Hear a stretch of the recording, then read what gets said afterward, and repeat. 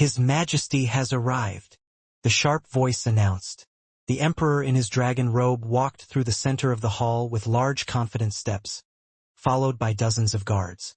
The princes stepped aside in a respectful bow. Be it the officials, the houses, or Chuanrong delegation, everyone stood up and bowed to the man's glorious and stern countenance. The emperor took his seat on the throne and his eyes roamed the crowd. Today is my birthday, a day to celebrate for the entire nation.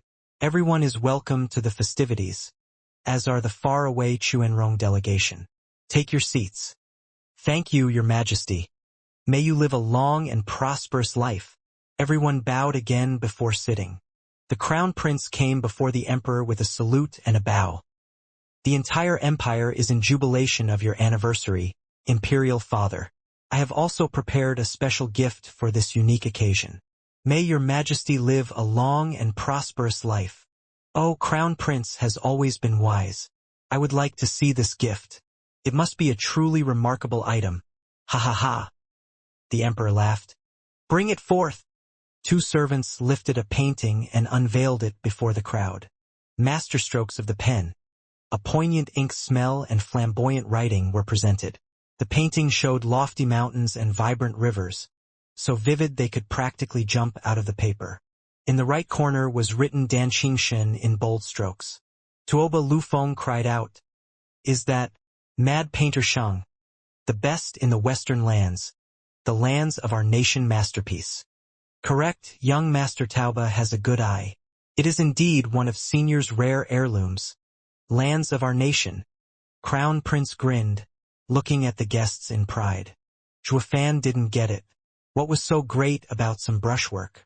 In a world where might made one right, what was an egghead painter supposed to be worth? He would soon find out, though, just how valuable and shocking this painting was. Everyone knows, be it Chuanrong or Tianyu, that the western lands hold a tiny and insignificant little kingdom. Yet 8 centuries ago, a talent was born in the same kingdom. Not only did his power surpass the kingdom's, but he was a scholar fascinated by painting, excelling in pen and sword. He alone had overcome 10 great sects, becoming the uncontested #1. Everyone was watching Crown Prince, their ears focused. Every clan with even an ounce of renown had heard of this legend. But no one took it to be true that a man like that was a painter. As for the newcomer Zhuofan, he was oblivious to it all. But every single man here held deep respect for such an unworldly expert, so he listened as well. Crown Prince cleared his throat, basking in the gazes of everyone. Legend has it that he drew one incomparable masterpiece, the lands of our nation. In those days, he watched his lands in turmoil and a crazy ambition was born from his obsession with painting. And anyone who brings this painting to him will have their dearest wish fulfilled, even helping them establish their own nation. Everyone was startled. With Western Land's first expert's help, one could have all the lands he wanted, even the entire West. Tuoba Lufeng was grave, trembling each time he watched the scroll. If the legend turns true, that means Tianyu has a deadly weapon. We have to have it. Tuoba Lufeng and Han Tiama's eyes met, and they gave each other a secret nod. A casual voice was heard. "Your Highness, where's this Dan Xianxia now?" "Ugh." The Crown Prince turned to Zhuofan, cleared his throat once and said subdued, "They say the senior has been missing for 8 centuries, and no one has found any clues of him since. TCH.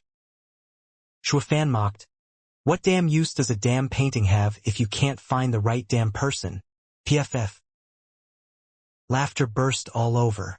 Zhuofan was blunt as a birch stump, but made damn sense too. The guy was gone for 800 years, so getting his painting wouldn't get you an inch of land. It was only good for showing off. Tuoba Lufeng and Han Tiama paused. How could an expert gone missing 8 centuries ago appear? In the end, the painting was just that, a piece of paper with ink on it. Posed no threat. The Crown Prince's cheeks burned, glaring at Zhuofan. For God's sake, you've upstaged me. I gave you all those treasures for nothing. The way the Crown Prince figured, this gift was useless, but using the legend around it, he would show off and earn his daddy's attention. But one simple line from Zhuofan had ruined everything. Now the imperial father will mock my gift. Though his heart was a mess, the emperor was calm. Crown Prince, I understand your good intentions for me, the people and the land. Using disreputable means to gain land won't last the test of time. The painting may not be practical, but it is a work of art. I shall accept it. Thank you, Imperial Father, for your guidance. Crown Prince bowed, gratified that the Emperor got him out of that mortifying moment. Present the reward, the Emperor said. The closest servant brought the Crown Prince a case containing a jade scepter. Crown Prince, you are my eldest and I wish for you to be safe and have all your dreams come true. Thank you, Imperial Father. Crown Prince made a deep bow, touched to the core. Shuafan mocked. How touched can you be when a lame scepter won't even get you a mountain? It was the second prince's turn to come forth. May Imperial Father be as content as the sea, your rule as long as the mountains. This gift of mine is a token of my appreciation and sincerity. His hand flashed and a 9-foot-long heaven-drawn halberd smashed the ground, shaking the feast. Star Reader. Lu Bu's weapon design. The guards' response was quick in posing themselves before the Emperor. Only at his casual wave did they withdraw. Child. What? The Emperor's beard shook, sighing inside.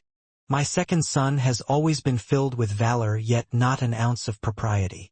Second Prince proudly declared, Imperial Father, this is heaven-piercing cloud halberd, an 8th-grade spiritual weapon, a rare find that I have toiled much to bring to you.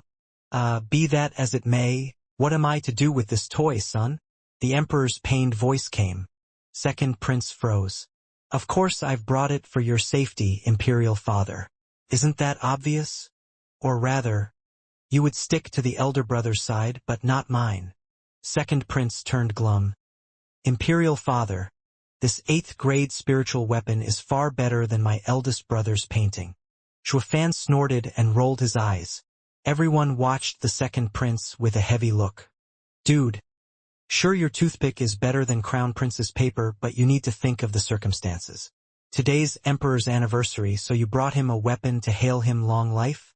It would have worked for Marshal Dugu, though. You are getting off easy being the Emperor's son. Anyone else would have got the chopping block by now. The Emperor sighed and shook his head, forcing a nod. I accept your gift, but I am unable to use it, so I will bestow it to you. I hope that it may help you in defending Tianyu and strike at the heart of its enemies. 2 servants pulled the halberd from the floor and presented it back to the second prince. Second Prince grew flustered. Wait, Imperial Father, that's the same as not taking my gift. Is my 8th-grade spiritual weapon less than the elder brother's painting? Please reconsider, Imperial Father.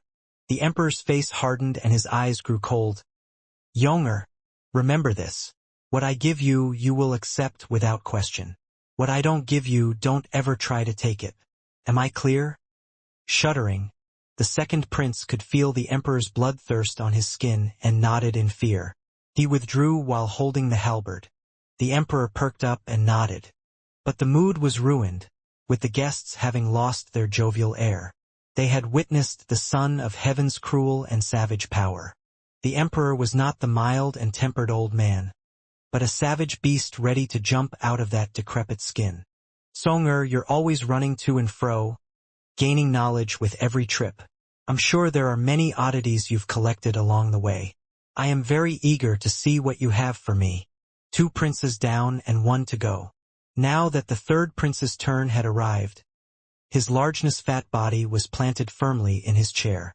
The Emperor looked at him oddly and teased. The chubby trembled, wiped his ever-sweaty brow and wobbled to his feet before the Emperor with a bright smile. Hee, Imperial Father. I actually planned on giving you a great gift, top grade in fact, of perfect design and quality. To the point. The Emperor's face darkened. The tubby wiped his oily hands, sweat falling down his brow like torrential rain, and took a coy tone. But I recalled Imperial Father's teachings. All the lands belong to the king and all the people are the king's subjects. So what could I possibly give the Imperial Father when everything in this world is already yours? Anything that I would offer would be taking the Imperial Father's item only to return it. There is nothing in this world truly mine to give. As such, the emperor's eyes grew colder. Swallowing dryly, the fatty wiped more sweat before saying, "As such, imperial father, you must understand." "Humph, of course I do. At my centennial jubilee, everyone on earth pays me tribute. Yet only my son comes up empty." "No, no, no, imperial father, you've got it all wrong. I believed that anything that I would present would be too crude and quaint to express my deep love and endless respect for my imperial father. For this reason, I have sought the help of a great teacher for a month to learn a dance for your anniversary." The fatty came to the front, cueing the music and going down into a wobbly strange thing called dancing? No, it was a bit too soon to call it a dance. It was more or less along the lines of quirky jumping. His largeness flicked his hair, batted his eyes, his bubbly cheeks bouncing at the slightest movement. It was downright revolting, hideous, and worthy of nothing but being thrown out. It was like looking at the sea from a boat with the waves going up, and while the blob bounced around quaking the floor with every downstroke, so too did the audience, maybe too in tune with the artist and his handy footwork. Even their guts were doing the rumba. It was truly a jolting experience. Crack. It wasn't just one. Oh no. The entire audience was cracking their knuckles, looking at the graceful ballerina with bloodshot eyes. If not for him being a self-respecting prince, they would probably be raining fists and kicks by this point. Sweet mother of mercy. A dance should be easy on the eyes, but yours is sucking the life out of me. The emperor's face took so many shades of white even he didn't know it could. Shaking to his very bones, his fists clenched, his eyes red, pouring every ounce of his strength into not jumping in there to sock the ball into cutting the hellish dance out. But at some point, something was bound to snap, and that unfortunately happened to be his patience. "Stop! Rumble!" The fatty froze with a bent waist, blinking his big puppy eyes at the emperor's bloodshot ones. Every single guest breathed easier, cherishing this moment of peace on earth. "Songer, next time, bring that great teacher of yours. I promise not to kill him. Now go." The emperor sighed. The chubby bowed and then hopped and banged his way to the chair, pleased as a punch for getting away with it. The rest of the guests were eternally grateful that the horror show had ended. "We are blessed that our eyes aren't scarred from watching your chipper son bounce. Your mercy has no bounds, Emperor." The crown prince stood up again. "Imperial father, although the third brother's dance may be a bit rough around the edges, his intentions are good and his heart pure. Please bestow him a reward, Imperial father." "Humph. Can anything live up to his performance?" The emperor's eyes flashed. Crown prince chuckled. "Imperial father, third brother has been an oddball since birth. With your endless affection, only giving me and the second brother something will make the third brother feel left out. Please consider his sincere feelings and offer him a little something. A token, perhaps. I'll say it one last time. I can bestow a reward on anyone on this land, except him." The emperor's smile was cold. What bestowal would even be worthy anyway? It sent a cold shiver down the hearts of everyone. The emperor implied that he was grumbling from having such a fatty as a son. But how could the ruler be so short-sighted, fussing with his son over trifles? Xuefan scratched his nose, exchanging a look with the first and second great minds. He already had an idea what was up. Only the second prince put on a mocking smile. Crown Prince tried it again. "Imperial father, please." "Silence," the emperor said. "Crown Prince, there are some things you have no sway over." "It's fine, elder brother. I know I've stepped on the imperial father's nerves. Not receiving anything is normal. There's no need to try anymore." The fatty pouted, lamented, and advised. Second prince enjoyed their distress. One's a hypocrite, the other's a blob. At least they have each other. Humph. The crown prince gnashed his teeth and gave one last look to the emperor before taking a seat. His hands were clenched tight, the fingers digging into his palms. "Just why is it like this? I am the crown prince. How can I lose to that lard?" Glancing at the second prince's mocking face, Crown Prince taunted. "You idiot. Not even this can get through your thick skull? Anyone can be rewarded except the emperor. What the imperial father just did was that he showed his intent on the successor. But why does it have to be him? The crown prince looked at the fatty, who was saluting back in gratitude. Is the punk oblivious to imperial father's meaning, or is he just that good at faking it? In the crown prince's eyes, the longer he stared at his horizontally challenged brother, a thicker bloodthirst was brewing. The celebration went on with the officials, the 7 houses and the delegation presenting their gifts, each with a reward returned in kind. As the music picked up once again, graceful and stacked girls glided into the room while dancing, with that lard-ass setting the mood for an upset stomach with his class act. The audience got to appreciate these girls' efforts much better, to the point that they saw them as starlets mesmerizing and soothing. Whoosh! One figure jumped out of the crowd and presented a plate of peaches to the emperor. Happy anniversary, imperial father. May your joy be boundless and your life never ending. The emperor looked at the apple of his eyes and his heart softened. Ha ha ha, Yongning. You have brought me the best gift. Truly. Yongning jumped up with a smile and went for a hug. Then, imperial father, please reward me properly. Ha ha ha, of course. What would you like? The emperor laughed, doting on her. With a wobbling face, the fatty pointed a sausage at his dear sister and cut her off. Imperial father, didn't you want to know my great dancing teacher? It's her. But worry not, Yongning, imperial father's word is gold. He won't beat you to death. The emperor looked off-kilter.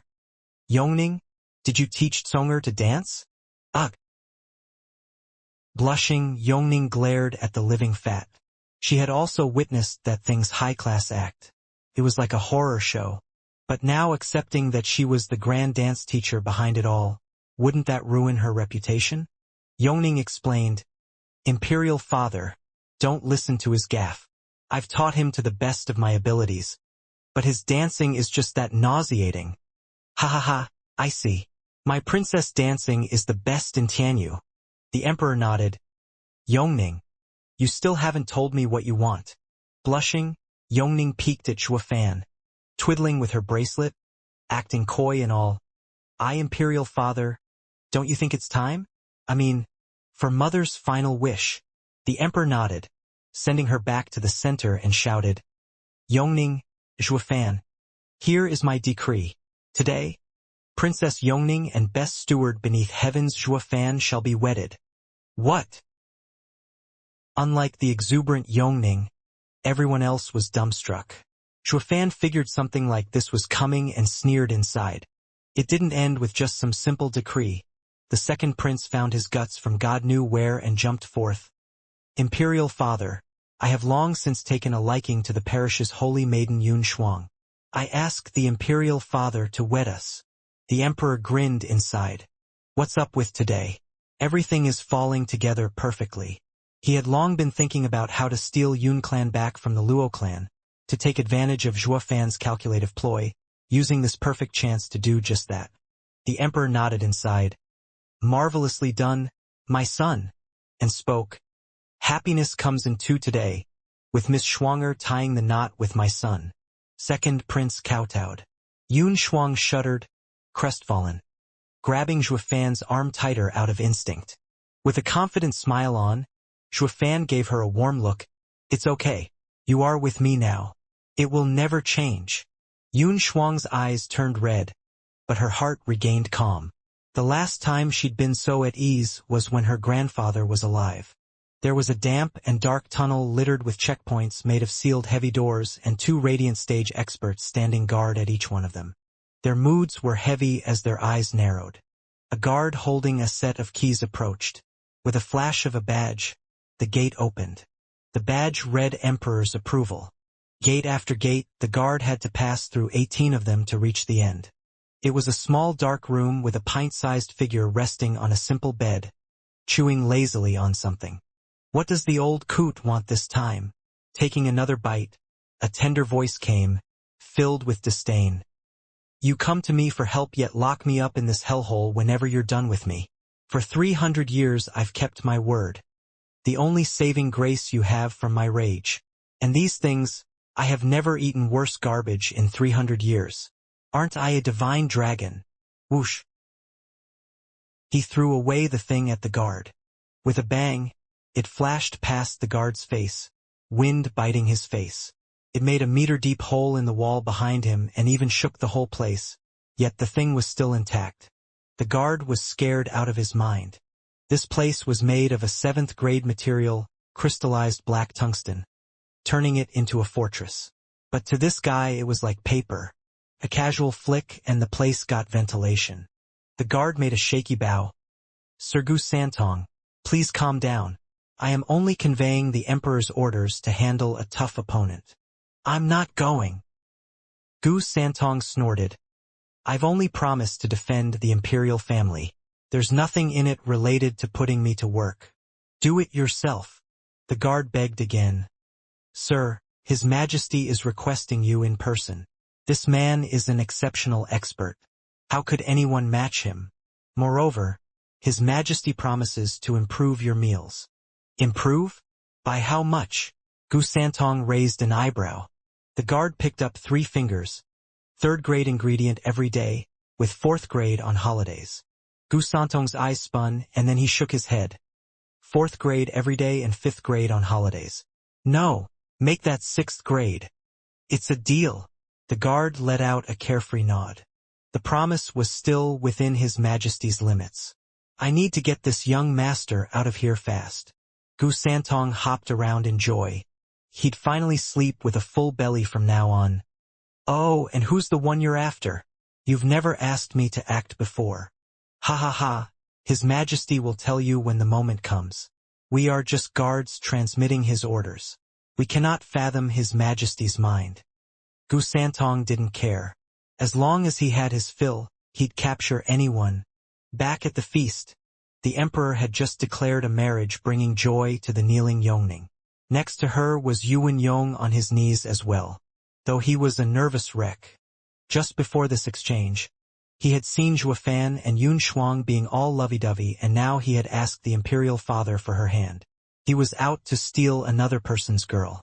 It wouldn't make a difference to your average citizen. But that right there was the best steward beneath heavens. Zhuofan's rage was still very much ingrained in his mind. Back when the guy flattened his home. Of course he'd be trembling. But a sneak peek at Hell Valley's side. Catching the nod of a figure, he relaxed. I just hope it'll go like he said, and Zhuofan won't put my princely head on a pike. Luo Yunchang was testy, not over Yun Shuang, but while glaring at Yongning. She has had her eyes on the heartthrob Zhuofan for years. Yet this broad was just going to take him from her? She wouldn't have it. Zhuofan finally spoke. Your Majesty. He did a full salute, but his tone was icy. Please withdraw your edict. I and Miss Shuanger are perfect for each other long since we've gotten together. It wouldn't be right for us to marry another. What? Everyone was slack-jawed. They guessed the two had been on good terms, knowing each other well after only a month. But how did they get entangled to such a degree so fast? Luo Yunchang was puzzled. The two had only displayed their affection today. When did they get to do the horizontal mambo? And how come she didn't know? Yun Shuang froze, her eyes red and confused. What is he up to? Impossible. Yongning shot to her feet, refuting those claims. I and Shuanger are practically sisters, and I've also been by the Prosperity Compound many times. I would have realized in an instant if anything was up. Zhuofan grinned at her hot-headedness. Of course you'd realized, and so did everyone else in the Luo clan. Don't you remember the night you'd invited me to celebrate? That woman perhaps.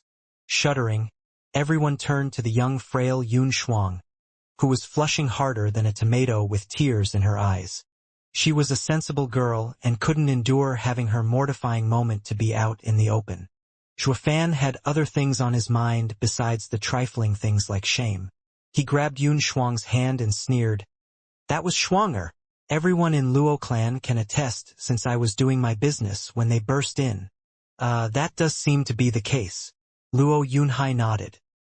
He was clueless towards Zhuofan's aim in exposing such a degrading affair, but he figured it will all lead somewhere. for scheming demons were jumping and hooting in confirmation as well. Zhuofan and Yunshuang were an item. There were no two ways about it. Yongning and Luo Yunchang glared daggers at Yunshuang. Defend the guy all you'd like, but it was hard to find the traitor in one's midst. What a good sister. Stealing my man from right under my nose. Yunshuang looked devastated with her head low. Pointed out by all husbands what a chippy she was. All those stares were making her sick. The emperor watched it all with a cold dragon's eye. His fingers drumming on the table. With a deep breath, his boundless majestic voice came. Are you done? The wedding is tomorrow.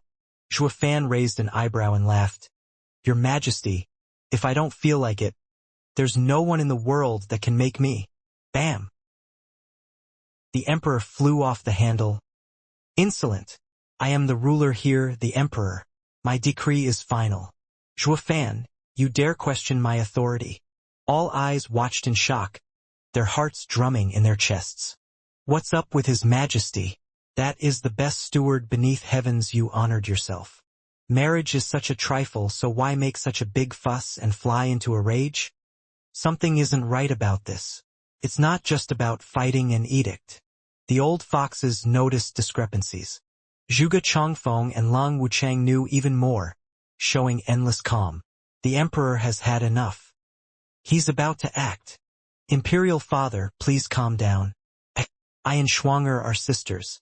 Even if we have the same husband, it'll be fine. Second brother doesn't fit Shuang'er anyway. Please take your edict back and don't take your anger out on them. Yongning feared the emperor would do something to the couple in his rage. The emperor wouldn't have it. Silence! I have had enough of Zhuofan's vile morals. Seriously wounding the delegation, destroying a prince's home, undermining my authority, in contempt of court, brash, arrogant and violent. On such a blessed day, I wanted to make him my son-in-law, yet he refuses my edict. A criminal such as he is a plague on this land. In his rage, the emperor dumped one crime after another on Zhuofan's head. He had so many piled up that even 100 deaths would be too light a punishment.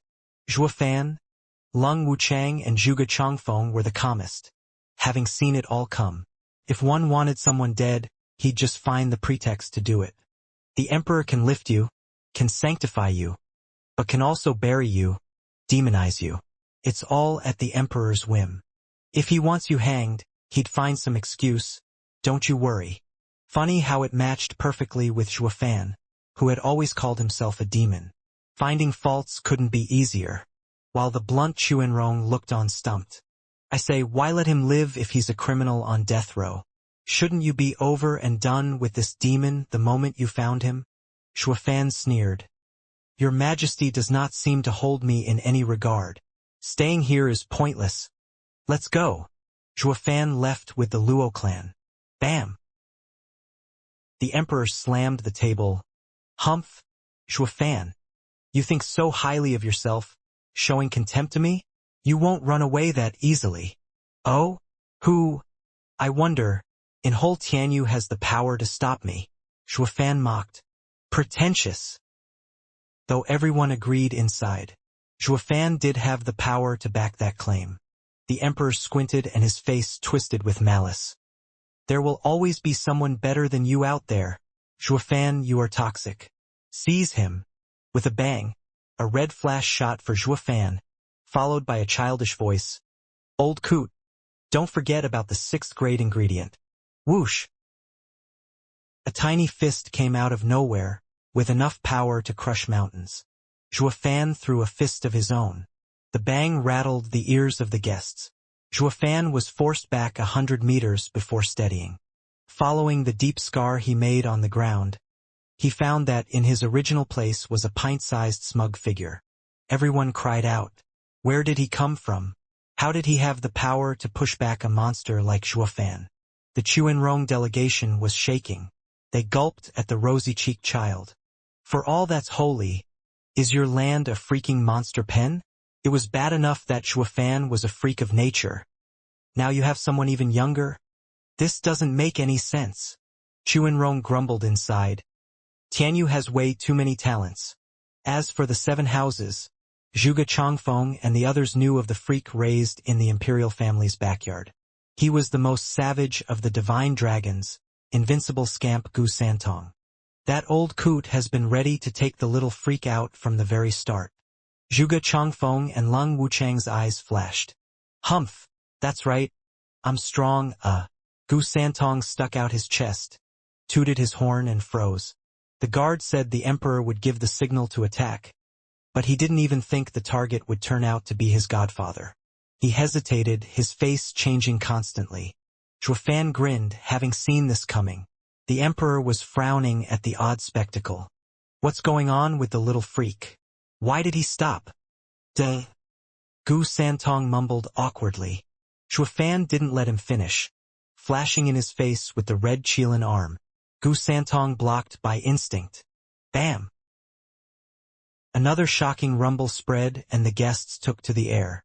The emperor was taken away by the guards. This was a battle between monsters. Sticking around any longer would pulverize one's bones.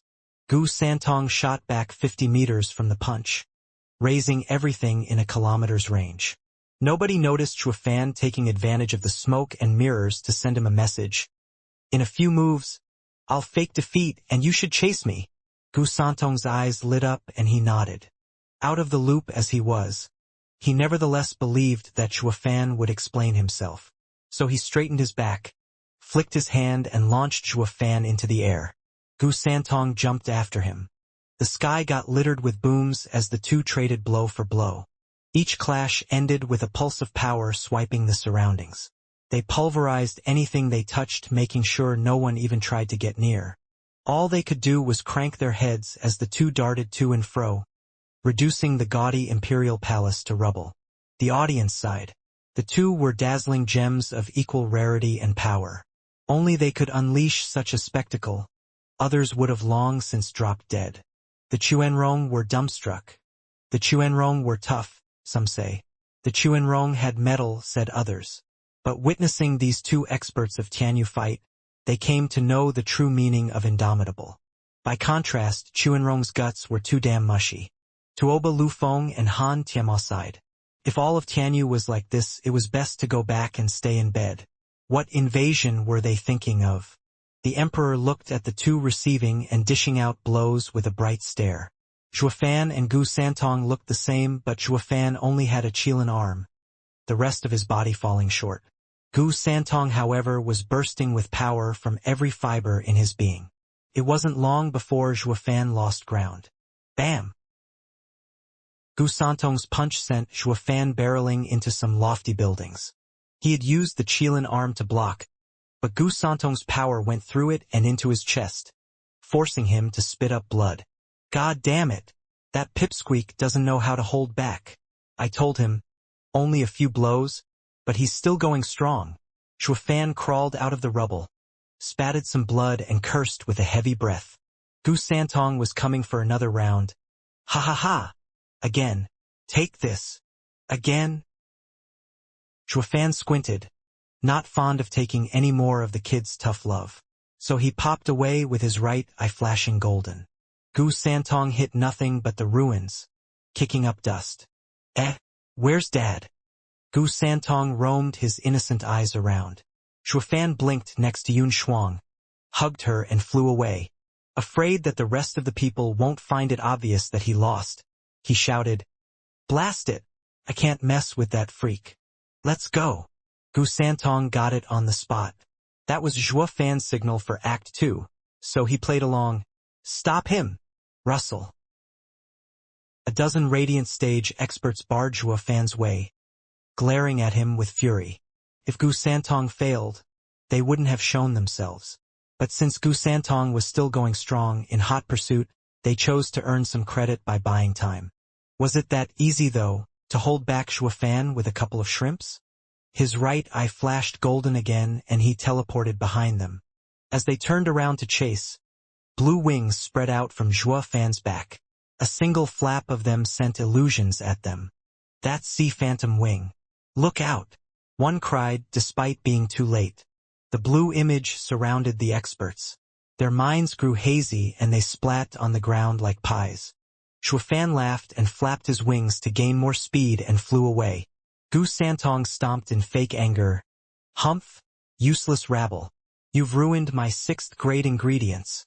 Once I am done capturing him, I'll take my anger out on you.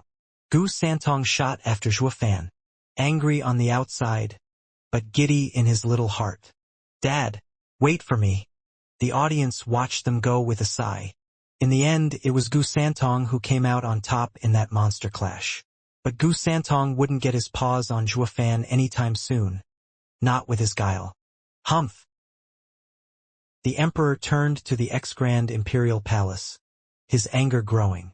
He flicked his hand at the dazed Luo clan. Prosperity Compound's Luo clan has failed to uphold its character, colluding with the savage Xuefan. Seize them. Understood. Dozens of guards, with plenty of Radiant Stage experts in between, moved at once. Cackles resounded as 4 black masses drifted from the Luo clan to meet the Imperial Guards. In but a dozen seconds, the guards lay on the ground, in pieces, Radiant Stage experts included. Hi, Luo clan doesn't have Steward Zhua now. But we, the heroic demon quartet, will take his place. Ask the boss before messing with his dogs. You guys don't cut it. The 4 black masses hovered around the Luo clan with their creepy laughter. The emperor's face twitched. Luo Yunhai and the other side. The 4 pygmies were their elders. So wasn't their boss the Luo clan head? That saying about dogs didn't quite apply here.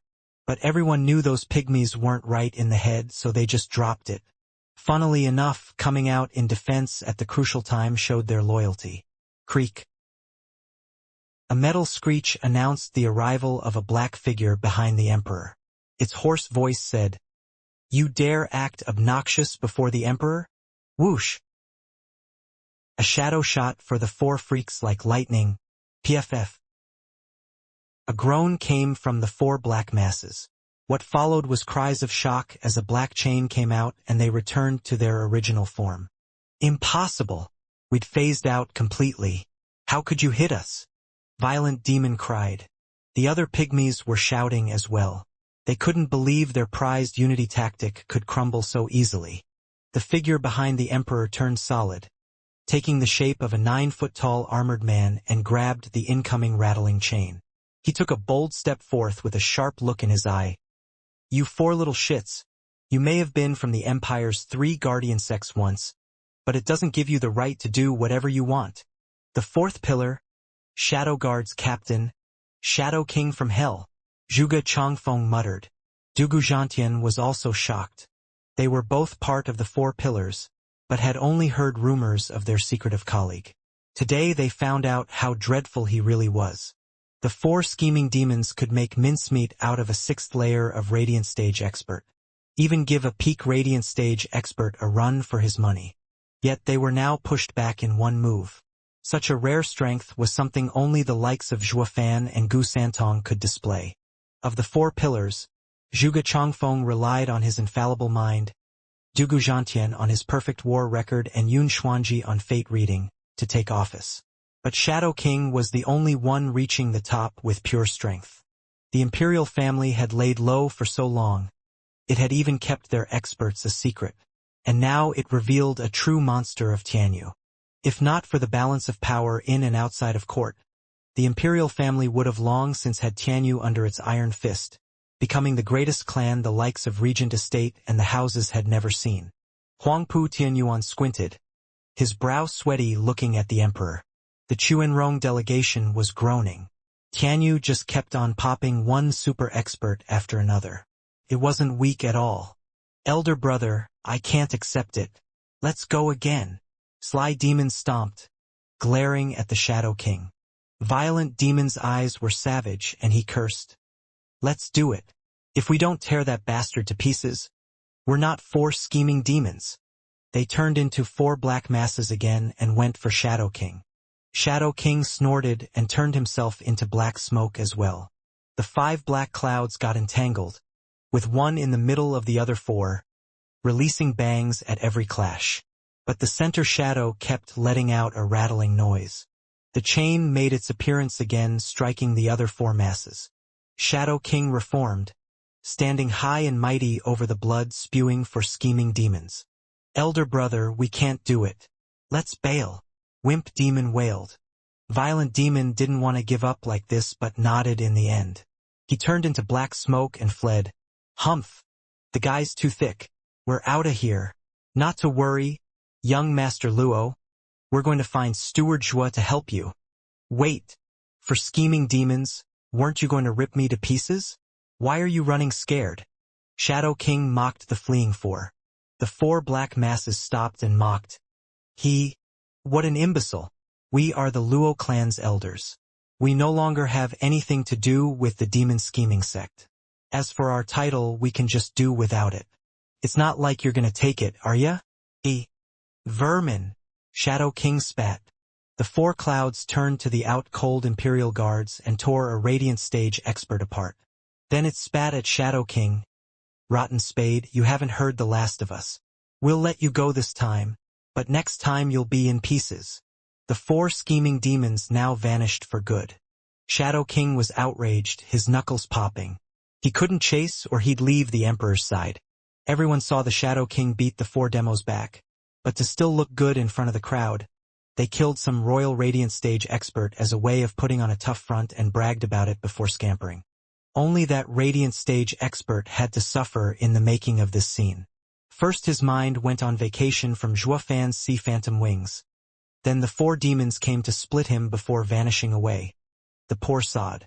If his soul would be drifting right now, he'd be cursing to high heavens. "You shits are angry with the Shadow King? So why take it out on little old me? Who told him to be so weak?" With Zhuofan lighting the fuse to blow out between the Luo clan and Imperial family. The latter came out on top. Besides its elders, the Luo clan's young master and miss along with others had ended up in the Imperial family's hands. The Imperial Guards assembled, having them surrounded. Luo Yunchang panicked, looking at the others. Luo Yunhai was still looking in Zhuofan's direction, finding it more than a little bit queer, like he knew this day would come. So he calmed his jets and said, "Relax, it'll be fine." His calm inspired the others to do the same. Not even 20 yet, the young master maintains a cool head in crucial moments. How could they lose theirs? The Emperor nodded inside. Luo clan's young clan head has grown into a fine man. Dugu Zhantian looked on with pride. The godfather and son were on opposite sides, but he had taught Luo Yunhai. The youth's calm attitude was a homage to his godfather's teaching. Imperial Father, Prosperity Compound's Luo clan has rebelled. They must be executed to appease the people. Please carry out their sentences. With everything under control, many showed their true faces, like the second prince barking at the Luo clan. That lit a fire under the chubby's ass. Imperial Father, the cause of today's disturbance falls on the Luo clan's steward alone. The others are innocent. Imperial Father, you mustn't take it out on the innocents. Yes, Imperial Father, it had nothing to do with the Luo clan's young master and miss. Your Majesty's heart knows no bounds. Please let them go. Yongning pleaded. The Emperor eyed the two, then said, "Crown Prince, you are the heir to the throne. How would you handle it?" "Heir? Humph. Did you ever intend to give me anything?" He was still holding a grudge for what had happened back at the feast. But the Crown Prince did not let it show, hiding it behind a genial smile. "Imperial Father, in my humble opinion, Luo clan steward, Zhuofan had indeed lied and cheated, pushing everyone around. But the Regent of Prosperity could not control him. Letting the Luo clan take the fall for his misconduct would be ill-advised." The fatty and Yongning sent looks of gratitude, while the Emperor stared at him harder. Getting his meaning, Crown Prince continued, "However, Zhuofan's vile attitude is due to the Luo clan's inadequate discipline. They do carry some of the blame. To my eyes, it is best to hold the Luo clan until Zhuofan is captured before handing out the sentence to them both." Crown Prince was candid, filled with reason and logical deductions. But to the old foxes out there, they could read between the lines. Taking the Luo clan hostage to draw Zhuofan out. It was a disgusting and degrading plan hidden behind a cleverly articulated sophistry. He was the spitting image of a true imperial family member. A vile act done in the name of justice. But the proposal was in tune with the emperor's thoughts. He let out a smile and nodded. We will do as my son said. Guards, take the Luo clan away and watch them closely. Zhuge Changfeng laughed inside. He had seen through the emperor's ploy already. The two had been in contact for so many years, and he could read a little into the emperor's every action. The emperor had planned today from the start, as did its ending. He only asked others to speak out to cover up his involvement. He was in fact putting words in the crown prince's mouth, while also ending the tripartite stalemate. Zhuofan's ruckus at the imperial palace was big and small. Small since it only cost one man's life, and big as it impacted all the houses. He guessed the emperor was going to use the disruption of Tianyu as an excuse to cleanse the land. Your Majesty, I didn't know you were even more impatient than me. Zhuge Changfeng laughed inside. The emperor looked at him as if in response to his thoughts, showing a snicker. My dear Prime Minister, the game has only just begun. The emperor toasted to the distant Zhuge Changfeng, while the latter snorted and spilled his cup. Your Majesty, I will not lose. Your Majesty, could you leave the Luo clan for us to handle? Lung Wuchang approached with a bow.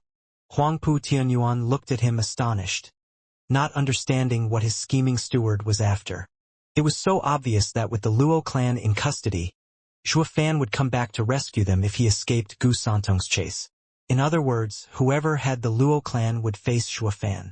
What happened at today's feast was too fast and shrouded in mystery. But wasn't taking the Luo clan inviting trouble? As the estate lord, he had to go out there and rein Lung Wuchang in. But the cool and wise look Lung Wuchang struck had him hesitate, choosing to believe his steward. The emperor gave Lung Wuchang a hard look, not fully grasping his intent. Sir Lung, why should I give Luo clan to the regent estate? Mind giving me a reason?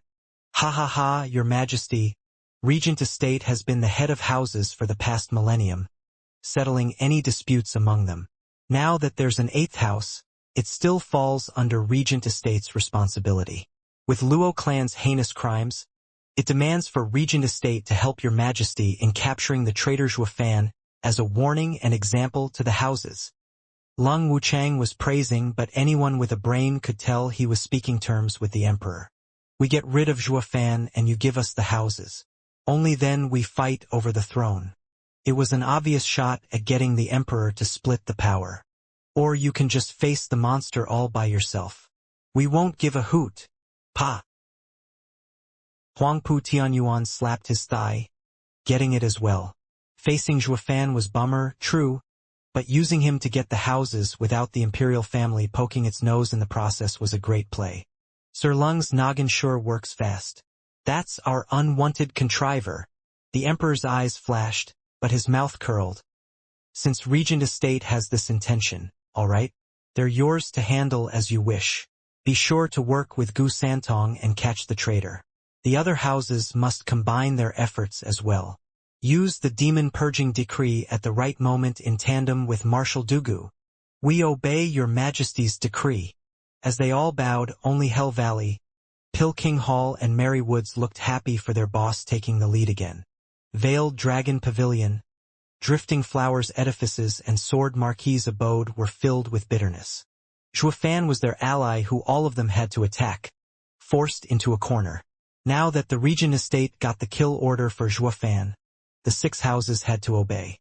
Through this plan it would fulfill its own agenda in swallowing the houses. Troubled times awaited these 3 allies. The emperor's cold eye swept them all. I have since lost the mood to celebrate. You are dismissed. With an ashen face, surrounded by guards and Shadow King, he left. Yongning wanted to plead for the Luo clan some more, but her father's stone-cold look scared her. What no one noticed was the faint evil twitch in his mouth just as he turned. Congratulations, Your Majesty. It all went smoothly. I'd never dreamed that sly and conniving Zhuofan would be routed so easily. Shadow King bowed after some distance, sending this message to the emperor. The emperor laughed, but then a flicker of doubt came upon his brow. It has been easy, perhaps too easy, making me uneasy. Besides the matter with Yongning, I had many more tricks ready, but he took the first bait instead. It baffles me how a level-headed man like him fell so easily. Your Majesty must be overthinking things. In my opinion, it is not Yongning who irritated him, but what happened to Yun Shuang. Your Majesty, at the esoteric debate, he went berserk over a girl. I've heard that Miss Yun Shuang shares that girl's qualities. That makes it more likely that he flipped because of her. The Emperor nodded. I hope so, but this only leads to even more questions. Why did the second prince propose marriage with the Holy Maiden, inciting Zhuofan? It's too convenient. It's not my place to say, but the second prince is narrow-minded and petty. Zhuofan and Holy Maiden ruined his home, so he came up with this proposal just to spite him. He used Your Majesty's name to push him around. As any child, he was the first to turn to his father whenever he got the boot. The Emperor paused, then nodded. Ha ha ha! Indeed, that's his style all right, though he helped me instead. But I have to change this trait about him, lest he invites trouble. Your Majesty is wise. Shadow King bowed. The Emperor continued. Yet, out of my predictions, Regent Estate volunteered to take charge in fighting Zhuofan. I planned on letting those dogs bite at each other until they couldn't move, but stepping in was in fact an even better outcome. Your Majesty, this is even easier to understand. Lung Wuchang is no fool, and with Zhuofan becoming the center of this chaos, the public enemy number one, he felt something was off and didn't want to be passive. Doesn't he want what Your Majesty wants, to lead the 7 houses? It will be great for the Regent Estate's campaign to expand its power. Yes, Lung Wuchang was right in his assumption. But, does he think I'll just let him? Humph, we'll just see whose campaign is faster, mine or his. The Emperor's eyes flashed, walking on with Shadow King. Meanwhile, Lung Wuchang and Huangpu Tunyuan took the Luo clan off the Imperial Guard's hands and left the Imperial Palace. Estate Lord, this chance comes with risks. We need to act quickly, or by the time the Imperial family roots out all the spies from court, he will turn on us. Lung Wuchang spoke gravely. Huangpu Tianyuan nodded. Sir Lung, you've done well. Although the Emperor plans to have both of us exhausted, if we don't take this chance, he will swallow us all sooner or later. Now is the time to act when the Imperial family is too busy. Yeah, since we're dealing with Zhuofan, we can't threaten the Imperial family either. This is the first time in the history of Tianyu that neither side has to watch for the other. But also the most dangerous. If we are late in uniting the houses, the Imperial family will march all over us. Lung Wuchang sighed. Life or death, winner or loser. It all rests on what we do in this period. Such a rare opportunity, fraught with destruction, must be taken with utmost caution. Sir Lung. Huangpu Tunyuan turned heavy. Did the meeting go smoothly? No worries. The kid has lost faith in the second generation, deciding to side with us. At the right moment, he will buy us time. Lung Wuchang nodded. Huangpu Tianyuan eased up, eyes flashing with savagery. Regent Estate's long-cherished wish would soon come to a head. Win or lose, this was it. Zhuge Chongfeng had the Chuanrong delegation taken back to the garrison. But on their way there, he was plagued with worry. Prime Minister, sir, what is it? Tuoba Lufeng asked. Zhuge Chongfeng took a long time to respond. What happened today is because the geezer made it happen, forcing Zhuofan to flee. But what made the geezer act so soon? Did he prepare everything? Prime Minister, sir, don't overthink it. The more chaos there is, the better, making it easier for us to invade. Ha ha ha. Tuoba Lufeng grinned. Zhuge Chongfeng nodded, but then his smile slipped. His heart seized, his brow furrowed. Why did the old coot choose this moment to act, when the Chuanrong delegation was present? Is it? Zhuge Chongfeng shook his head. No, it can't be. I must be jumping to conclusions. No matter what, with the nation in chaos, everyone will move and everything will go according to plan. Old man, you want to use chaos for yourself. But did you think you're the only one with that idea? You won't get to rule these lands. Zhuge Chongfeng laughed. Whoosh! 100 miles out of imperial capital, Zhuofan was hugging Yun Shuang's soft, exquisite and perky body as he flashed across the blue sky. Yun Shuang huddled in his chest, restless and blushing. She was still out of it from Zhuo Fan's declaration of love for her, that he was now fighting the empire for this reason. For a naive girl, it was the most romantic thing in the world, her heart beating like crazy. Although Yun clan answered requests in a neutral way, it was their responsibility to help the people. While Zhuo Fan was a bad boy through and through, these two had absolutely nothing in common. Yet, for some odd reason, she felt her pure heart influenced by that repulsive and dashing bastard. She couldn't get him out of her mind. Whoosh! This time, in a flash of red, Gu Santong approached from behind. "Oh no! Gu Santong is behind us!" Yun Shuang cried at the incoming small red light. With her being the holy maiden and high priest Yun Shuangji's granddaughter, she knew of Gu Santong. He was truly a savage to push even the likes of Zhuo Fan back. Now watching him dart over, panic overwrote everything. Zhuo Fan only had a wide grin, slowing down and taking a dive for a glade. He put Yun Shuang down and waited for Gu Santong. Yun Shuang looked at him lost. Does he want to measure his fist with Gu Santong again? Gu Santong landed and ran into them.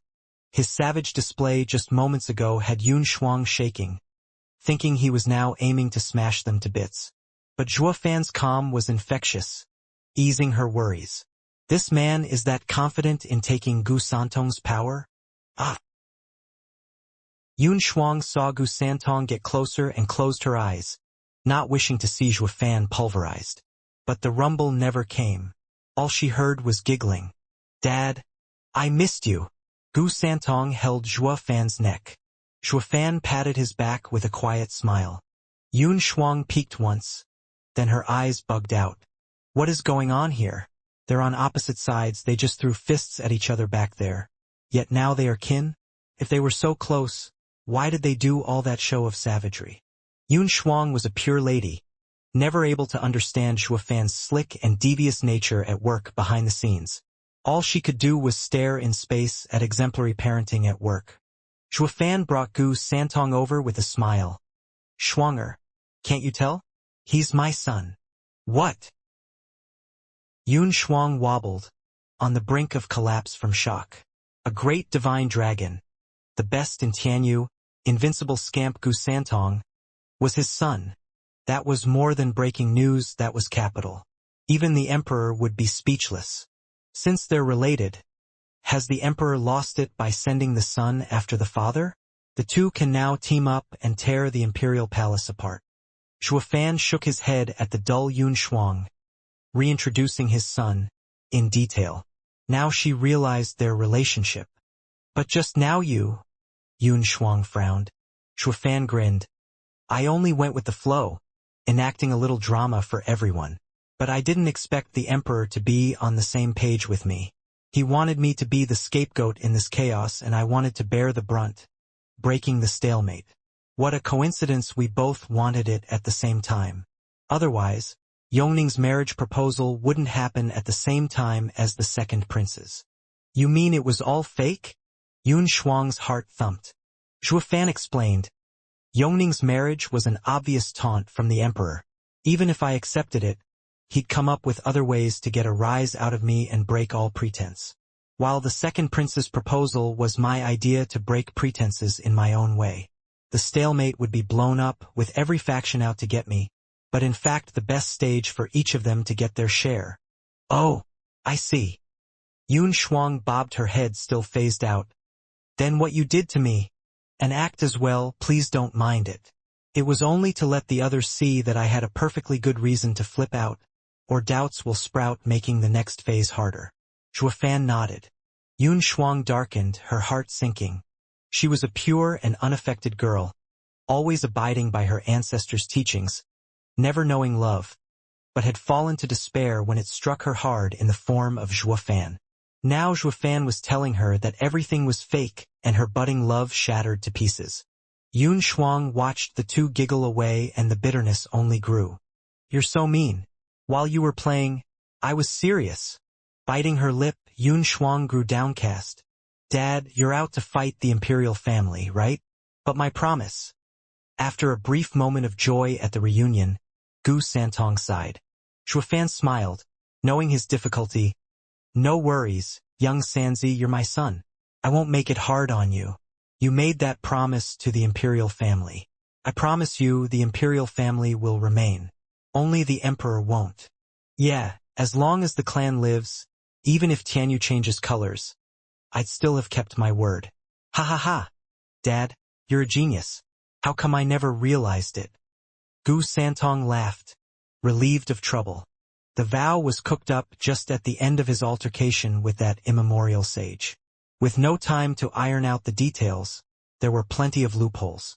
Gu Santong was a child at heart and didn't look into it, while Zhuofan was a weasel, finding a solution in a jiffy. To hell with the promise, when I can just use words to keep it. He had done this so many times it was practically second nature. Young Sanzi, you've endured a lot. Look how thin you are. They must be starving you. Zhuofan rubbed his head, taking out a 7th grade ingredient and offering it with love. Now that Dad's here, you're taken care of. Zhuofan had to fish out some good ingredients each time he met Gu Santong, to show the stark contrast in treatments, to drive the wedge deeper of course. All to pull Gu Santong closer and closer, helping him deal with the imperial family without guilt. See, they are a bunch of meanies not even giving you 3 meals a day. Come to Daddy, son. I have a full-course meal for you. Help your good dad beat the nasties. It's what they deserve. Everything had multiple perspectives, and under Zhuofan's careful egging and nudging, Gu Santong hated the imperial family and loved him more. If only the emperor had known about the two, he'd be giving Gu Santong meals, brunches, and snacks, all to foil Zhuofan's twisted heart and remove the danger. At the very least, you won't be helping me, but neither will you be tearing me a new one. With Gu Santong being a kid, whoever was better to him got closer. Gu Santong had been eating ingredients for 3 centuries, but they were all 1st and 2nd grade. And through Zhuofan's smooth talk, he felt that the imperial family was truly mean to him. As for the vow, Zhuofan had an easy time twisting it from defending the imperial family to making sure one of them barely survived, thus crushing their foundation, but it wasn't something a puppet would ever fuss about. Gu Santong jumped in joy, stuffing the deli in his mouth. Dad, I'll help you. You only have to leave 1 clansman alive and done. Of course. Zhuofan's twisted grin resurfaced. Gu Santong threw all those chains tying him to the imperial family that the vow had twisted around him, throwing his lot with Zhuofan instead. Yun Shuang sighed. With these monsters together, who in Tianyu can stand up to them? Grandfather's wish is almost achieved. Steward Zhua can really change fate. Creepy wails came as 4 black clouds flew over. Steward Zhua, we're here. The 4 black clouds turned into the 4 scheming demons. Violent Demon stuck out his chest. Steward Zhua, per your orders. We fixed the fight and used young miss and young master. Hi. Can you avoid using the word used? It's all tactics. Zhuofan's face twitched, then mocked. You didn't fix it. You did lose. Look, the blood on you hasn't even dried yet. Violent Demon looked down, then at his brothers, and smacked them each once. Why the hell didn't you guys tell me? I'd have washed in the creek we passed earlier. Boss, didn't you miss it too? The 3 grumbled back. Violent Demon was outraged, smacking them again. If I noticed it, what use do I have of you? The trio were even more depressed. Zhuofan shook his head. A loss is a loss. It must have been that black captain who did it. He is similar to you but stronger. Losing is only natural. Steward Zhua, we could have won but... Violent Demon wanted to preach on, but Zhuofan waved. It's fine. A true loss is better than a fake one for those guys to swallow. You take Schwanger to Windgate City. Young Sanzi, let's go. Where are you going? Can't I come? Yun Shuang asked. Grinning, Zhuofan shook his head. No, I'm going to get back some hostages. On a bleak and lonely mountain laid a hidden courtyard. Lung Wuchang sat under a graceful pavilion in the backyard, free to sip at his wine in relaxation. Whoosh! A black figure popped out of the blue.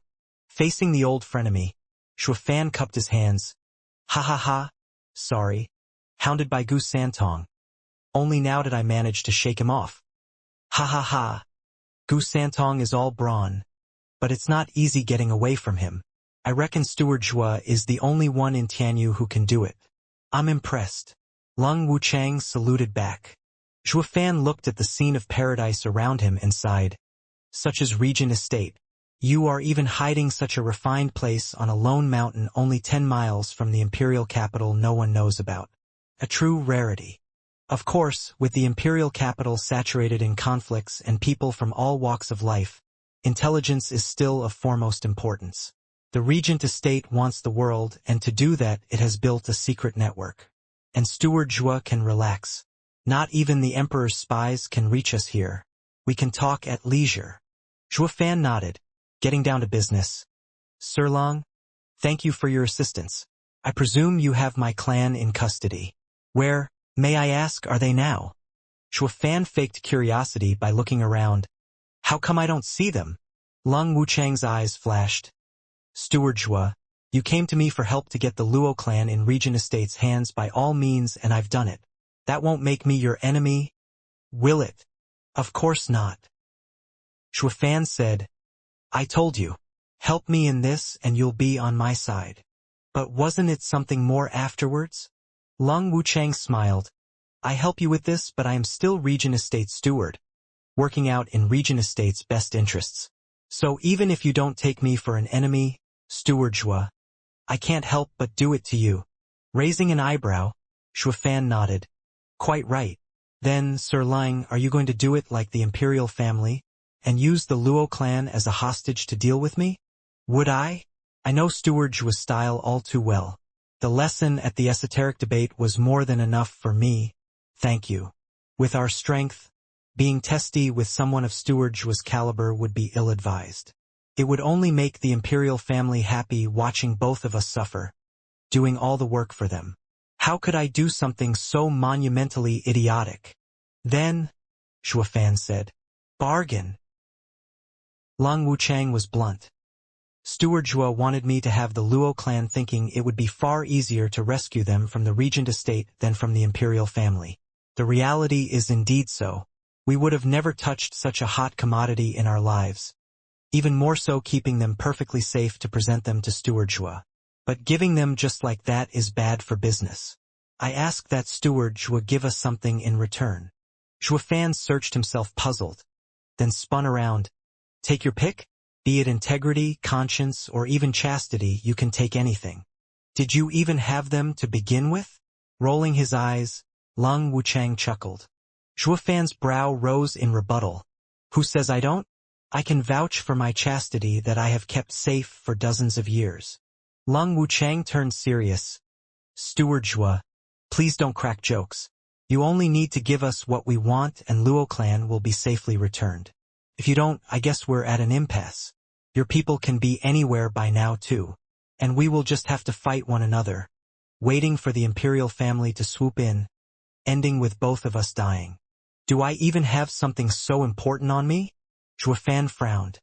He got it from Lung Wuchang that this item was crucial to them, willing to get it even if it meant falling in a trap. It was either get it or die trying. But what could he have that was of such value? Lung Wuchang stared as he emphasized each word. Bodhi root. What? Zhua Fan cried. Lung Wuchang said, have you forgotten already? The 8th grade ingredient you swiped from Drifting Flowers edifices 8 years ago. Please give it to me and I will release them. Unfortunately, I don't have it. Will you take another 8th grade ingredient instead? Zhua Fan blinked and probed. Shaking his head, Lung Wuchang stressed. We need the Bodhi root. We do not care for 9th or even 10th grade ingredients. Zhua Fan saw his stance unmoving and felt it odd. What is it about this Bodhi root that makes it so unique that it can't be replaced with another 8th grade ingredient? Of course it can't. Lung Wuchang sighed. There's no point in keeping this from you now that all the houses are in a final struggle. Why were we so fixed on Drifting Flowers edifices? Because it was a house of women, for one, and mostly because their heirloom was Bodhi root.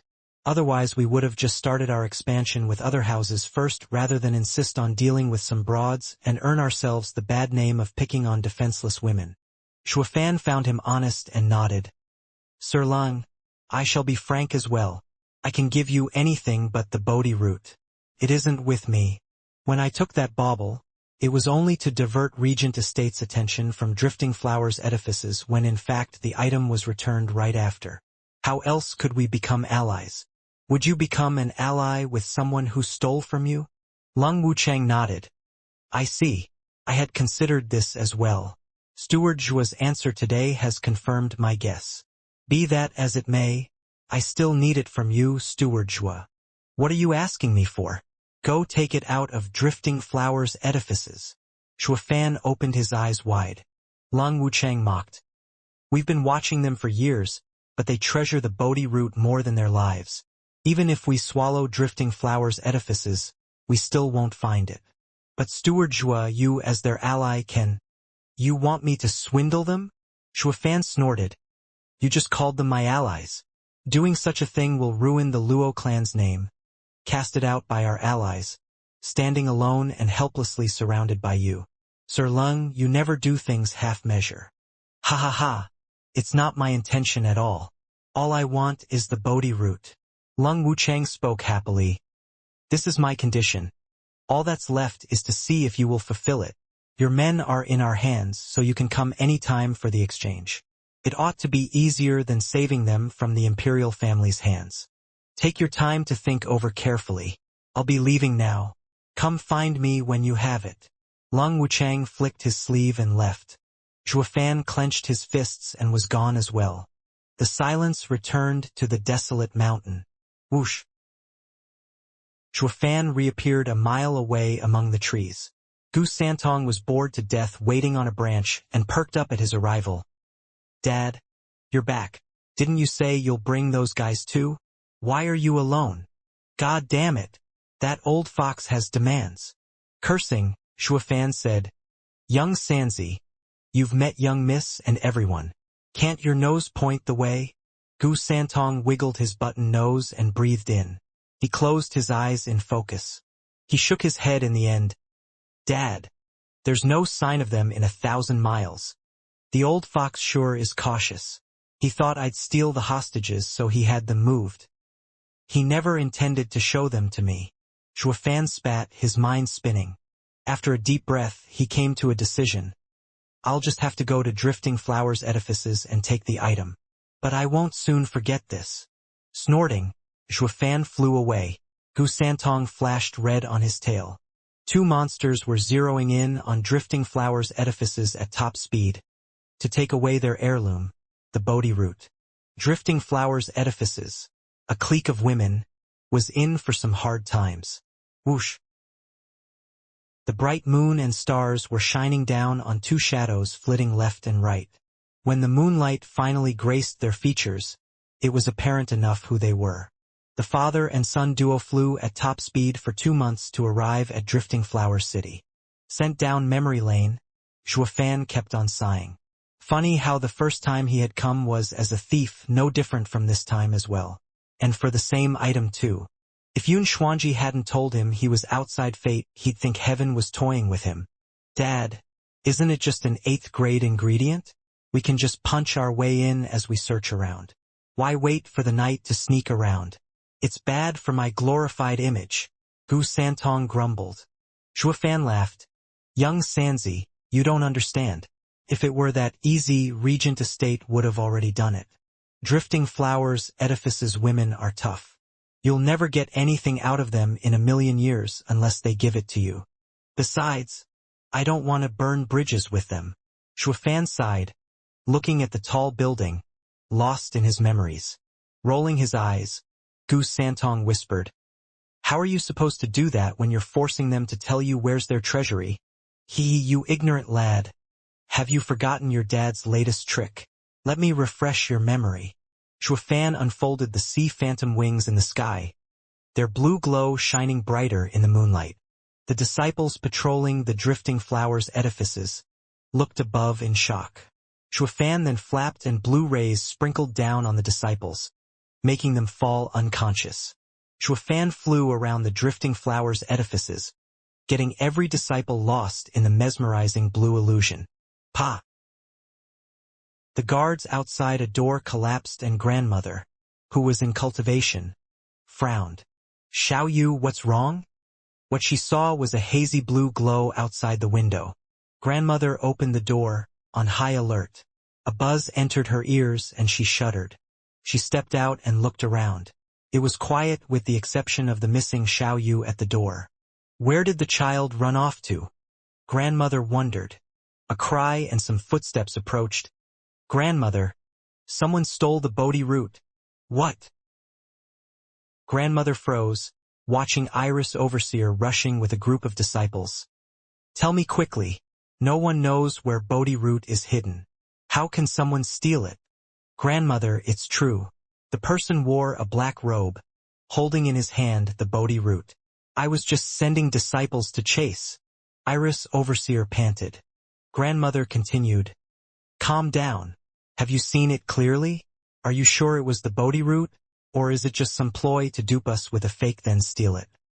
Grandmother, it's real. I saw it with my own eyes. I also checked its hiding place and it was open. Iris Overseer was panicking. Grandmother nodded. Let's check it out. They all surrounded her to protect as she ran. Yet there was only a single person behind her. And in his eyes, Grandmother was running by herself, with no disciples and Iris Overseer around. At the person's feet, however, was Xiao Yu, unconscious. Dad, is that woman sleepwalking? Why is she monologuing? Can't she see us? Gu Santong waved his hand in front of Grandmother. With 3 golden halos flashing in his right eye, Shuofan snickered. This is your dad's divine eye of the void's 3rd stage, Mirage World. She is trapped in my illusion without her knowledge. Through the illusion she will lead us to the Bodhi root. We will just take the ingredient, leave her unconscious, and no one will be the wiser. They'll blame the Regent estate, of course, and we would be free of charge, still allies. Dad, you're so devious. Though that eye of yours is awesome. We haven't seen each other for so long, and it's already on the 3rd stage. Gu Santong giggled as he made faces in front of Grandmother. Shuofan smiled for dumping the trouble on another and added, Young Sanzi, this hag is more than what meets the eye.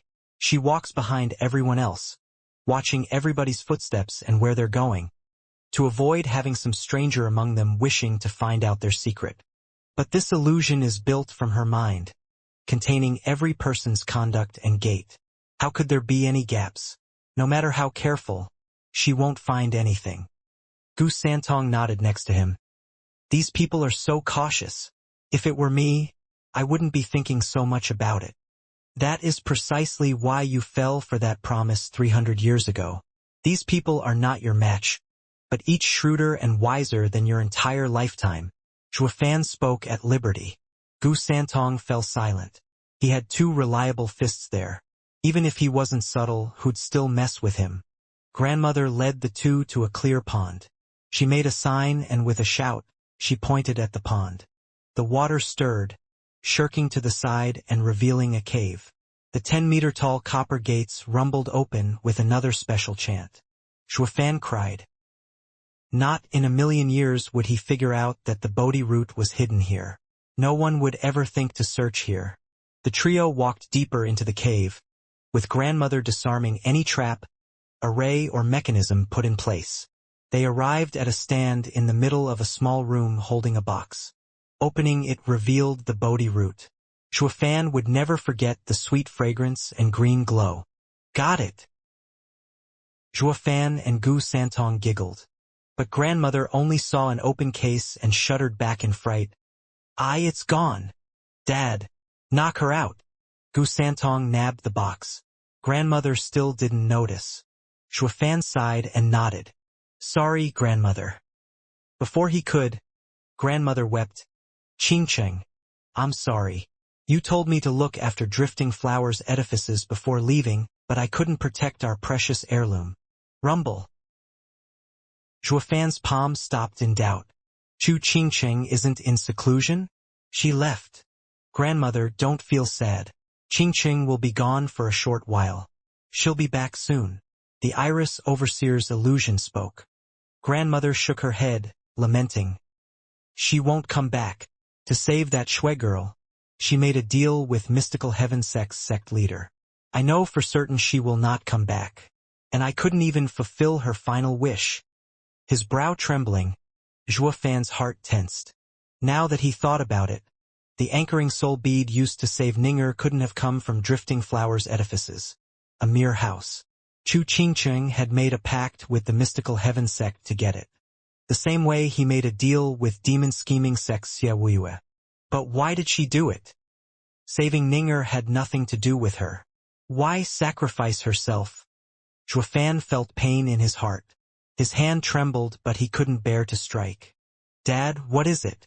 I'll do it if you can't. Gu Santong saw him just standing there and thought of helping. Pa! Zhuo Fan grabbed Gu Santong's hand, who was now looking at him oddly. Whoosh! His right eye's halos vanished and the mirage world fell apart. Grandmother woke up from the illusion and turned to the two in shock. Seeing the Bodhi root in his hand, she was stunned. Zhuo Fan, we're allies. Why? Grandmother, chaos is about to spread across the lands. Take everyone in Drifting Flowers edifices to the Luo clan. I promise to protect you. As for Bodhi root, I'll be taking it.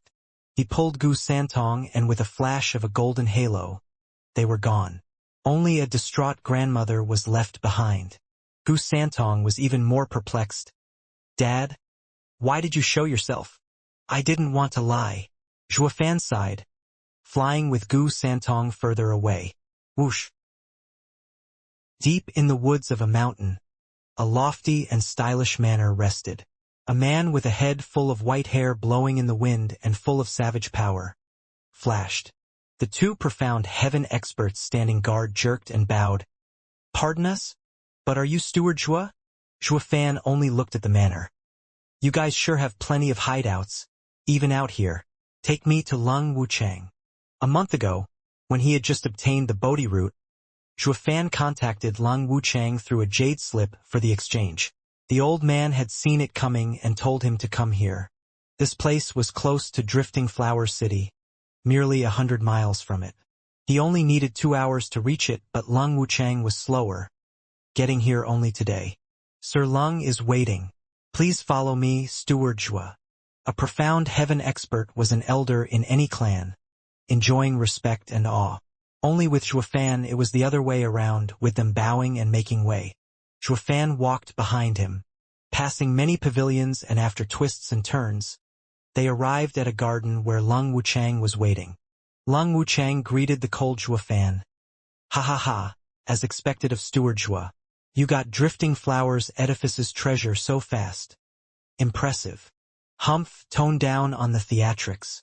You already knew I'd get it and got ready after I left.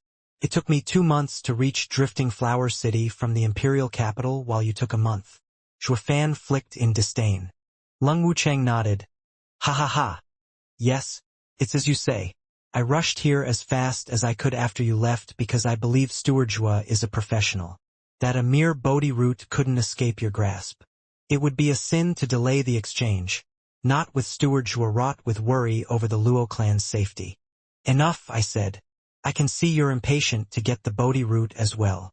Zhuo Fan's hand flashed, tossing a box around. I just don't get why the Regent estate is so hung up over this thing. Doesn't it only do wonders for your complexion? Lung Wuchang's eyes never left the box, flashing with greed. Steward Zhuo, you don't need to concern yourself with that. Just hand it over and I will deliver the Luo clan down to the last man. This way our deal will be finished. That is all you should be interested in. Zhuo Fan gave him a deep look and then grinned. Right? It's just a deal. It has nothing to do with me. Why you need it anyway. Pa. The box opened and a green root with a sweet fragrance was revealed. Its throbbing vitality overwhelmed Lung Wuchang, his chest moving with excitement. Where are they? Zhuo Fan asked. Licking his lips, Lung Wuchang took a deep breath to calm down. Steward Zhuo, we all know of your skills. If I hand them over, you'll just take this item with you, and I'll be powerless to stop you. Pa. Zhuo Fan closed the lid and spoke with impatience. Sir Long, what is it that you want? Are you going to take this and not return my people? Oh no, no, no. No, you've got it all wrong. I only mean that I can't give them to you here, because Steward Zhuo is too dangerous, changing moods faster than the wind. I have to come prepared. Lung Wuchang smiled. To be quite frank, I already had them sent back to Windgaze City. All you have to do is hand that over and I will have Ascending Jade tell them to release them. Zhuo Fan's brow twitched slightly, knocking on the table in thought. If I just give it, you won't release sh*T. How could I not? With Sir's magnificent display on Beast King Mountain, I've since lost all intention of inciting your ire. Compared to your current treacherous ploy, Steward Zhuo who measures every step before taking it, I am more afraid of the Steward Zhuo hell-bent on revenge. It would bring no good to anyone. Lung Wuchang waved his hand in a rush, fear streaking his eyes, recalling Zhuo Fan's psychotic breakdown back on Beast King Mountain. Zhuo Fan sighed in the end and handed the box over. I hope, for your sake, that Sir Long holds up his end of the deal. Holding the box with a trembling hand, feeling the oozing vitality, Lung Wuchang nodded and sent a jade. Steward Zhuo, I'm a man of my word. With a gesture, the jade slip flew away. Zhuo Fan nodded and stood up. With the deal complete, I shall be going. I need to see if the young miss and the others are safe. If any harm has come to them, humph. Sir Lung, we'll be seeing each other again in Caged Dragon City. Zhuo Fan vanished. Lung Wuchang was left alone with a heavy look. He did fulfill his end of the deal and didn't even so much as leave a scratch on the Luo clan. But Zhuo Fan's cold smile left him shuddering. Not even an honest-to-God man could keep a straight face on meeting Zhuo Fan. He is a savage like the rumors describe him. Such power, such dignity, it's not something everyone has. Lung Wuchang sighed. A rough voice broke him out of his thoughts. Sir Lung, do you have it? Huangpu Tianyuan walked over. Lung Wuchang made a deep bow, presenting the box. Congratulations, Estate Lord. We have it. Huangpu Tianyuan opened the box and shuddered in glee. Ha ha ha. At long last I can train the earth-ranked martial art. 9 Dragons Diamond Body. Indeed, Estate Lord. We are weaker than the Imperial family, but stronger than Luo clan. Yet we can't compare when it comes to the quality of their experts.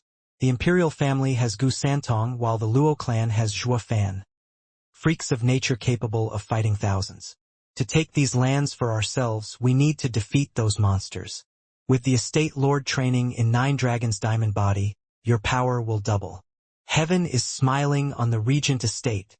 Lung Wuchang praised. Huangpu Tianyuan was pleased, but then sighed. A shame that 9 Dragons Diamond Body needs 9 dragon souls to reach its peak, especially the last one to become ethereal. But that dragon soul is with Zhuo Fan. A true shame. Sir Lang, why didn't you set the dragon soul as a condition of the deal as well? Estate Lord, please restrain your greed. You know his temper just as well. If we push him too much and he flips, we are not prepared to take him and we will suffer greatly from it. Moreover, the dragon vein soul is a savage being. Even when the eldest young master's fate arrived, he could only subdue one. With the Estate Lord being able to use 8 souls to train yourself, the pain will be excruciating. Only through the use of Bodhi Root's vitality will it be an assured success. Lung Wuchang advised. Sir has yet to even gain the diamond body and wouldn't be able to support so many dragon souls. What is the point of taking back the 9th soul? We should wait for Sir to train in it and then look for Zhuo Fan. Huangpu Tianyuan still believed that he would never train it to peak because of one missing dragon soul, though he understood Lung Wuchang's logic.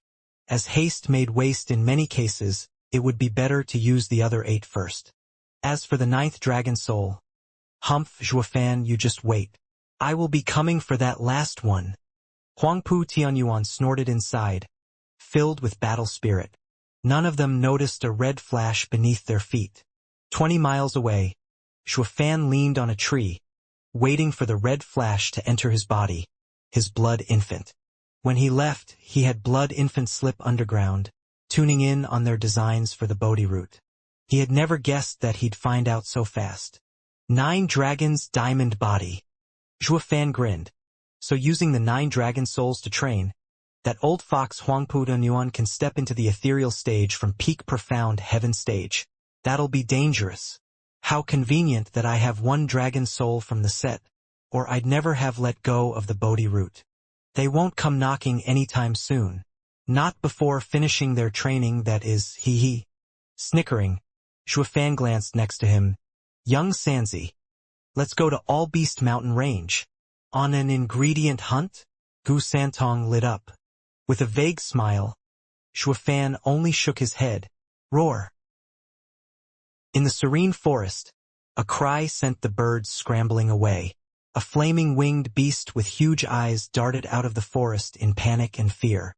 It was shaking from head to toe, frantic and flapping its wings even through the dozens of trees to get out. Stop right there, I said. Now, before you make it worse. A childish voice came from behind, yet oddly overbearing. Sweating all over, the spiritual beast wheezed, its wings going faster. It believed the angelic voice was that of a reaper, coming to drag him back to hell. Stop? Are you touched in the head? That's asking for me to sit still as you cut me up. Whoosh! A red flash came from behind, smacking him so hard he folded. Its eyes turned white as it hit the ground in a 100-meter-wide crater. As the dust settled, the spiritual beasts nearby scattered in panic. Only the large beast remained, out cold and battered, as a small figure landed on top. Gu Santong's only reaction to the pitiful backbroken spiritual beast was, "You just don't know when to quit. I told you to stop, but no, you just had to make me do it. How dumb. I don't want your life." Gu Santong walked onto its back, grabbed the wings and tore them off. Blood gushed like a waterfall, but the spiritual beast only jerked, still out cold, which was probably for the best. Seeing so much blood bubbling out of it would have left it crying. Sweet Jesus Christ, you don't want my life, but my wings. How is a flying spiritual beast without its wings any different from a cripple? And you still ask me to stop? Who the hell makes those kinds of demands like it's the order of the day? What could it do? The strong worked in savage and cruel ways. With the wings in his ring, Gu Santong counted on his fingers. Including this 4th-level spiritual beast's wings, that should add up to 80. I wonder how's Dad doing? Gu Santong jumped up in the air and was gone. Only the crippled spiritual beast was left. Its eyes rolled up in their sockets and blood flowing down its back like a river. It wasn't long for this world. That's for sure. Meanwhile, in a clearing, 3 5th-level spiritual beasts were shivering from fear. Zhuofan strolled towards them, his eyes cold and a faint azure flame flickering on his forehead. Sure, they'd fear Zhuofan just the same, even without that gimmick, but not enough to lose even their fight or flight instinct. You 3, turn around. Zhuofan's eyes flashed. The spiritual beasts looked at each other through tears and turned. How could a man have such power to rob them of the will to even flee? The air around him was obviously from a big boss of theirs. Zhuofan snickered, touching the azure flame. Without this baby here, he'd be out there wasting time chasing these beasts to and fro. Now he could even order them to die and they'd line up on the precipice, plunging to their doom like second nature. Going behind one spiritual beast, Zhuofan's mouth twisted in a smile touching its wings. The victim trembled and sweated. What came next was a tearing sound, a pain so excruciating, it wailed in tears, all while the blood on its back gushed freely. Now beat it, Zhuofan snapped. The spiritual beast dragged its pitiful and gimp body in remorse deeper into the woods, leaving a thick trail of blood. As for the other 2 spiritual beasts, seeing their buddy's woeful fate, they were shivering harder, pleading Zhuofan with their big puppy eyes. They were majestic 5th-level spiritual beasts, pack leaders in the All-Beast Mountain Range. But now their wings were plucked off by a mere human. Oh, the humanity! What could they do? This guy had that wavy blue thing making them docile as puppies. Rip. With another 2 ripping sounds, The mournful cries of the spiritual beasts echoed out into the blue sky with Xuefan behind them waving them off. The spiritual beasts went on the same road as their brother, weeping and deflated in their slow steps into the forest. Only the horrifying trail of blood was testament to the gruesome torture. Xuefan put the wings away. He was one step closer to his goal. On his way to resume the harvest, a red flash came in the form of Gu Santong. "Dad, I got around 80 pairs. What about you?" Gu Santong stuck out his flushed face. Xuefan smiled, his brows going up and down. "Around the same, 235. "So many." Gu Santong sulked. "Dad, you're so mean. I have to chase those spiritual beasts each time while you just use that azure flame to have them sit still. How am I supposed to win like this?" Gu Santong pouted and stomped. This game has been going on for 3 months now. What he thought to be a search for herbs turned into plucking wings and in him losing all interest. Xuefan made it a challenge, saying he'd give him 10 8th-grade ingredients if he gathered 1,000 pairs of wings first. That had him going around the mountains in excitement. But when the race started, he found out that Xuefan had a secret weapon, making the entire mountain range's spiritual beasts listen to his orders. In the first 2 weeks alone, Xuefan had already overtaken him. His hopes of winning were dashed. He had the strength, but Xuefan had the azure flame which could line up the beasts for the culling. Xuefan saw through him and smiled. "Young Xianxia, how about this? I still need to get 1,000, but you win if you can get 300 before me." "Really?" Gu Santong's eyes sparkled. "Better keep your word. I'm going." But then he came right back in the next moment, asking coyly, "Dad, what do you need all these wings for? Did you get bored of yours and want to switch them up every day? You're like the maids in the imperial palace. They switch jewelry just like you. I am no woman to have that vice." Xuefan's face twitched. "Now go to your thing. You'll find out in the evening." "All right." Gu Santong left shrugging. He only cared about the prize anyway. He had no curiosity to know what Xuefan's use of the wings was. Who? But before he could give more chase, a hurricane blew over them. Sand and rocks blew away as a black cloud loomed over all Beast Mountain range. The next moment, a 300-meter-long, 3-headed black bird swooped in, its powerful wings sending sharp winds, able to crush even stone. Xuefan cried, "9th-level spiritual beast, 3-headed crow. What's it doing here? This is only the 6th-level spiritual beast's domain. Dad, can we use its wings? Why don't we pull them off?" Gu Santong proposed. Xuefan disposed. "Young Xianxia, behave. This spiritual beast is powerful enough to go on a rampage in the sacred domain. Us two are no match for it." Xuefan's heart shook and he gulped. He never dreamed that mortal domain could have such a spiritual beast. He knew all Beast Mountain range went deeper still, having areas the 6th-level spiritual beasts didn't dare cross, that those areas were holding a terrible being. Not even he thought of exploring it. All Beast Mountain range was a bottomless treasure vault which he wouldn't dare open before he had the power to do so. But the guardian of that treasury had caught him with his pants down. "Dad, can't your azure flame do the trick?" Gu Santong reminded him. Xuefan recovered at last. "How the hell did I forget?" and deployed his trick. The instant that flame came out into the open, the 3-headed crow stopped, with all its heads fixated on him. "There you are!" Each head had an azure flame too. Xuefan was rendered speechless. "Oh my god! That thing has the azure flame too. 3 of them on top of it." Xuefan looked like he was choking on a fly. He had a monopoly on the azure flame so far, with all beasts shuddering at his feet. Then this 9th-level spiritual beast came along bearing the same majestic power, thus making him immune to his flame. In the face of such might, he was nothing but a foot soldier. Who? Flapping those heaven-reaching wings, it drew closer to the pair, casting a huge shadow over them. Gulping, Xuefan was sweating now. "Was it you who has been hunting the flying spiritual beasts?" 3-headed crow's eyes were on him, but only the middle head spoke. Xuefan's forehead was sweating buckets. The 9th level spiritual beast has such intelligence that it can speak. This is going to be hard. Such a mind was not like those brutish spiritual beasts. It was far harder to outsmart and escape. Gu Santong cut him off before Zhuo Fan could say anything, shouting proudly, "That's us. What about it? Oh no, no, no, don't listen to a little child's nonsense. We're not killing anybody, he." Covering the kid's mouth, Zhuo Fan wiped his brow with a smile. His heart was sinking further and further. For the three-headed crow to ask about the hunting, he must have come to settle the score, no doubt. His best option was to drag it out, lie and cheat while waiting for the perfect moment to flee for their lives. Who in their right mind would ever admit?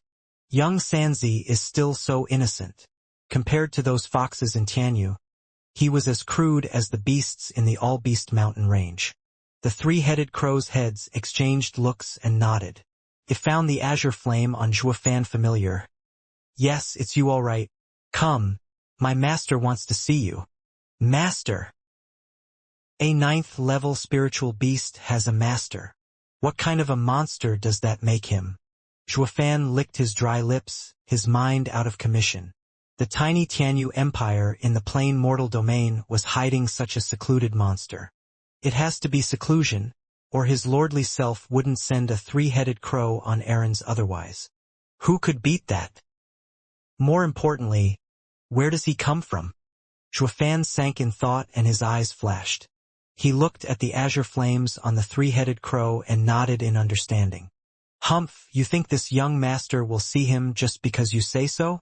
Who do you take me for?"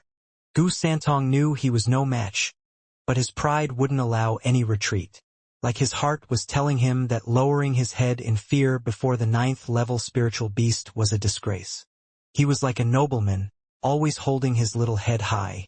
The three-headed crow was curious instead of angry at Gu Santong's bratty temper, and in fact lowered its head in respect. "Forgive me, young master. As the master ordered, I have to take you with me even if by force. Do you see the azure flame on my head? Master bestowed it to me so I could contend with you and the gentleman. Please don't force me. I do not want to harm you. Heh, I'd like to see you try. Ever since I remember, I've only relied on my trusted fists. No one has overcome them ever. I'm not afraid of you." Gu Santong rolled up his sleeves, but Zhuo Fan stopped him from starting a fight. Mulling over in his head, Zhuo Fan nodded. "All right, we will see your master. Lead the way. It is quite far from here. Please get on my back. I will take you." The three-headed crow leaned in and Zhuo Fan hopped on along with Gu Santong. Gu Santong was still grumbling. "Dad, isn't this admitting defeat? It'll make me look bad. Ha ha ha. How is this a defeat? The other party is only inviting us. Though it is compulsion, it was with respect. We have to go. It's like knowing when to face reality and accept the facts. We'd have to go even if we didn't want to, but the difference in attitude would have been worlds apart. With such an obvious gap in strength, rather than setting oneself up for humiliation, taking a step back is recommended." Zhuo Fan smiled. "Besides, your dad is curious to see the mystery expert. I have some questions that need answers." Zhuo Fan flicked his finger and the azure flame shone above it, reflected in those deep black eyes of his. "Hold on." The three-headed crow flapped its massive wings, carrying them into the heavens above. That simple yet wide movement changed the perspectives of Zhuo Fan and Gu Santong in a blink, finding themselves in a foreign area. Does he have a teleporting skill like Dad's divine eye of the void? Gu Santong looked around at the new area he was in. Zhuo Fan shook his head. "Spanning thousands of miles. It covers the moon and holds the sky." A famous saying in the sacred domain, describing one of the 5 great sacred beasts. The vaulting Kunping's incredible power. In one flap, it crosses 9,000 miles. The three-headed crow, a being of the vaulting Kunping's bloodline, is not as impressive, but it can still cross 100 miles. That was no teleportation, but pure speed. Success. Gu Santong gasped, amazed at the huge bird. "You're actually so cool? That's why I told you we can't win." I can blink away, true, but only a couple miles at most. Zhuofan patted Gu Santong's shocked head. The three-headed crow's lively tail betrayed its good mood even with the frozen expression as it humbly said, "You're too kind. Such a parlor trick is nothing to you, young master." The crow flew deeper into the all-beast mountain range. The spiritual beasts along the way saw their eldest brother passing and lowered their heads in homage, even ninth-level spiritual beasts. Even the hunting spiritual beasts paused to show their respects. This was the power it had here mainly because of the azure flame. For the azure flame to drive fear into the ninth-level spiritual beasts as well, that means... Zhuofan squinted. Glancing around he saw the king of beasts, a sixth-level spiritual beast, being preyed upon and causing a startling scene. What came even more as a shock was how the mortal domain had a place with so many high-level spiritual beasts. It begged the question, who controls this horde? What kind of being is he? Zhuofan was looking forward to this meeting. An hour later, the three-headed crow landed on a tall mountain covered in thunderclouds.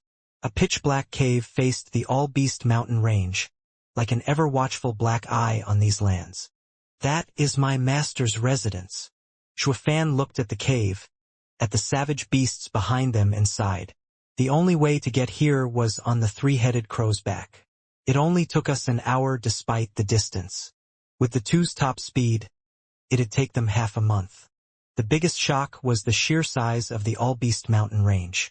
This area was more than half of the entire range, the true all-beast mountain range. Master is waiting for you. Please go in. The three-headed crow left with one last polite urging.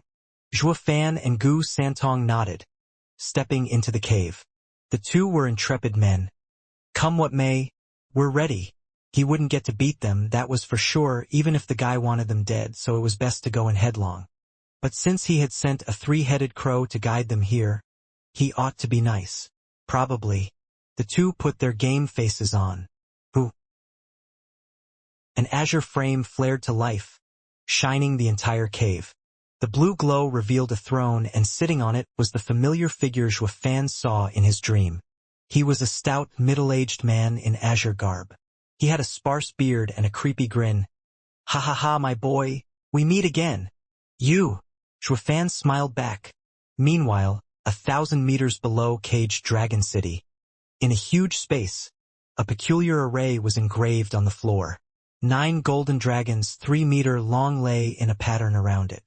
The golden chain coming from their mouths binding them to the array's center. Ripples of power were released from that center, constant and heavy. If the venerables gathered, nothing untoward will happen when the array is unsealed. Lung Wuchang stood outside the array in worry. Huangpu Tenuan held a green root, a manic glint in his eyes. Humph! If those geezers knew we had the Bodhi root and can train in the 9 dragons' diamond body, they'll say the house interests come first and select the best candidate to train in it. They would have had Huangpu Fenglei train here and threaten my position. With me moving behind their back, it will soon be too late even if they discover, and they will ultimately obey my word. Regent Estate's strongest and estate lord will ultimately be me. Ha ha ha. Nonetheless. No hesitation, Sir Lung. Begin. Huangpu Tianyuan cut off Lung Wuchang's worry. Lung Wuchang sighed and his hands moved. Whoosh. In a flash of gold, the 9 dragons pulled on the chains to reveal a bright cave releasing dragon roars. Huangpu Tianyuan was thrilled with every step, rushing inside. The glowing cave mouth was soon sealed back as the chains moved. Only Lung Wuchang was wrought with worry looking at the calmness. If Huangpu Tianyuan couldn't master the skill, the seal would break and the 8 dragons would crush even venerables. The dragon vain souls would rain havoc. Thank you, Senior, for all the times that you saved me. Zhuofan made a full bow after finding out he was the Azure Flame person back then. The man sneered, "Ha ha ha, boy. I only saved you that one time from a wolf pack. Since the Senior has granted me the Azure Flame, Junior has used it many times to save himself. It is the same as Senior lending a hand. I will never forget such a favor." Zhuofan bowed again. The man stared Zhuofan down, though uncaring if he was sincere or not. "It's fine. I won't be asking for payment. Why don't you take it out for me to see it? Shuofan froze, unsure what game he was playing. But with his immense strength, Shuofan would never win, choosing to play along. He put out his finger and an azure glow burst out. The man looked stunned at the flame, then sighed. I thought as much. You refined it. Kid, you sure are lucky. What do you mean, senior? Shuofan probed. The man sighed. The azure flame is my innate possession, connected with my mind. When I gave you the azure flame, I could see everything you do. Shuofan's heart tensed and his eyes darted around. That's like having constant surveillance. The man chuckled at his obvious thoughts. Kid, you're too cautious. What use would I have of someone as feeble as you? I was only watching out for you in case of misfortune and to send someone to your rescue. Please don't twist my goodwill. Shuofan's heart shuddered at his warning. The man resumed. Yet not long after you got it, you refined the azure flame, cutting off my connection. Can only mean two things. You either threw it away, something monumentally difficult for someone like you, or you combined it with your body on the deepest level, which is even more unheard of. It has been a problem that's been plaguing me for years, but now I see you really have done it. Kid, you are quite lucky to have it. I wonder which Grand Master you are under. Shuofan shuddered. The guy hails from the sacred domain, no question about it, and is at least a saint. Better err on the side of caution and be brief and short. He knew about the blood infant and patriarch blood demon yet still showed no ill will. So he has no ties with patriarch blood demon. Saying I am his descendant should be a safe bet. Shuofan cupped his hands. Greetings, senior. I come from sacred domain, patriarch blood demon's descendant. Cut the crap. The man lashed out. Patriarch blood demon was strong, but only a saint who ever cared about his blood infant research. The skills I saw you use 9 years ago were too intricate to be from anyone under an emperor. Speak. Which one of the ancient emperors is your master? Shuofan trembled. The guy's eyes were sharp and insidious. Just from that array 9 years ago he could tell Shuofan's master's level. There's no way a pushover knows about the 10 ancient emperors and patriarch blood demon. And since he lives surrounded by beasts, its king even, maybe. Shuofan's sweat flowed harder. In front of this guy he was less than an ant of no value whatsoever. The man saw him silent and sneered. Kid, I've roamed the world all my life and seen everything. You may not say it, but I can still guess it. Those pills and arrays you used were as marvelous as they were rare. Yet you are also masterful in the heinous blood infant. The only emperor in the world who is so knowledgeable and a secret art hoarder is that old freak 9 Serenities. Shuddering harder, Shuofan was in a panic. In just one guess, the man had found out everything, and that too merely from watching him use the arrays. The guy had to have ample experience that even the demonic emperor couldn't compare to. I am in awe of the senior's gaze. Shuofan made a deep bow. I am indeed 9 Serenities emperor's successor, but I never had the chance to meet him. Ha ha ha, that would be close to impossible. I reckon he already went to the underworld and became a ghost by now. The man shook his head. In the times of the 10 emperors, each had his unique skill. Heavenly emperor's eyes, tyrant emperor's divine fist, while only 9 Serenities was a jack of all trades. He was a shame to the others, they all took him for a fake. But 9 Serenities sure was persistent, gathering the world's secret arts and cultivation methods. And through all that knowledge, he became one of the strongest 3 emperors.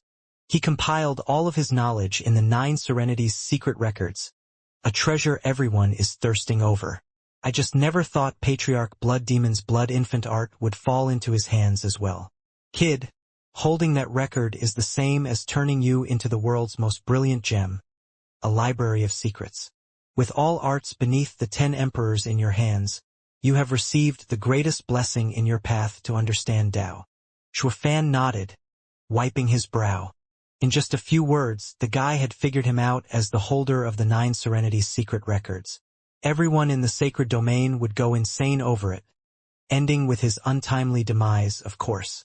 As luck would have it, this guy thought of himself as better than even the emperors, mocking their greed for some scribbles. He respected the 9 Serenity's secret records, but wouldn't steal it from the kid. This was Zhuo Fan's luckiest break yet. Not like he could stop him anyway. Zhuo Fan mustered some courage. Senior, from your tone I assume you're familiar with the 10 emperors. I wonder. You've been to the Lightning Canyon. What did you get? The man asked coldly. Licking his lips, Zhuo Fan gave a firm nod.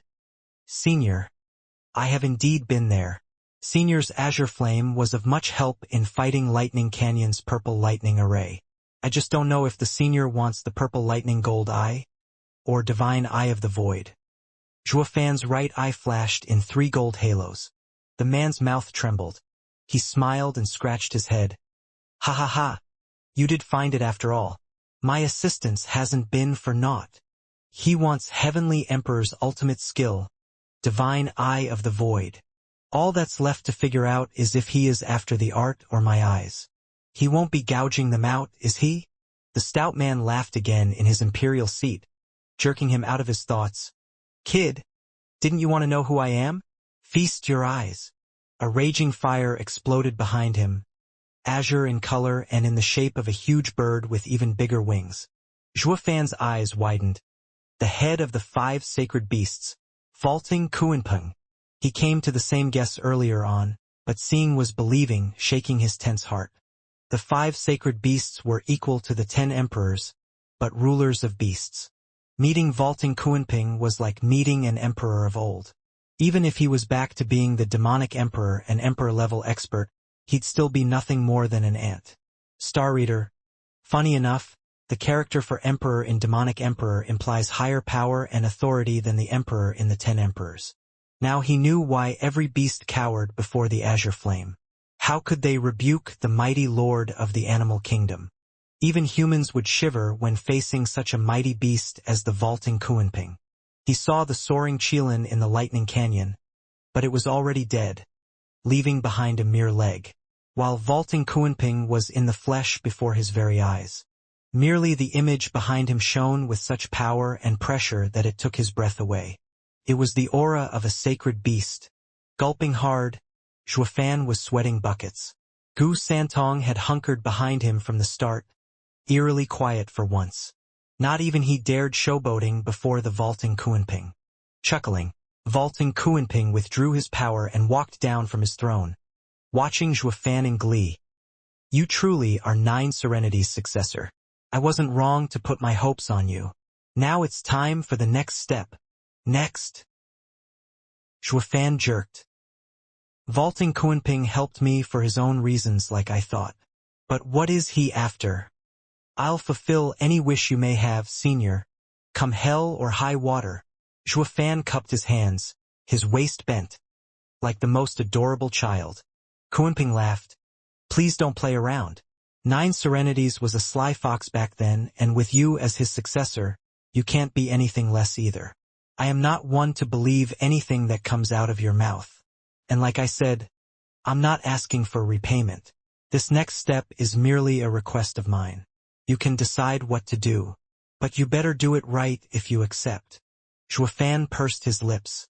Kuanping was kind and humble, only requesting, but this style was the best suited in maneuvering others. He knew that if Zhuo Fan's promise was fake, the only one to suffer would be himself. The carrot would be more appropriate in these cases, adding enough incentive to get the job done. Zhuo Fan knew that Kuanping's request would be hard, if not impossibly dangerous. There was no way to accept it before even knowing what it entailed. Kuanping nodded. Good to know that you are considering everything. You are the spitting image of the cunning 9 Serenities. The more thoughtful you are, the more at ease I would be on entrusting you with this. Before that though, I would like to ask. Mind letting that child be in my care? Kuanping turned to Gu Santong hiding behind Zhuo Fan, filled with love. What? The two cried at the same time. Gu Santong made himself smaller behind Zhuo Fan and shivered. Senior, young Sanzi is my godson. Why do you want him? Zhuo Fan panicked, knowing he couldn't stop Kuanping if he was forceful. Kuanping looked at them oddly. How rare. You two hit it off at first sight and even became a family. This is even better. But the child is related to me, and teaching him will help him greatly. Zhuofan roamed his eyes around in thought. You've seen Brother Qilin in Lightning Canyon, correct? He must be so thin, struck down by the purple lightning for so many years. This child could have only survived in the Lightning Canyon due to his father's help. Taking him out and even becoming family must be because of Brother Qilin's approval. You now know who I am, and since me and his father are sacred beasts, it would be better to let me take care of him. Cut the crap! Gu Santong hooted. This young master has lived in Tianyu. I only stayed in Lightning Canyon for 5 years. How can I be Qilin's son? Kunping looked at Zhuofan in stunned silence. Zhuofan retold Gu Santong's history. Kunping fell silent, frowned and sighed. I see. It was 300 years ago. What's wrong, senior? Zhuofan asked. Gu Santong was his godson. He had a theory about the kid's history, but still needed proof. Kunping said, 3 centuries ago, I heard a sudden cry across the world. It sounded like Brother Qilin's roar of anger. My brothers had an encounter with the Heavenly Emperor once, sealing them in the 3 forbidden spaces with the divine eye of the void, forced to endure the torment of thousands of purple lightning strikes. For many years this remained unchanged. Then at some point Brother Qilin gave a howl of shock. I didn't know its meaning, but now I see it must have meant that he could no longer hold on and was worried for his Qilin egg dying with him. He used all that he had left to throw the egg out of that space. And from that egg came you, Gu Santong. This is why you had no mother or father. Of incredible power, just like Qilin's innate ability. None of the 5 sacred beasts can beat a Qilin in terms of strength alone. Gu Santong was stunned. He was still skeptical, but soon realized the pain he felt looking at the soaring Qilin's leg back in Lightning Canyon was because of their blood ties. Anyone would be in tears seeing their father reduced to such a state. Zhuofan nodded. He didn't know then why the perfect array had a gap. The Qilin used its outrageous power to make that hole to get his egg out. Yet even the mighty Qilin could only make that little hole, further confirming the might of Heavenly Emperor's eye skill. And in his act of desperation, the Qilin not only lost its life, but was reduced to a mere leg. He had to have overused his strength, leaving him easy prey for the purple lightning. The Qilin might still be alive if not for getting Gu Santong out. Zhuofan sighed. A father's love is like a mountain. Yes, I'm sure of it. When you guys entered All Beast Mountain Range, besides sensing the azure flame, I also felt the Qilin's aura. Now that you are before me, my sacred beast nose can't be wrong. That is why I had 3-headed crow escort you here. To see it clearly. Kunping rubbed Gu Santong's little head, sighing. Child, you should call me Uncle Kunpeng. Gu Santong only blushed, biting his lip and tearing up. Kunpeng wasn't hard on him, letting him digest this shocking news and turning to Zhuofan. Young Sanzi's history is certain, but I can't help but wonder, what came of Brother Qilin after you entered Lightning Canyon? How is he?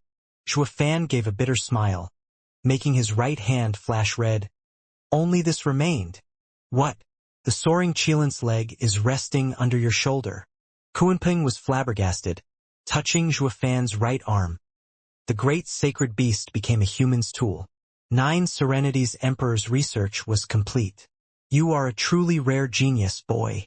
Kunpeng instantly took it as an effect of 9 Serenities Emperor's secret art. But Zhuofan was frowning, the sadness gone from his eyes, replaced with fear. For God's sake.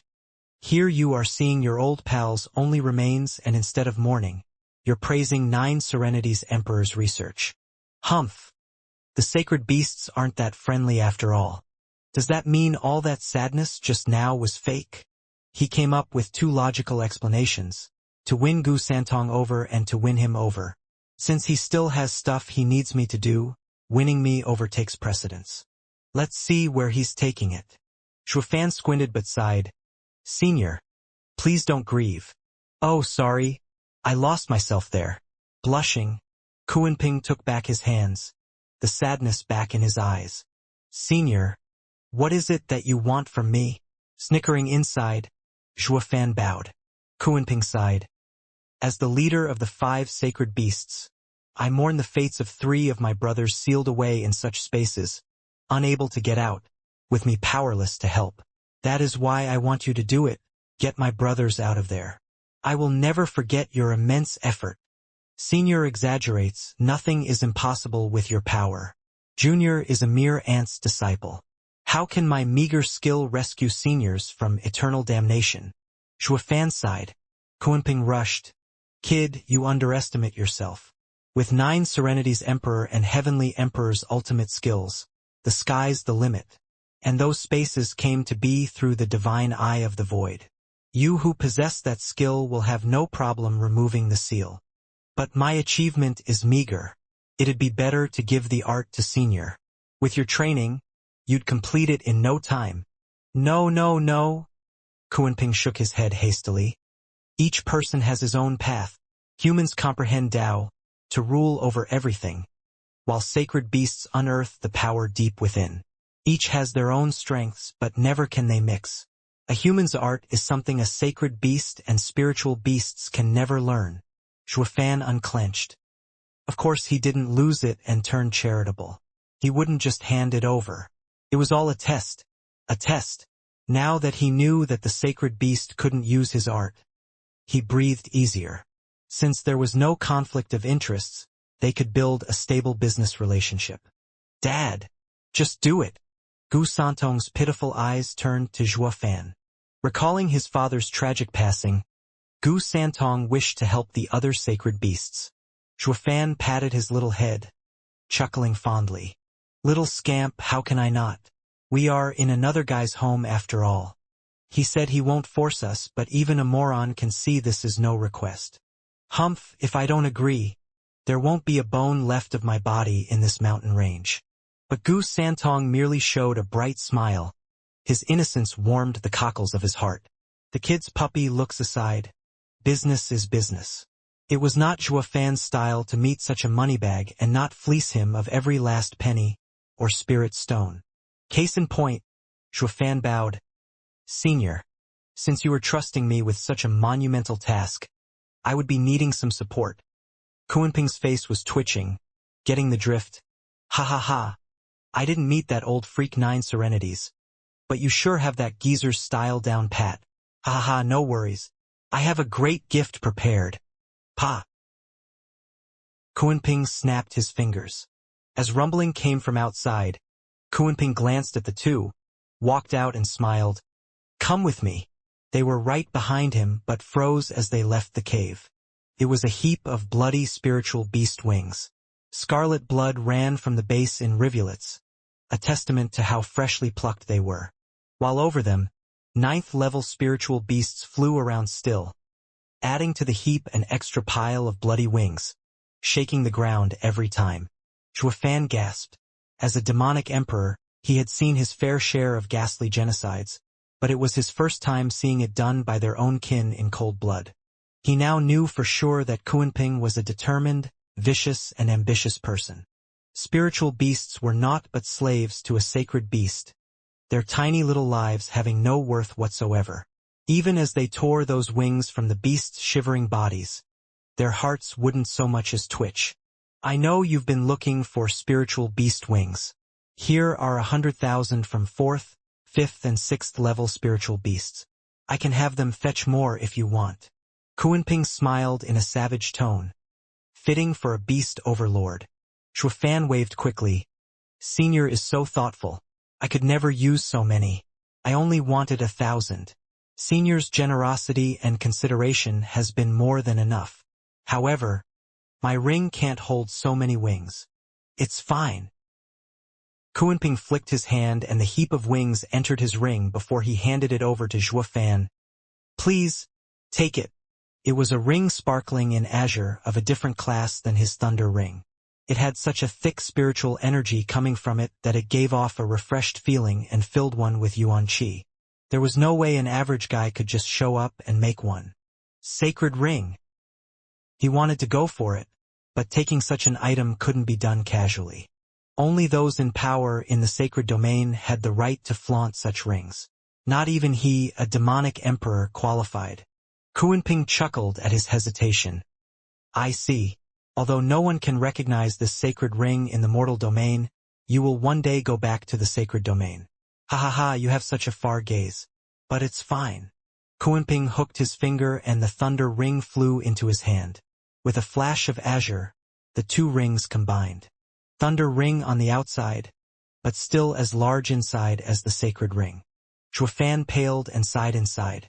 Such skill, his refining must be divine. Another thing this demonic emperor found he was lacking. Vaulting Kunping truly is the head of the 5 sacred beasts, of the same existence as the 10 emperors. His dumbfounded look stroked Kunping's ego, smiling and nodding. The guy's cunning tricks involved not only luring but shock and awe as well. See that? No flattery will ever match my greatness. So be good and stick with me if you want to live a good life. Or I just might squash you. Zhuofan's face was just the one he had wished for. Eh? Kunping raised an eyebrow, looking at the ring stunned. With a wave and a flash of purple, a purple thunder skylark flew out and landed behind Zhuofan. He glanced at Kunping in fear, further hiding behind his father. How odd. This thunder skylark wields the power of purple lightning. Kunping's eyes shook, pointing at Shower. Boy, did you have a role in getting the thunder skylark to use purple lightning? Yes and no. When I entered Lightning Canyon, Shower hadn't hatched and was forced to use it to absorb the purple lightning. I never expected for him to turn out like this. His mind is also sharper than a mere spiritual beast. It is his fortune. Zhuofan stated, Why, senior, is there a problem? It's such a freaky event that I've never seen one in my life. Heavenly Emperor's purple lightning comes from heaven-splitting Thunder Phoenix, one of the 5 sacred beasts. Its innate ability was this purple lightning. A sacred beast would pop under its attack and not even soaring Qilin could defend against it. Even with the thunder skylark capable of swallowing lightning, it should still crumble under the purple lightning. But this thunder skylark was born from it. It's like inheriting the Thunder Phoenix's legacy. Amazing, Kunping sighed. Zhuofan figured as much. While the egg took the brunt of the purple lightning back then, he was using the peak of 9 Serenities Emperor's research, demon transformation art. Can absorb anything in the world. This had to be why the undeveloped Shower could take in the purple lightning into himself, while Zhuofan took some of the brunt as well. Without this mystical art, the man and bird would have long been shot dead. Zhuofan had figured it all out, but was not feeling quite forward with this particular info. With how humans were twisted inside, discretion was the better side of valor, not to mention keeping his cards hidden. Humph, Kunping may know the ancient emperors, but he has no clue of 9 Serenities Emperor's masterpiece, the demon transformation art. The unknown is the ultimate weapon. Zhuofan knew that fully well since his first life. To the pondering and baffled Kunping, Zhuofan put on an equally dumbstruck look. Kunping sighed in the end. Such a huge opportunity. This bird's fortune is immense. Kid, you sure have one lucky star. Not only you're blessed yourself, but even your damn pet struck gold. You're practically blinding from all the karma on you. Senior, that's just luck. Zhuofan bowed. Kunping grinned. Then let me add my own blessing and gild the lily. Kunping motioned and Shower drew closer, panicking and crying. Gu Santong wanted to interfere, but Zhuofan stopped him. Kunping was the head of sacred beasts. He wouldn't lower himself to picking on 4th-level spiritual beasts. Kunping fixed his happy eyes on Shower and an azure glow flew from his finger and into the bird's forehead. Shower's frantic wings stopped. It cawed once and bowed. Thank you for your blessing, sacred lord. Shower can speak. Gu Santong turned shocked to Zhuofan. Zhuofan was out of it as well, but only for a jiffy. But why is it a female? Yep, Shower was a she now, along with all the perks that entailed. She had a soothing voice and was unlike her old man in style. Though a chick in more ways than one, she shouldn't have such a soft voice even as a young one. It was totally different from Gu Santong. Father, brother, I have always been a girl. You just always took me for. Shower flapped next to the two, blinking her huge innocent eyes. Zhuofan Ahmed. Son. Younger brother. Gu Santong blushed. Shower huffed and puffed, flying around the two. I'm a girl, a girl. Ha ha ha. Kid, you don't even know your spirit animal's gender? Kunping cracked up. Malarkey.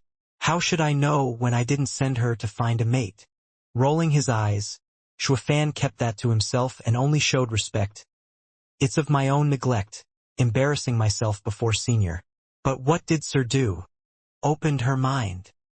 Kunping smiled. Kid, I have to admit, you are loaded with treasures yet can't even see them. I was born out of chaos itself to become the head of the 5 sacred beasts. Like that thunder phoenix, I use the chaos flame, a gentle flame. It can transcend the soul, harmonize yin and yang, and open the mind. Kid, you have my chaos flame. If you used it to refine your soul for 10 years, you would have been in the ethereal stage. What are you still doing in the profound heaven stage? A darn shame. Why didn't you tell me that the first time? Shuafan was stumped and grumbling inside. At least he was a hard worker in building up his strength all this time. But who'd be a moron to skip such a shortcut? It should have hit him a long time ago, in fact, when he got his discerning field and wielded Radiant Stage's skills. Weren't all of them a byproduct of the Azure Flame? Why didn't he take the educated and logical guess of using it to refine his soul? Shuafan felt like shedding dry tears. All those years? For nothing. Kunping shook his head. I gave you the Azure Flame to shield your soul while also helping you get in the Lightning Canyon. I never intended for you to use it and go ethereal. But now that you've refined my old flame, you have complete control over it and should have enjoyed your fortune. A shame you're such a schmuck to understand this basic truth. Ha ha ha. Shuafan's face twitched. What's 10 wasted years anyway? You'll have plenty of time to cultivate in the future. Don't feel too down in the dumps. Kunping patronized. He snapped his fingers and the new and improved thunder ring returned to Shuafan. Sighing, Shuafan put it on and his eyes popped out. Tita, this is 10 billion sacred spirit stones. Ha ha ha. This is the gift I was talking about. What, you thought it'd only be some spiritual beast wings? Kunping spoke with pride. I mean, I am an ancient powerhouse that roamed the continent after all. This is nothing. With that old coot 9 Serenity's bag of fancy arrays and tricks, you'd stumble upon some monsters at some point, and with my little help you can now survive them. Just work hard in helping me. That's all the compensation I want. Upstart. Shuafan clicked his tongue, seeing the motherlode sparkling in his ring. The sparse spiritual treasures and ingredients gave such a poor feeling besides the billions of sacred spirit stones. It's more than what the sacred domain's heads of sacred clans can come up with. Arrays demanded spirit stone, and above the 12th grade arrays, there were 6 more, the sacred arrays. Those worked only with sacred spirit stones. But sacred spirit stone mines only existed in the sacred domain, in the hands of the clans there, not to mention their low number. Yet Kunping smashed him with so many zeros with a flick. That's a sacred beast's boss for you. Everything he does it in style. Shuafan put the ring on with a shiver. He was so moved he could cry. Kunping nodded. Now that's called glossing over the defects to take advantage of someone. I gave you a fortune, so you better do your own part and more. Shuafan took a deep breath and cupped his hands. Senior, I will see this through, come what may. I will find the other danger zones and save seniors from impending doom. Very good. Kunping beamed. I've got this slick to change his mind. If there's nothing else, start right away. Young Sanzi will stay with me as I pour my all in teaching him. He's been out there for 300 years without a guide, unable to make use of his sacred beast innate strength. What a shame. Kunping spoke. The 3-headed crow landed, obviously intending to give Shuafan a lift out of here. Shuafan nodded, put shower in the ring and patted Gu Santong's head before hopping on the bird's back. Gu Santong was downcast, pleading with Kunping. I want to send Dad off. Kunping nodded. Gu Santong perked up and jumped on the 3-headed crow as well. The 3-headed crow flapped away, taking them outside All Beast Mountain Range. Kunping watched them vanish in the distance with a glint in his eyes. Ha ha ha. Who would have imagined I'd run into Thunder Phoenix's successor? Although a mere chick and soft, but very much capable of becoming a sacred beast. Kunping's smile twisted. Now that I think about it, it might not be long before the 5 sacred beasts will reassemble. That will be the day, Heavenly Emperor. The day we will settle our old score. Kunping laughed and entered the pitch-black cave. In under an hour, the two arrived at the same spot they left from. Shuafan grabbed Gu Santong as they jumped off. He glanced wearily at the 3-headed crow, then transmitted, "Young Sanzi, listen and don't talk, all right?" Gu Santong gave him an odd look but nodded. "Don't take everything Kunping said as true. You need to keep your guard up. As he is the head of the 5 sacred beasts and you are the son of one, training by his side will be the best scenario for you. But he has a hidden agenda. Just now he nitpicked on the trivial instead of focusing on the bigger things. Not once did he mention his beef with the Heavenly Emperor. This only proves that there must be more to it than it looks. You have to be careful." Shuafan put on a heavy expression, making Gu Santong confused. If Kunping wanted to harm him, he would be like a fish waiting to be gutted. Shuafan saw right through him, responding with a reassuring look. "You will be safe staying with him for now. He wants me to do something, and even if his intentions are bad, he won't act on them anytime soon. From our talk, I realized that he has a fatal weakness. He knew something happened to Qilin 3 centuries ago, yet he didn't leave the mountain to look for you. Besides, we've been through one danger zone already. The threat is there, but we only push through with luck. While Kunping has the power to break the zone and rescue his friends. Why is it that so many years have passed yet not once has he tried to? It goes to show that he can only hide in the All-Beast mountain range.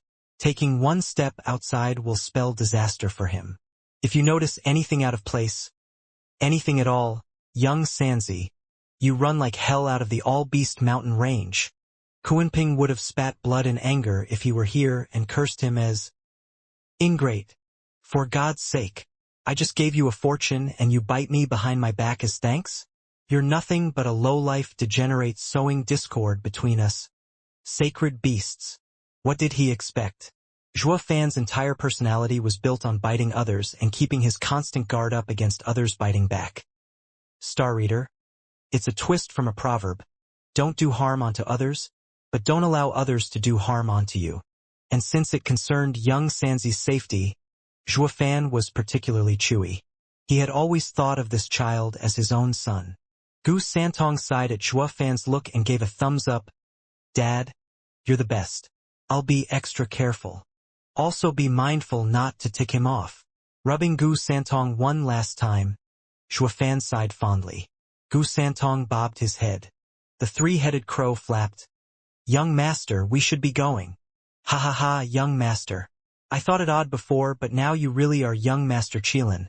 "Ha ha ha," Shuafan teased. The mood brightened on the spot. Gu Santong knew he wanted him to be carefree and worry-free and smiled back. "Dad, I am all Beast Mountain Range's young master, and that makes you the master. If anyone shafts you, just tell me and I will set them straight." "Good, now go." Shuafan laughed. Gu Santong jumped on the crow, but his eyes never left Shuafan. Choking from tears. "Dad, come see me even if no one's mean to you." Whoosh! The crow was gone with one flap, cutting his heartfelt goodbye. Shuafan sighed, his heart heavy. He could never feel at ease with Gu Santong at Kunping's side. Not like he had a choice in the matter. With a deep breath, Shuafan calmed down and flew for Windgaze City. 3 months later, a flash streaked Windgaze City skies announcing Shuafan's arrival on Blackwind Mountain. A glance told him the 4 5th-grade arrays were still up and running. With a gesture, the arrays opened up a path for Shuafan to walk in. The Luo clan responded on the spot at the commotion, only to burst with joy. "Brother Zhua, I thought something happened to you after what happened with the Emperor, that you were hounded on every side. Only when I met with Sister Schwanger, I realized it was all part of your grand plan. I could finally breathe easier. Ha ha ha." Luo Yunhai welcomed. Shuafan nodded. Seeing everyone here took a weight off his shoulder. Lung Wuchang kept his word. "You jerk. Why didn't you tell us it's part of the plan? We were worried sick. Luo Yunchang blamed him. Shuofan merely waved his hand. Elder Li, did you finish what I asked? The elders looked at each other in sorrow. Li Jingtian was forced to speak up. Steward Zhua, we were eager at first to get the materials, ingredients and spirit stones you asked of us. But we are a new house and the mines in our domain are few. And ever since you've been added to the top of the Empire's wanted list, those vassals stay clear of us, not wanting to have anything to do with this mess. We were unable to get everything in such a situation. Also, our guards are defending the 1,000 members of the Yun clan, who, per your instructions, are at the foot of Blackwind Mountain, digging a 1,000-mile-wide bunker. Good. As long as the bunker is ready, it's fine. I've brought the rest. Zhuofan snickered. In a flash, Blackwind Mountain was overloaded with heaps of materials and ingredients as well as spirit stones. Everyone's mind froze. How did Zhuofan get so many riches? Did he have an empire under him? He had brought out 100 times of what the rest of them had scraped together. Now, follow my earlier plan and handle these. The lands will soon be ours. Zhuofan's step was firm as he walked before them. Everyone was still out of it even as he was gone from sight. What did Steward Zhua do in the last few months to get filthy rich? He's a total upstart. You won't even need to fight for the lands when you can just buy them. A chilling wind blew that night as the stars glittered like eternal fireworks. The light was still on in the Imperial Palace's study.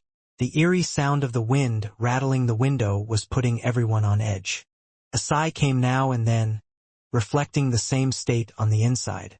Mr. Sima, why do you think that rotten Huangpu Tianyuan is still so late in making his move? I even handed him the power over the 7 houses. Such perfect opportunities don't come cheap.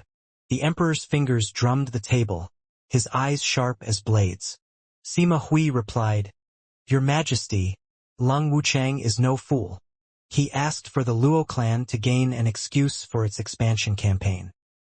His delayed start, however, points at his sight on the imperial capital. How can Regent Estate start a war with a peaceful imperial capital? If anything, he'll wait for all his forces to be in place, to respond to Zhuofan and Your Majesty at the same time, before beginning. Fang Qiubai offered. The emperor smiled in anger. Every one of those cunning old foxes are just standing by, watching. Zhuge Changfeng is doing it, and so is Lung Wuchang. Humph, the spark to ignite both the court and the nation can happen any moment. But no one wants to stick their neck out, in fear of getting hunted by a third. Both conflicts have to happen at the same time. Out there, the civil war of Regent Estate with Zhuofan is a battle of supremacy. But is my struggle here with Zhuge Changfeng any different? Just that this crafty geezer leaves me no opening to grab onto. The people will denounce me if I start attacking the Prime Minister without a good excuse. But with how quiet it is in here, how can the war start outside? The Emperor sighed. Sima Hui bowed. Your Majesty, Zhuge Changfeng brought the Chuanrong with his authority using the celebration as an excuse. He must be colluding with them. The event has passed yet the delegation is still around. Your Majesty will soon get the best reason to cast them out. It won't be long before Your Majesty will... Cough, cough, cough. The Emperor's violent coughing fit broke his speech. Taking away the handkerchief, there was blood on it. Your Majesty! Everyone panicked. The Emperor had them relax, took his medicine and eased a breath, feeling much better. Turning to the others, the Emperor smiled. It's fine, but my life is coming to an end. I can't hold on for long. An emperor is different from a cultivator. With so many affairs taking up my time, I have little time left for training and to increase my lifespan. Ha ha ha, not even I can fight it. Yes, Mr. Sima is right. We have no time to lose. The only one suffering from dragging this any longer will be me. Sima Hui bowed and sighed inside. The others showed their utmost respect for the emperor in a flourish of their own. An emperor, beset by court affairs and limited by time, still wanted to fight with all he had to leave a peaceful and unified world. His legacy, for a successor. The people might remember him for being weak and mock him for his incompetence. but only his men knew the truth. He was just like the emperors of old, bold and powerful. "Hear my edict." The emperor boomed. Divine dragons Sima Hui, Fang Qiubai and Shadow King are to set for Regent Estate and assist the estate lord Huangpu Tianyuan in capturing Zhuofan. Set out at once. What? The men were in complete shock. Sima Hui urged, "Your Majesty, the imperial capital is still in unrest. Who will protect you if we go? Please delay your order." "Please, Your Majesty." The others bowed. The emperor smiled. His gaze set. "I am just giving them a chance to run amok. Ha ha ha." The emperor flicked his hand and left with a carefree laughter. Only the men were still standing there looking at themselves lost. They knew their lord's character. His orders were final. The divine dragons and Shadow King had to obey. Whoosh. 3 dots flew out of the imperial capital, but the news spread like lightning. In Prime Minister's home, Zhuge Changfeng was sipping wine in his backyard, enjoying the moon. The ground at his feet swelled and turned into a human shape. Hu Lianchai looked excited. "Prime Minister Zhuge, we've just got word that all experts around the emperor went after Zhuofan. Young master and imperial tutor wish to ask if we should act now." "Ha ha ha, what act? You couldn't have enjoyed all what the imperial capital has to offer now with it being so large. Won't it be better to take a stroll around town? Partake in the customs and just live in the moment?" Zhuge Changfeng snickered as he sipped his wine. Hu Lianchai shouted, "Prime Minister sir, Chuanrong warriors haven't come to watch the sunset. You know that?" "Of course I know. It is why I'm telling you to relax and do whatever. Don't play into the old man's hand." Zhuge Changfeng shook his head. Hu Lianchai didn't understand. "Prime Minister sir, is this all a trap? But I am certain the 2 divine dragons and Shadow King have left. The emperor is defenseless." "Ha ha ha. How naive. No divine dragons around and being defenseless are 2 different things. Don't be hasty. The old coot has come prepared." Sipping again, Zhuge Changfeng waved him off. Hu Lianchai turned and muttered as he left, "Humph. Tianyu is filled with cowards, not acting even at such a golden time." "What did you say?" Zhuge Changfeng warned in his most serious tone. "Give your young master and imperial tutor a message. For the next few days, stay calm. You can all die for all I care. But if you threaten the success of my plan over something trivial, you have another thing coming." Zhuge Changfeng might be a mere profound heaven cultivator, but he was the prime minister. His icy tones sent shivers even into Hu Lianchai, a radiant stage expert. "Go back," Zhuge Changfeng barked. Hu Lianchai nodded, sinking back into the mud. Left alone, Zhuge Changfeng resumed tasting his wine. "Old man, you've finally cast your net, but isn't using this bait a little dangerous? Or is there something else you're hiding besides divine dragons and Shadow King?" Zhuge Changfeng contemplated. Meanwhile, in the second prince's brand new manor, the prince was pacing around the lounge, his hands shaking all the time. A shadow slipped in under the cover of the night. Hell Valley's newest mastermind, Yu Ming.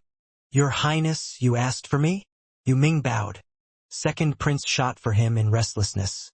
"Sir Yu Ming, perfect timing.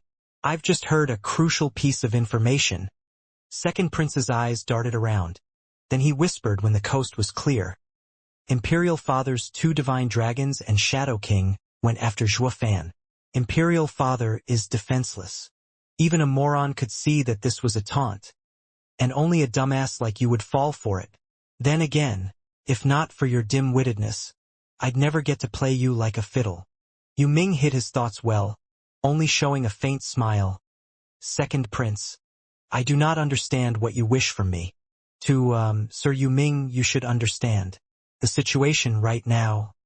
Second prince was jittery, flailing his arms around, but still couldn't quite get the nerve to say those few little not-so-innocent words.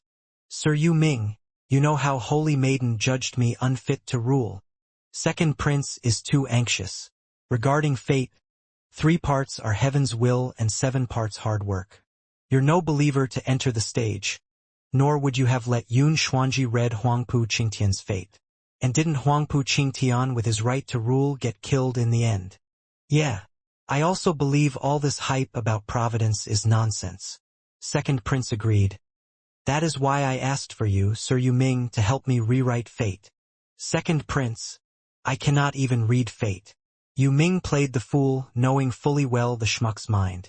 Second prince took a breath to cool his jets. Sir Lang, I want you to advise me on my next course of action. Wait and see. Yuming spoke. Second prince was disappointed. But the situation now. Your Highness, why ask for me if your mind is set? Yuming cut him off with a smile. Second prince shook his head. To me, Sir Yuming is the brightest mind in the world, better than Lang Wuchang and Zhuge Chongfeng. None of them could play Zhua Fan, but Sir Ming's advice of asking Yun Shuang's hand got the kid good. He isn't just on the ropes, but has the entire nation after him. Sir Ming is a true mastermind. Since you've told me to stay put, then that's what I'll do. Yuming nodded with a pleased smile, but snickered inside. You fool, do you take Zhua Fan for a mental case to fall for such a gimmick? He was in on it the whole time. Who do you think had me use you to set it up in the first place? Humph, this moron is hopeless. Better to side with Regent Estate and Zhua Fan and take the first chance I get to sell out this fool. Yuming's grin earned the second prince's complete trust. Then he praised, Good child. Sir Lang, what are you doing here? At the super-secret huge array thousands of meters under Caged Dragon City, the tough and muscled figure of Huangpu Fenglei walked up from behind Lang Wuchang. Heart tense. Lang Wuchang replied, What I must. Sir Lang should oversee the situation outside and not keep watch over the dragon vein seal. You need to deploy the venerables. Huangpu Fenglei's tone was cold. Information has been received from the imperial capital. The divine dragons are on the move and the emperor is alone. You must have an idea about what we need to do next. Wait and see. Lang Wuchang's reply was on point. Huangpu Fenglei frowned. Sir Lang, please reconsider before making hasty decisions. This is our best chance. Nothing is more important than this moment. Our best choice is to wait and see. Lang Wuchang's eyes never left the array. Huangpu Fenglei felt something was off. Being around Lang Wuchang for so long, he knew this was not his usual style. Wait for what? Huangpu Fenglei glanced about. Sir Lang, how come I haven't seen Estate Lord around? Usually when one of you is around, the other is not far behind. What is he up to being missing for so long? Estate Lord has his own thoughts. It's not something High Venerable needs to worry about. Lang Wuchang tightened his fists, doing his best to maintain calm. Huangpu Fenglei scanned the trembling face and frowned. His suspicions heightened. Sir Lang, Estate Lord is the leader of Regent Estate, and in these pressing times he needs to be on duty, to look out for the house's interests. What exactly is going on with him? Sir Lang, you are the steward and must tell me as the High Venerable. It is within my right to know. Lang Wuchang took a deep breath and maintained a straight face. Huangpu Fenglei grew ashen by the second, his aura flashing stronger. He didn't get to squeeze harder as dragon roars came from the center of the array. Roar! Wails of agony echoed in between every roar. Huangpu Fenglei could identify that voice from anywhere. Is Estate Lord inside the seal? Huangpu Fenglei watched it stunned, then became shocked as the 8 dragon souls inside the seal raved. He snapped a savage look on Lang Wuchang. Sir Lang, what the hell is going on here? Why did the Estate Lord enter the array? Knowing when to quit, Lang Wuchang sighed as he explained the events. High Venerable instantly identified the issue. The two had gone over the gathering of elders and used the Bodhi root to train the 9 dragons' diamond body. Huangpu Tianyuan was the Estate Lord. But this crucial decision was too important to be left to one man's decision. This isn't a game. Huangpu Fenglei spat. Have you two forgotten the rules of Regent Estate? How can the two of you make light of the entire house's future? And that Huangpu Tianyuan's talent is lacking, not reaching the radiant stage in decades. He cannot bear the power of the dragon souls. Letting him go in there, you've sent him to his death. No, I have to get him out. Huangpu Fenglei made a sign to open the seal. The question was, did he care so much for that poor man's life? Hell no. If the estate lord kicked the bucket, there'd be plenty more candidates where he came from. What the High Venerable cared about the most was the 8 dragon souls getting tamed and by someone other than him. He was the High Venerable here, the peak of Regent Estate's power. The 9 dragons' diamond body should be his. Why waste it on a waste who couldn't even enter the radiant stage? He couldn't and wouldn't accept it. Lung Wuchang moved faster, grabbing his hands. High Venerable, don't be rash. With the estate lord training in the 9 dragons' diamond body, it has incited the dragon souls.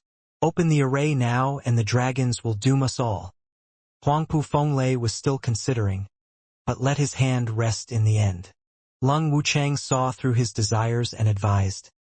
With estate lord's talent, achieving it will be for the best, but any mistake is life-threatening. Albeit a tragedy, at least the dragon souls will remain and finding the next candidate will be easy.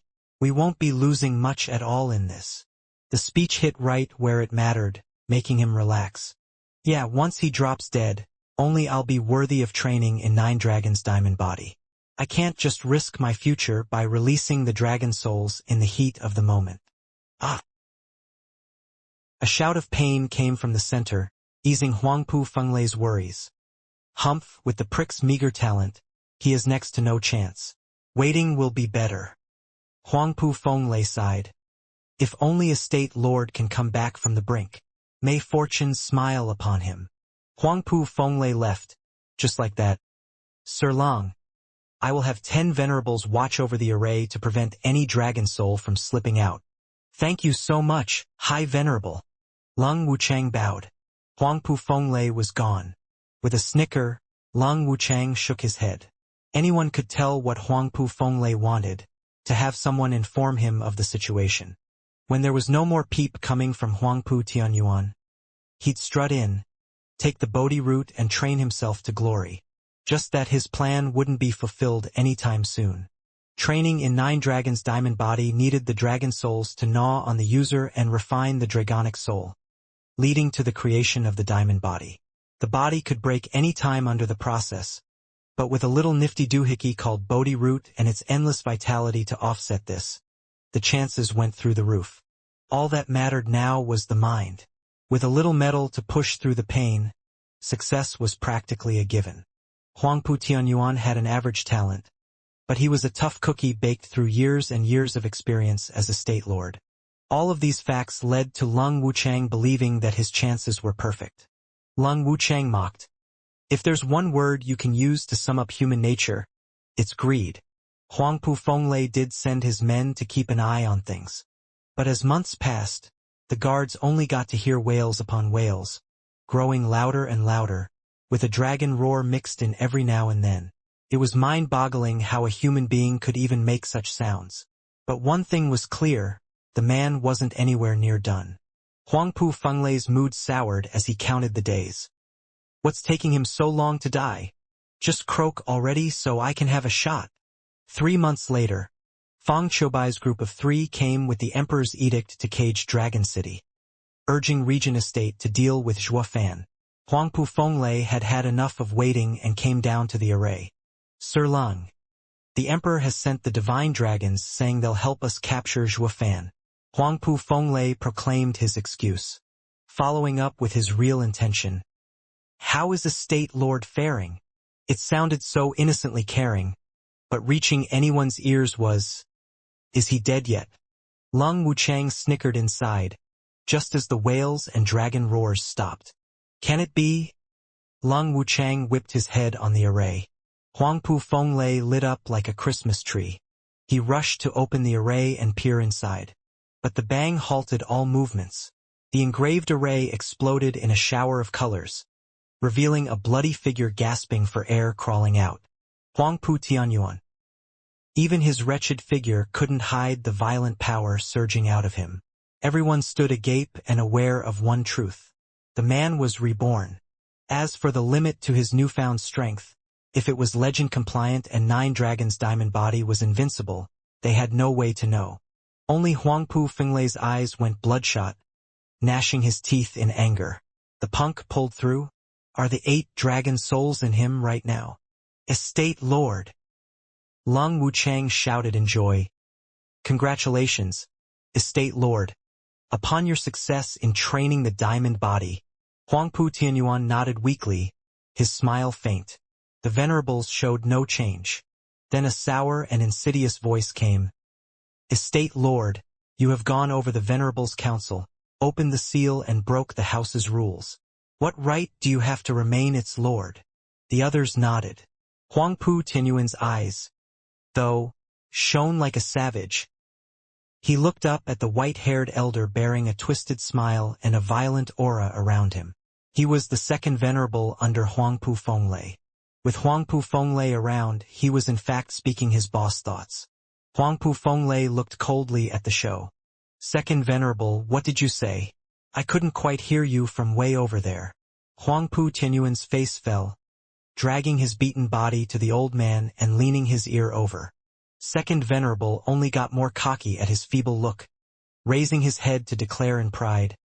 Like I said, I roar. A bellow like a caged dragon came, shaking the hearts of all. Even high venerable tensed. And second venerable, the target of that howl, had his eardrums punctured and started bleeding from his ears. With a puff, his entire head vanished in a black and reeking mouth. Success. The rest recoiled. They watched the second venerable just standing there, headless, with blood sprinkling from his neck. In place of his head, there was now a beast's. Triangular eyes, rough scales and the size, all pointed at it being a dragon head. But the owner of the head was human in body, Huangpu Tianyuan. In a blink, his head had turned into a dragon's, ripping off Grand Peak Radiant Stage's head clean off. The hearts of the rest shuddered as blood seeped from that maw, any complaints lodged in their throats. Huangpu Fenglei was bug-eyed. 9 dragons diamond body? Dragon head transformation? This transformation boosted invincible defense and sharp fangs to tear into even a radiant stage body cultivator. Huangpu Tianyuan took 3 months to step into Zhuofan and Gu Santong's level of freakishness. To everyone here, he might have even surpassed Zhuofan. Zhuofan relied on his 2 fists, while he had the 9 dragons' diamond body, leaving no part untransformed, becoming truly invincible. Cold eyes glanced around the rest. Huangpu Tianyuan's head regained its normal form, though the blood still leaked from his mouth, amplifying the dread. Regent Estate's rule is to listen to the estate lord. I hope venerables will remember that, for your sake. Huangpu Tianyuan snickered a threat. It was about time he felt like a true estate lord. Power demanded authority, demanded the respect and obedience of the world. The venerables lowered their heads. We obey estate lord. Huangpu Fenglei sighed, parroting the others. He knew his chance would never come. In the regent estate, he was no longer the grand poobah, but a mere thug to send on errands.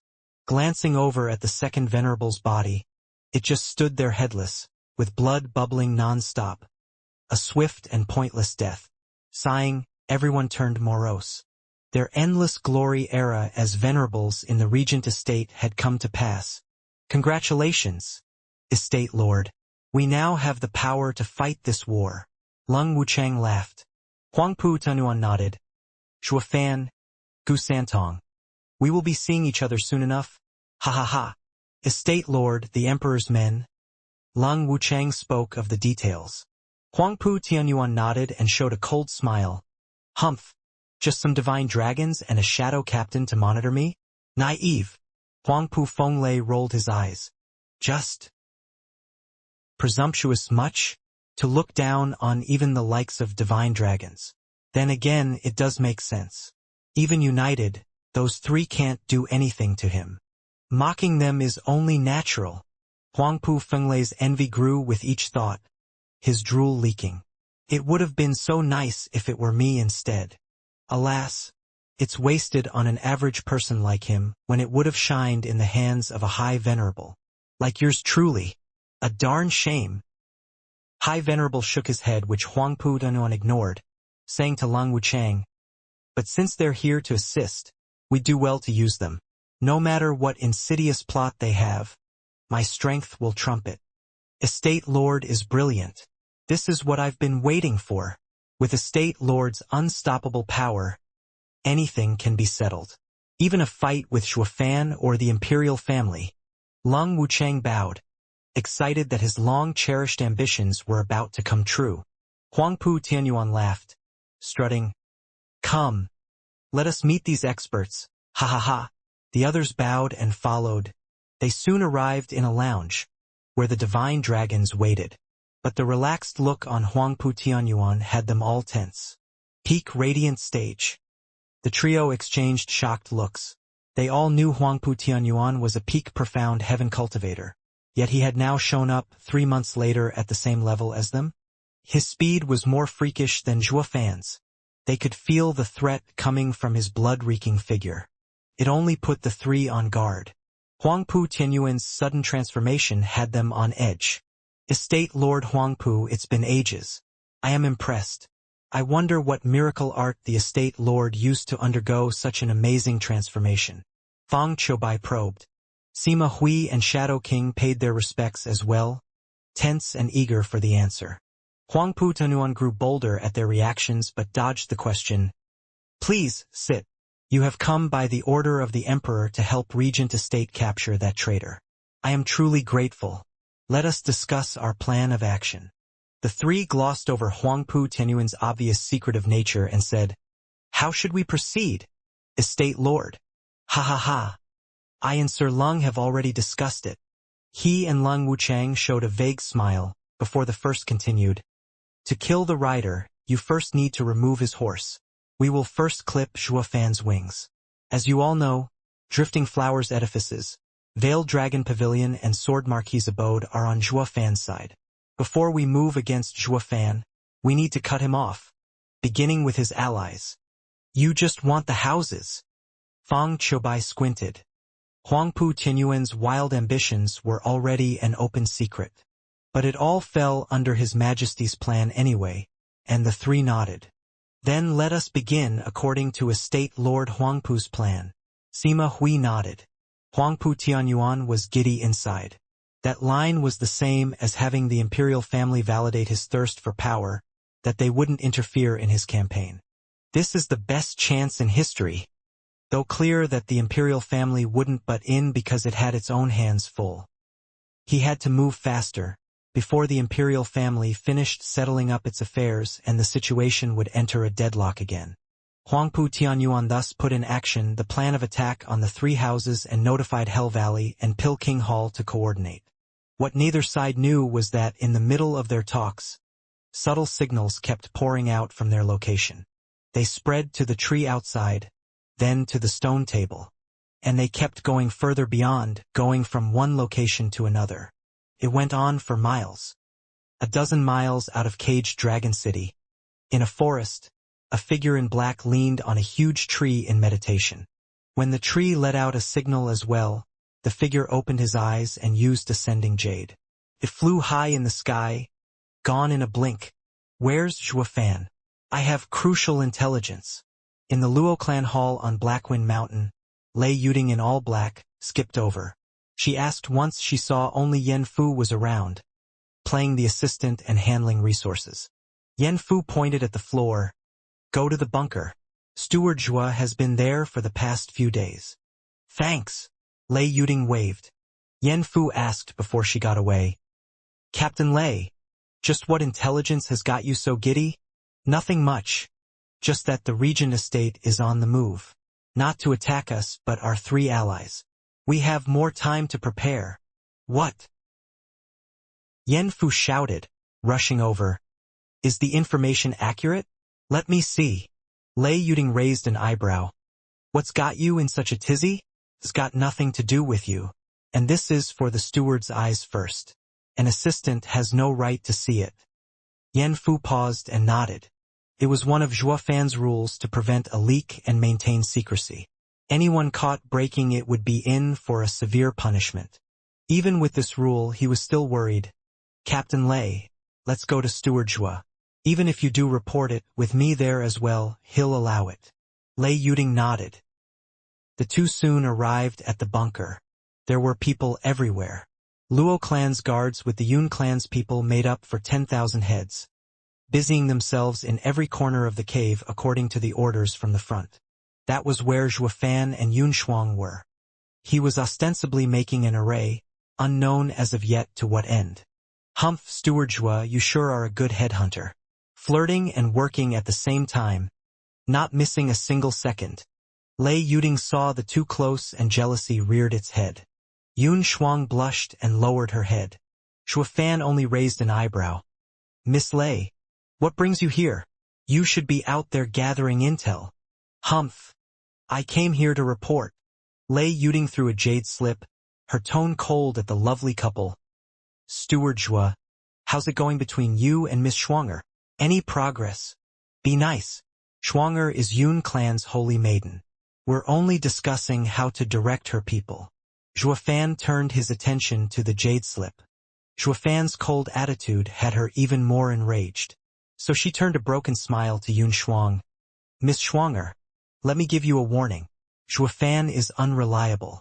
He draws a pretty crowd, but he only sticks around for 3 months at most, taking the girl and all her possessions. Your sister here is a living witness and victim.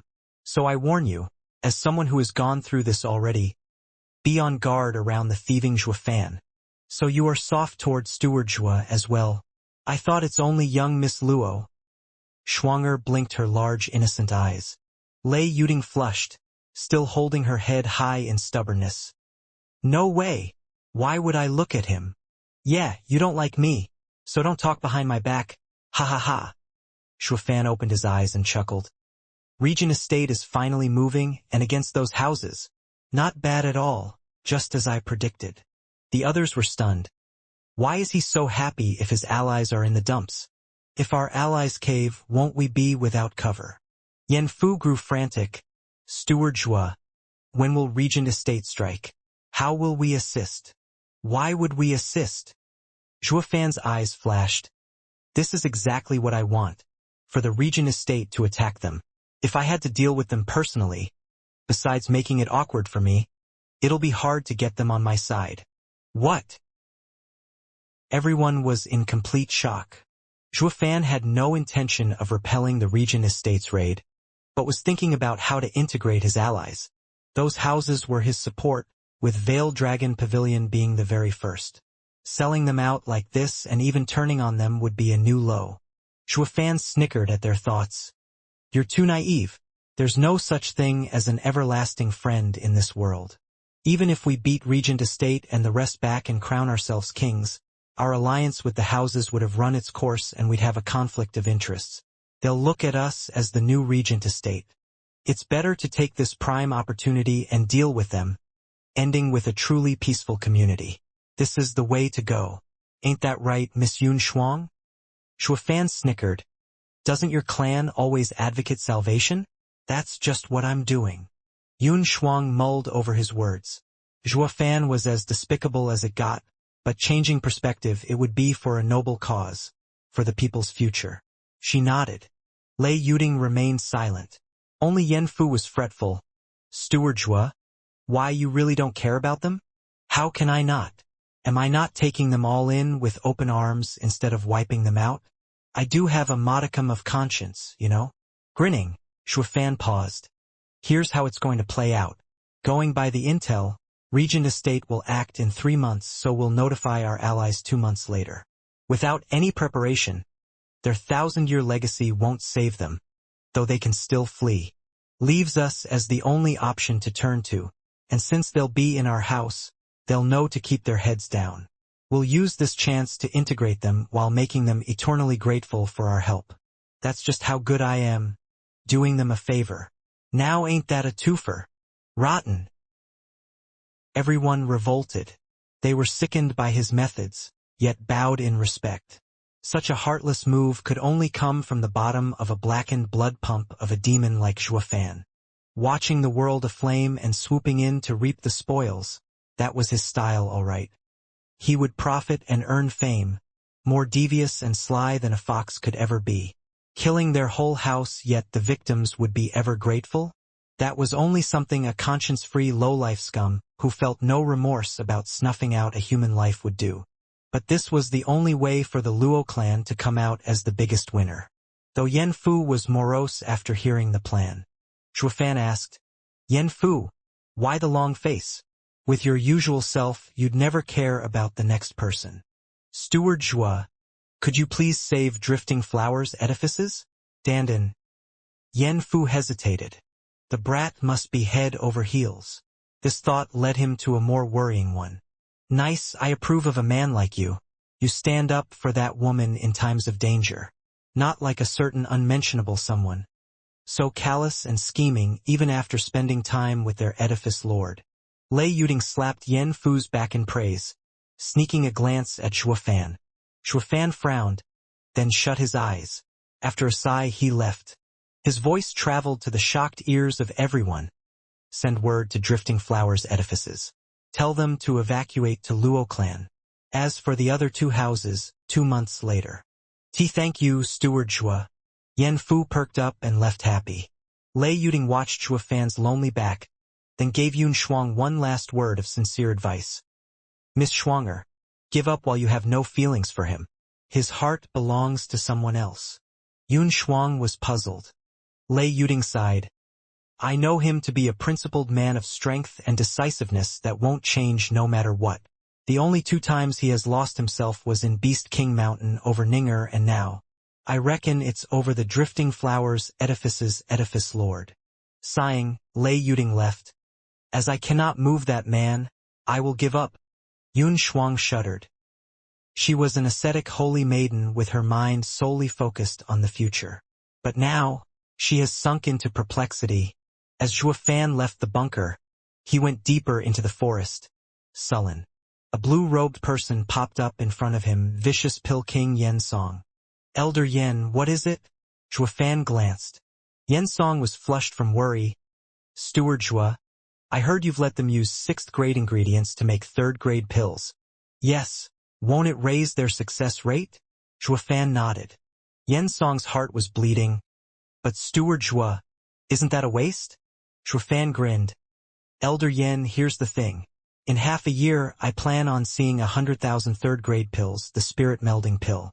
After so many years of being in your care, that batch of hundreds of people can only make a 3rd-grade pill at best, with a low chance of success as well. To get 100,000 pills, I can only use high-grade ingredients to boost the odds. But isn't it still a waste?" Yen Song was an alchemist and felt pain seeing them go like that. Zhuofan mocked, his eyebrow high. "It's fine, we're rich." Zhuofan left suddenly and came back with the biggest haul of the century. And the original plan to bake 10,000 pills was upped to 100,000. It not only meant more work for them, but it had an even lower chance of success, so Zhuofan compensated with riches. No matter how much Yen Song cherished every leaf and petal, he had to accept it, going back slumped and depressed. Zhuofan's voice was heard from afar. "Oh, Elder Yen, tell Elder Li and the others to gather. We're leaving for Hell Valley soon. And those profound heaven fakers, have them come as well." Zhuofan's eyes glinted as his mouth curled in a twisted snicker. Whoosh. Thousands of people landed, their gaze forward. A misty valley stretched just out of reach, black and violet, sinister and creepy. A jacked-up old man walked into the thick mist with a smile. At some point, Li Jingtian looked back at Zhuofan. "Hell Valley sure is cautious, activating their 5th-grade array already. We'll need at least a day to break it. Which house doesn't have misgivings in these troubled times? It's all within my calculations." Zhuofan went to the front and investigated the mist with a mocking gaze. "As for punching through, it won't take that long." Zhuofan's right eye flashed in a double golden halo. Divine Eye of the Void's 2nd stage, Void Annihilation. Whoosh. A vibrating ray shot out of Zhuofan's eye and into Hell Valley. Followed by a series of booms and bangs, the mist trembled twice before lifting completely. Li Jingtian looked at Zhuofan in glee and a thumbs up. That's our Steward Zhua. Breaking an array like this is so damn convenient. When it comes to arrays relying on space, you just have to burst their bubble and the array would unravel by itself. That's what this move of mine is all about. There's nothing great about it, Zhuofan casually said. But Li Jingtian sighed inside. If it's that easy, do you see anyone else doing it? Zhuofan's every move was simple yet astonishing to anybody who witnessed his feats. Li Jingtian held Zhuofan in even higher regard. The array is open. Attack. Zhuofan motioned. Li Jingtian led the charge, taking thousands of bone-tempering cultivators and rare, profound heaven ones deeper inside. The men shouted and roared, the black cloud unleashing a frenzied raid on the valley, swallowing it. The patrols couldn't even shout as the massive influx of people was in their face. The shock and fear was buried so deep inside that they were reduced to standing there dumbly rather than sound the alarm. Oh gods above! What the hell is this? Did the array fail for so many to come in? How did they all get in so fast? They were so out of it, they simply waited for the attackers to reap them. The only reaction out of the patrols was when spiritual weapons pierced their chests. The cries became wails as blood and gore splattered everywhere, their bodies slumping lifeless. The assault kept on charging unimpeded. Enemy attack! A final shout rose up every disciple, discovering their home was invaded, and they shouted out in panic. Zhuofan's timing was excellent, catching them at their lowest, finishing off the panicking Hell Valley disciples. Oh, there were some brave defenders popping every now and then to stem the tide, but they didn't even get to take out their demonic treasures as a group of elite youths surrounded them for a second, then left behind a mangled body as they moved on to the next target. The captains in this assault were the stalwart guards Zhuofan had Captain Pang train in the Wraithart 10 years ago. This was their first sortie of this scale, and for some, their very first kill. Yet they all took to it like fish to water, showing no remorse. Unlike the wretched and excruciating torture called training, watching the friends around them fall one by one, the killing here was a breeze. Zhuofan had sent them to hell to come back as fiends that not even the likes of a cruel and bloody war could shake. These kids will be the cornerstones of the house. Zhuofan stood on a distant peak, watching and analyzing the situation. Li Jingtian nodded in praise. Steward Zhuo, the training of all those years has paid up, ha ha ha. Zhuofan closed his eyes, tuning in to the natural symphony around him, of cries, wails, pleadings, slumping bodies in their own blood, forming a sweet melody to his ears and bringing an innocent and genial smile to his lips. These sounds gave the signal for the Luo clan's expansion. Luo clan's march to rule them all with an iron fist. It was what he had hoped and aimed for. This goal of his was finally taking shape. Meanwhile, a stone gate flew open as a bloody and filthy Hell Valley disciple plopped inside, blood gurgling from his throat. The 4 elders inside cried, "What is going on out there? Enemy? Attack!" The disciple gave his very life uttering those 2 words. His head slumped, his life gone. All that remained were eyes filled with horror, further unnerving the men. This is absurd. Just what the hell is going on? Who are the ignorant fools that dare set foot in Hell Valley? The leader roared. Another said, "But why has there been no reaction from the array? Has it been breached?" The 4 panicked. It had to be done swiftly for these elders to not notice until now that they had been invaded. What power must have done this? The 4 released their discerning fields. Their mind's eye view had them all gasping. They saw a swarm of people shouting as they killed anyone they saw. Their 10,000 disciples couldn't muster a token of resistance against a meager few thousand. The 4 senses looked further and noticed 2 men on a hill. One was in the 3rd layer of Profound Heaven stage and was ignored, turning to the Peak Radiant stage expert next to him. The 4 men felt like crying. The number of Peak Radiant stage experts in Tianyu could be counted on one hand. How come one of them has come to Hell Valley? The High Venerable was in the 5th layer while the rest were only in the 4th. Not even together could they hope to beat that freak. For God's sake, who the hell is it? Regent estate or imperial family? What did we do to have them wipe us out? One complained. High Venerable shook his head. No, Valley Lord said we're still allied with Regent estate. As for the imperial family, it's now stuck dealing with problems cropping up in the last 1,000 years. It won't come. and that radiant stage expert's aura feels familiar. High Venerable, do you know him? The rest shouted. High Venerable shuddered and sighed. How could I ever forget? We all know him. Didn't we witness him clashing with Huangpu Fenglei on the eve of the Luo clan ceremony? Mad Dipper, they all cried. High Venerable nodded depressed.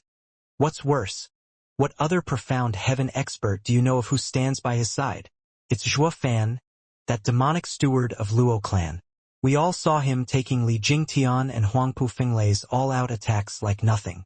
We have no hope of winning. The other three's hearts sunk to the bottom, their faces ashen. They couldn't even handle one of them. The four old men felt like weeping. Zhuo Fan has finally struck. We get it that you have to attack at some point, but why come to us?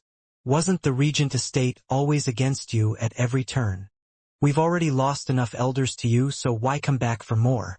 Think we're pushovers now, is that it? They all felt like heaven had beset them with the greatest grief in the world. But reality came knocking and they had to man up to the danger. High Venerable's eyes flashed with resolve. Old Third, you are the fastest. Fly to Valley Lord and report the situation. We three will buy you time. Elder brother, Old Third teared up. But High Venerable nodded with a reassuring smile. Zhuo Fan had his eyes turned to the source of those discerning fields. Oh, for senses have picked us up, so what's taking those geezers so long to come out? Are they scared and huddled together? Totally. Li Jingtian laughed. Whoosh. 3 figures flashed on the battlefield, ignoring the whales below and going in Zhuo Fan's direction. Zhuo Fan mocked. Humph. Such guts to come at me instead of running. I think they are instead coming here to die. Li Jingtian snickered. The 3 venerables appeared in their sights. They all came with clear thoughts of becoming martyrs while holding the enemy back. But seeing the 2 savages had them shaking still. High Venerable scrutinized them, gulped and found any word lacking in this situation. The other 2 sighed. Scared before even fighting. Now what? Brother, we have to buy the Old Third some time. Recalling his mission, High Venerable took a deep breath and scrounged up the scraps of courage within to shout. Zhuo Fan, you've gone too. Zhuo Fan had no time to indulge in this guy's pedantic style and asked, weren't there 4 senses? Where's the other one? High Venerable's courage got stuck in his throat.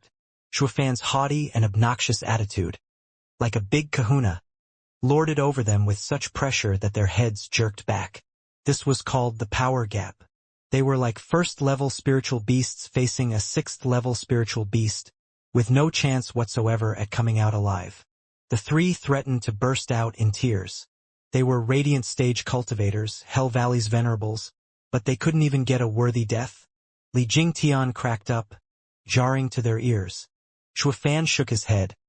Not like one missing person would make a difference. Zhuo Fan took out a gourd and let bloodworms wiggle out. They looked downright eager to get out of that darkness they had known all their lives, ready to enjoy the big outdoors. Here's the deal. Eat it and you're one of us, becoming Luo clan's elders. Don't, and I'll just have to take you back as corpses. Zhuo Fan was like a tyrant in his demands. The 3 jerked and panicked. Zhuo Fan had actually come to them to offer an olive branch. With Zhuo Fan's illustrious reputation of a savage demon, and the bad blood between the houses, they had the impression that he had come here to cull them. They were even ready to lay down their lives. So why were they so happy? To a dead man, a glimmer of hope would blossom in his heart. The instinct of self-preservation with a force that couldn't be denied. It was like jumping off a cliff and then finding out that there was an extra rope beside you. Would you capture it or let it slip? What kind of dumb choice is that? Who's so retarded to take splattering as an upside to life? But the life veterans that the old fogies were, agreeing so quickly would net them what, a lower status? Hence, ergo and propter hoc, High Venerable stroked his beard, held his head high and put on airs. Zhuo Fan, if you're going headhunting, isn't it a bit thin? We are, after all, Hell Valleys. Elder Li, kill them. Zhuo Fan deadpanned.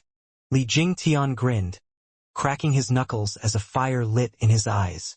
The 3 jerked like mice, waving around in panic. Let's be reasonable. Don't resort to violence. Humph, you old coots, I've already said my piece. One more or less will hardly make a difference. Yet you dare posture before me? It's to the afterlife with you. Zhuofan snorted. The three jerked and bobbed their heads like cute children. Holding out the gourd, Zhuofan watched them each swallow a bloodworm. And so, easy peasy lemon squeezy, Luo clan gained 3 more Radiant Stage Elders. Though Zhuofan didn't give a flying fig about them, they were of even less value than Yensong, a peak profound heaven expert. But every penny counted, even if those pennies were so thin and corroded that you wanted to throw them. They all had their use sometime, in the long future. And the newly baked elders? Now they were clued in as to why a die-hard expert like Li Jingtian fell in with Zhuofan. Besides Bloodworm's control, Zhuofan's attitude left no room for dissidence. Esser Zhua. Steward Zhua. Zhuofan's icy tone warned. High Venerable jerked and nodded. Steward Zhua, we have another elder sneaking out to report. He is still close. Should I call him to join Steward Zhua's camp? The other 2 bobbed. The 4 of them were a clique, with 3 of them coerced into working under Zhuofan. The day would come when they'd have to kill their brother. So having the old third join the gang in one big happy family worked out smashingly. Zhuofan shook his head. No need. 1 less won't make a difference.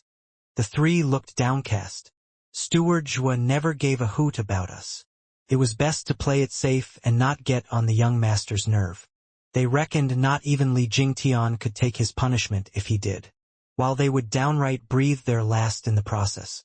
Better wag my tail at every order. Luo clan is a den of monsters. We are 3 Radiant Stage experts here. Yet this young master doesn't bat an eye. Tears welled up again. The fond times of being at the top seem so far away. You 3, the fighting isn't over. Go lend a hand. Zhuofan glanced at the slaughter below and ordered. They shuddered. The fighting was one-sided to begin with, and them going would only speed things up. Zhuofan was having them go for another reason, to make them kill their own disciples. A second ago they were still Hell Valley's venerables, yet in the next moment they were ordered to go kill their own clansmen. It was a little hard to take. Steward Zhua, a man of power should look after the ones below him. How about I try and get Hell Valley's disciples to join the Luo clan? High Venerable looked on pleading. Li Jingtian nodded. It's not a bad idea, Steward. Kill. Zhuofan snapped. Your status in Luo clan is based solely on merit. With no merit, we'll be off with your head. Luo clan does not raises pansies. Success. Zhuofan clearly wanted Hell Valley dead to the last man, dog and weed. If the 3 venerables dragged their feet any longer, they'd soon join the bloody mud. This wasn't as simple as turning coats, but was cutting off any relation with Hell Valley. And these 3 were demonic cultivators, without shame or remorse. Now that they had grasped a lifeline, would they let it get cut over something as insipid as integrity? The 3 swooped in without preamble. They had tried their best to plead the kid's case to Zhuofan. It's not our fault Zhuofan wants us to kill you. Kill brothers. Stand your ground. One tall disciple shouted, waving his sinister saber, pushing back the 5 enemies around. I've already notified the venerables. They will soon provide help.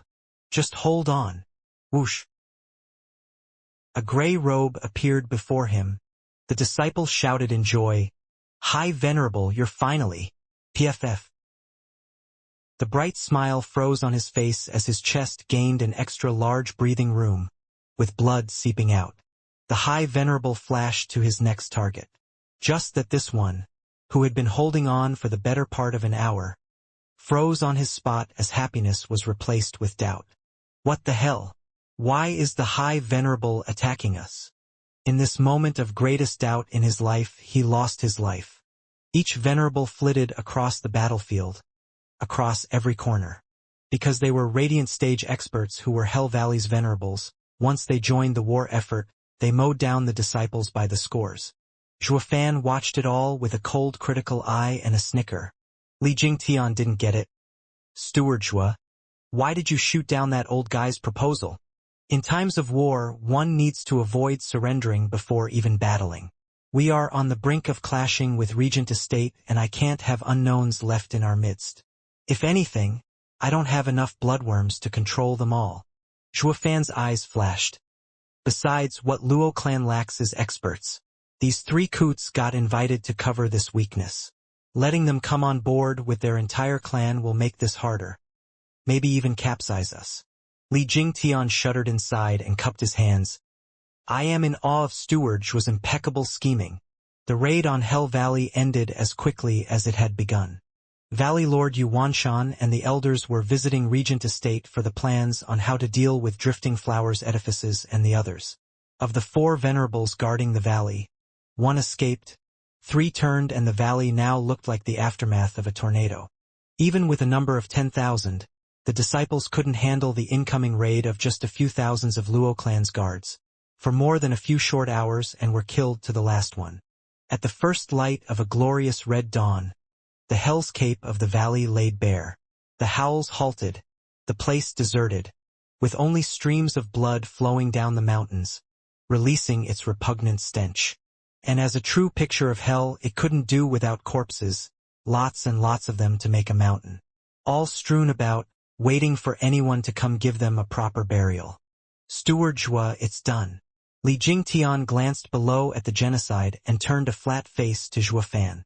Zhuofan spoke after a pause. Take the bodies back to Luo clan. We can now get on to more serious matters. Getting serious? Taking Hell Valley wasn't serious enough. Li Jingtian asked. Zhuofan grinned. Ha ha ha.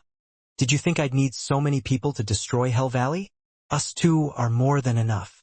Then, Li Jingtian probed. Zhuofan said, desecration.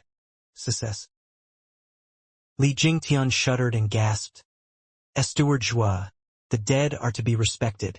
Is your hatred with Hell Valley running so deep that you need to dig up their ancestors? Ha ha ha, you're jumping too far ahead. I never cared a whit about Hell Valley 9 years ago, and it goes double now. Besides, the most people I've killed came from this house. They should be the one hating me to the bone, not the other way around. Then why? Li Jingtian was lost. Zhuofan had a crafty smile. Go to your part while I do mine. Li Jingtian left because he believed Zhuofan's every decision was backed by reason. The Luo clan obeyed Zhuofan's orders to the letter, taking it like any ordinary day back at the job. Only the Hell Valley venerables were jumpy. They had turned their backs on Hell Valley in exchange for their lives and were now forced to do such tasks. Faced with the order of digging up their ancestors, they just couldn't do it. That was where Hell Valley's elders, Valley Lords and Venerables were laid to rest. What logical explanation did the posterity have to dig them up? This is outrageous. The trio were going to see Zhuofan about this. Preach reason, that the 2 clans weren't enemies to such a degree. Li Jingtian saw through their intent and glared. You newbies, listen up and listen well.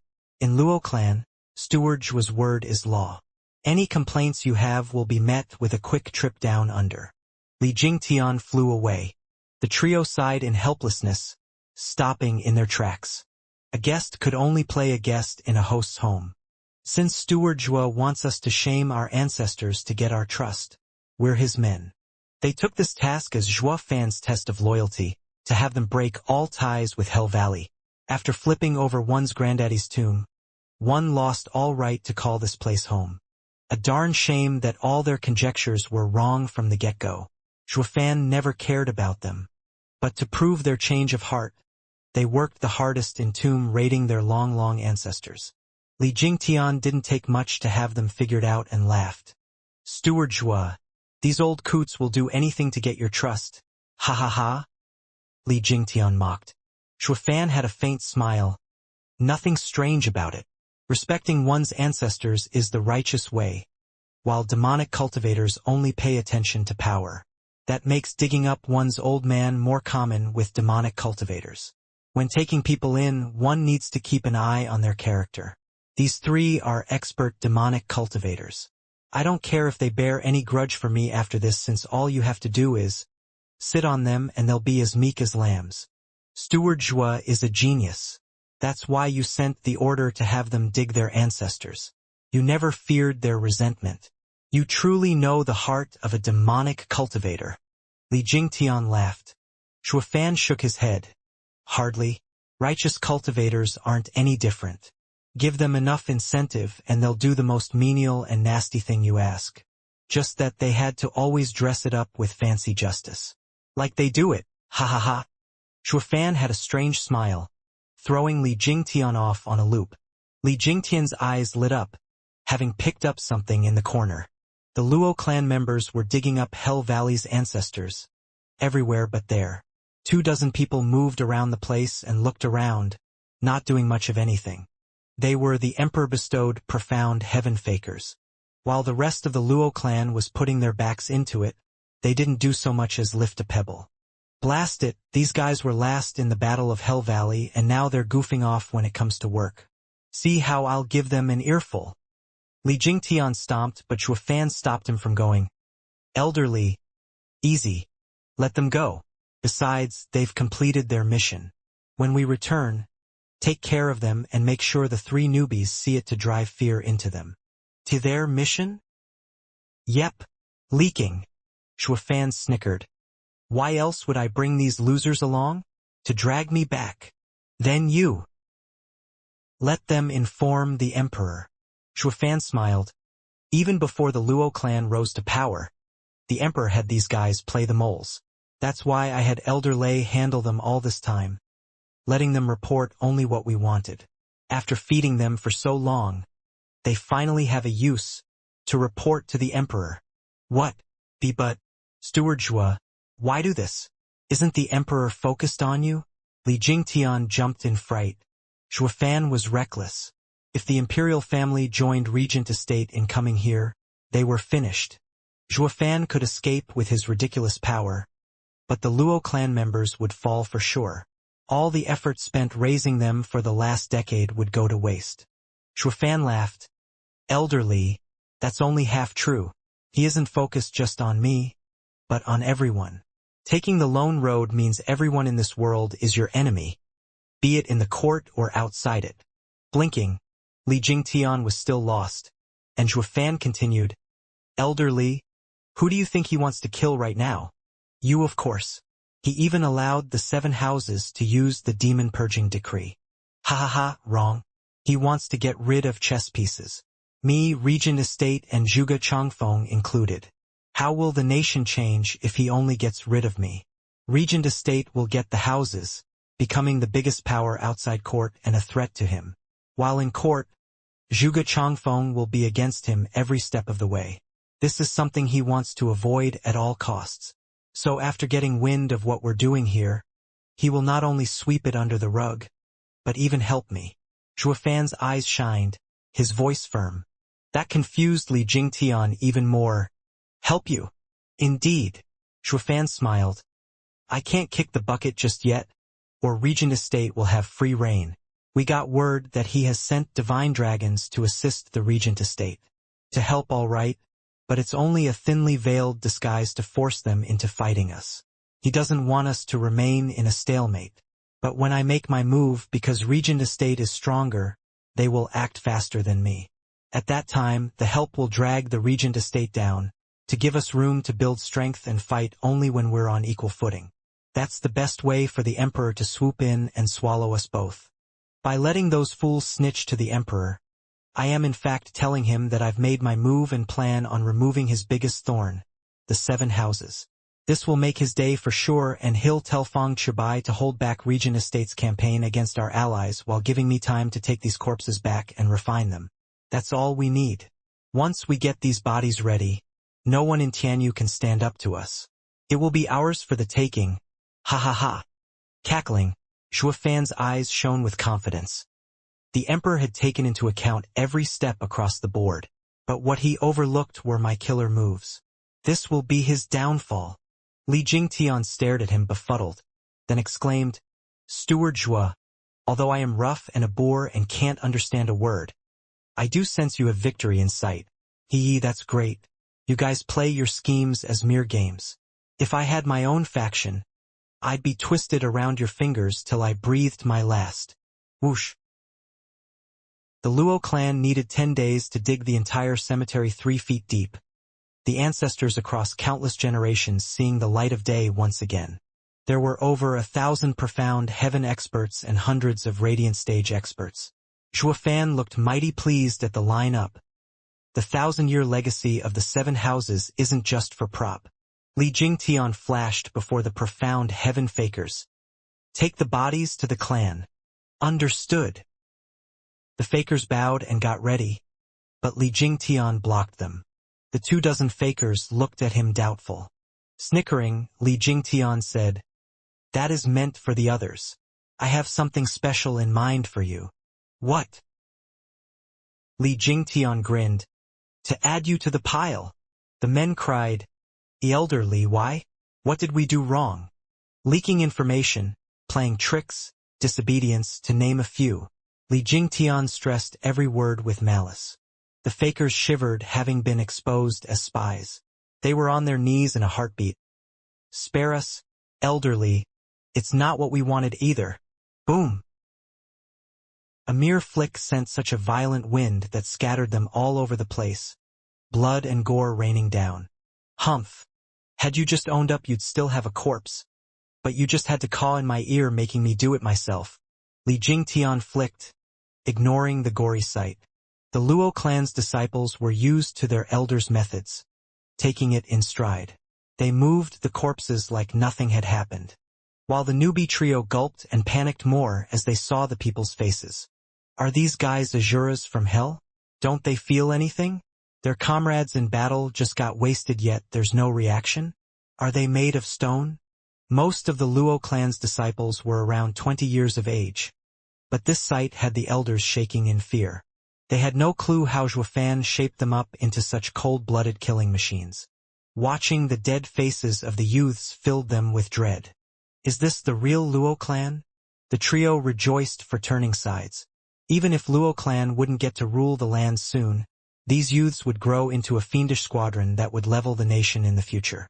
Compared to Luo clan's strong elders, these youths were the most frightening asset. Zhuo Fan isn't normal.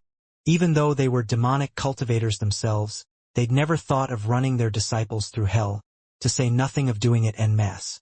Besides fear, the trio now had respect when looking at the distant Zhuo Fan. Demonic cultivators worshipped strength. Zhuo Fan not only had power, but endless tricks, opening their eyes to the true meaning of the term demonic. "You three, listen up." A shout roused the trio out of their reverie. Li Jingtian stared at them and they lowered their heads. "Escort the people carrying the bodies back to Luo clan. Don't mess up. If I find out that you've been up to no good, humph, well, let me tell you, you've taken Steward Zhuo's bloodworm, and in 1,000 miles he can have your heads. Get the picture?" "Yes, totally. Don't worry, elderly. We will never slight this." The three bowed in unison. Li Jingtian nodded and flew back to Zhuo Fan.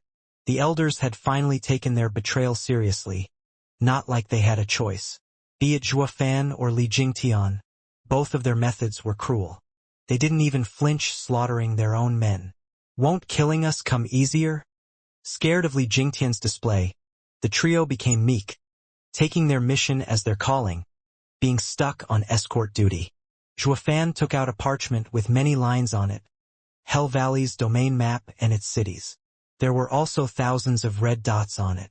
Handing it over to Li Jingtian, he said, "Elder Li, gather 1,000 swift men and have them dig 3 feet on these spots. Also, send word around of our purging of Hell Valley. Have those vassals of theirs crumble in fear." On it. Regardless of doubts, Li Jingtian followed his orders as always. The 1,000-men detachment spread in all directions, sweeping the Hell Valley domain in search of their targets. Zhuo Fan and Li Jingtian began their own search. Beneath a huge tree, they dug up a man-sized clay figure. It looked human yet lacked the feel of one. It also had a natural vibe to it, just like ginseng, yet this one was in the shape of a human. It had closed eyes and withered just like a plant. The more Li Jingtian looked at it, the odder he felt, like this thing in front of him was human yet wasn't. Steward Zhua, just what is this thing? Why haven't I heard of it? Li Jingtian asked. Shuafan shook his head. It is a man, and our clan scout. He had to be buried here for 3 to 4 years. What? Li Jingtian cried. Shuafan explained. Elder Li, you understand the cruelty of wraith art. To a martial fanatic like you, it means nothing, but if those children train in it, well, you know the odds of success are slim at best. Li Jingtian nodded. But do you know what happens to the rejects? Shuafan had a deep look as he regarded Li Jingtian and patted the clay figure. Yes, they turn into this, becoming our ears. Success. Gasping, Li Jingtian looked stunned. The clay doll had no human feel. No matter how he scanned it, it was just not human. Yet it once was. Steward Zhua said just now that it can send information. But how? Shuafan continued. On failing to cultivate the wraith art, one would die at worst, while at best they would have their meridians shattered and live the rest of their life as a vegetable. But the demonic path has a skill, myriad breaths, a soul-cultivating cultivation method, though not without its caveats. Only the soul alone can be trained, turning the vessel into a dried husk. In time, the soul's aura will, along with the body, blend in with nature, turning into this human pillar. Don't take it for just a clay man, when in fact it has a soul stronger than a profound heaven expert's. And with its sublime feel, tuning in with nature itself, not even a radiant stage expert can pick up on it. I had the kids who failed to train in wraith art, train in this myriad breaths and become human pillars. Miss Lei and her team buried them in the 7 houses vicinity, at their doorsteps. Through their souls, they send out the information in a 1,000-meter radius. In this way, it is relayed to our scouts 100 miles away where it is decrypted through another method and safely brought back to me. How else could we have known of Regent Estate's plan to attack our allies? That Valley Lord took his elders to Regent Estate and left his home empty for us to attack? Although Luo clan was late in setting up its intelligence network, we are without a doubt the best in Tianyu. Zhuofan laughed at Li Jingtian's goony look. There is such a magical art in this world? And Steward Zhua used it to gather intel. Looking down at the silent clay man, Li Jingtian sighed. Just who could make such a degenerate cultivation method? What's the point of having a strong soul if you'll end up like this, a frozen husk? This is a life worse than death, living in constant pain. Correct. That's just what this cultivation method offers. A life worse than death. And its creator didn't even train in it. Zhuofan smiled. When that old demon created it, he had his disciples train in it to devour their souls and boost his own. Because of the soul's natural feel, it was easily assimilated. In just 1 year, the geezer entered the radiant stage from the profound heaven stage. In 3, he was in the ethereal stage. You can actually do that? Li Jingtian's sad look turned brighter, drooling at the clay man.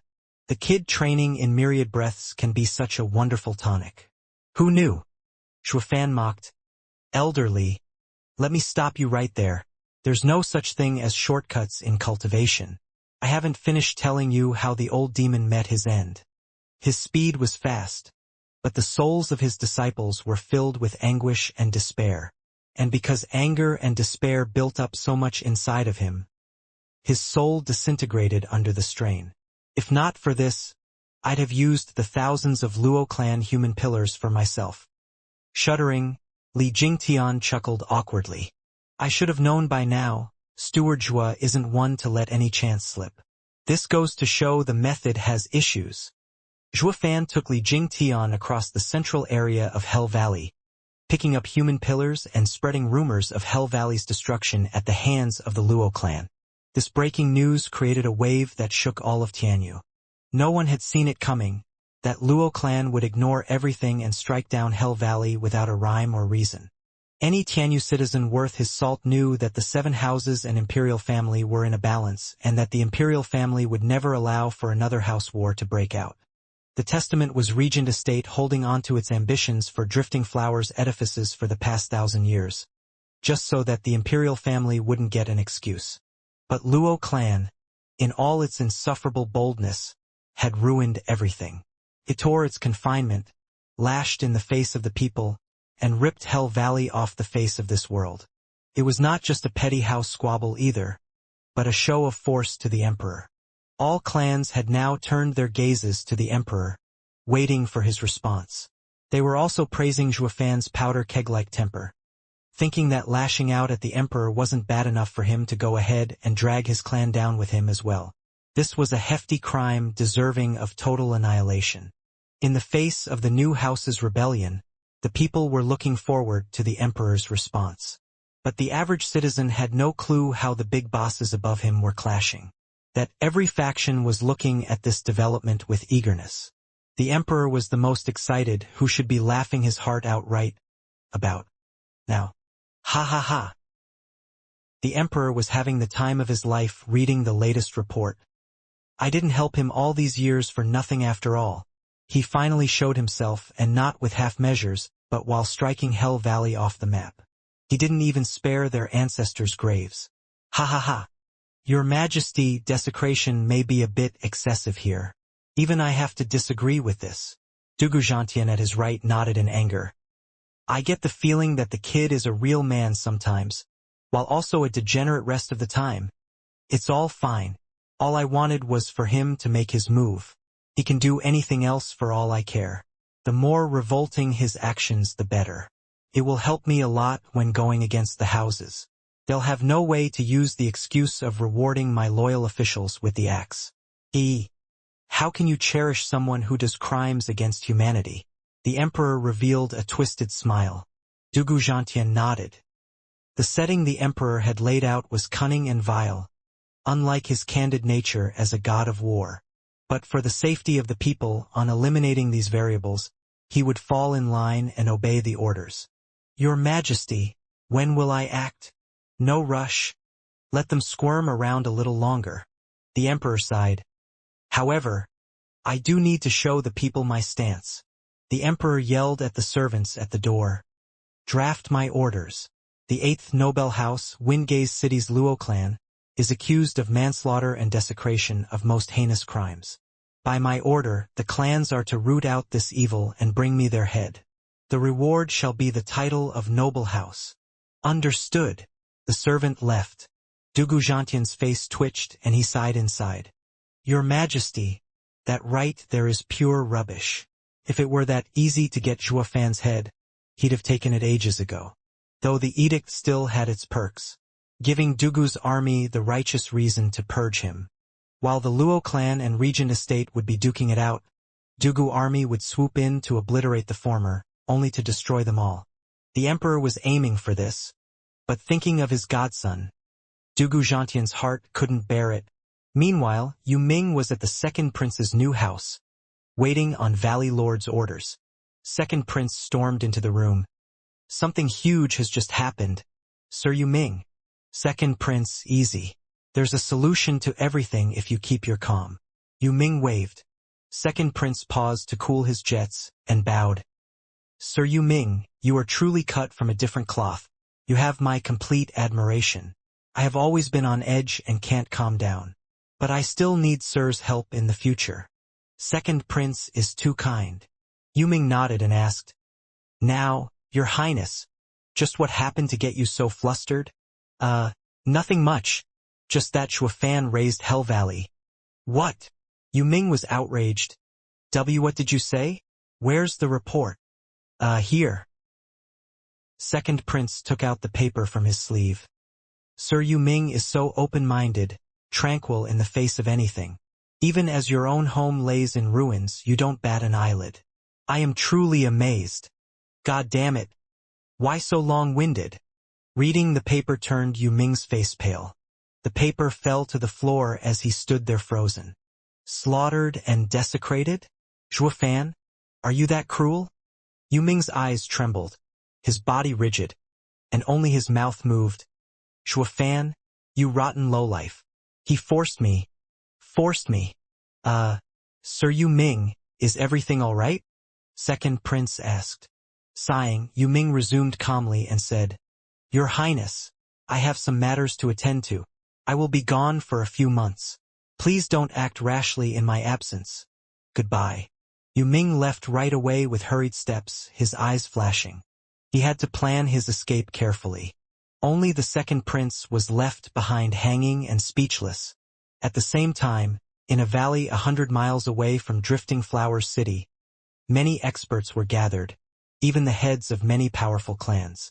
Bam! Yu Wanshan slammed the jade slip into the ground. This is outrageous, Shuafan. I will have you ripped to pieces. What happened, Valley Lord Yu? Huangpu Tianyuan asked. Yu Wanshan panted and cupped his hands. For the first time ever, tears trailing down his face.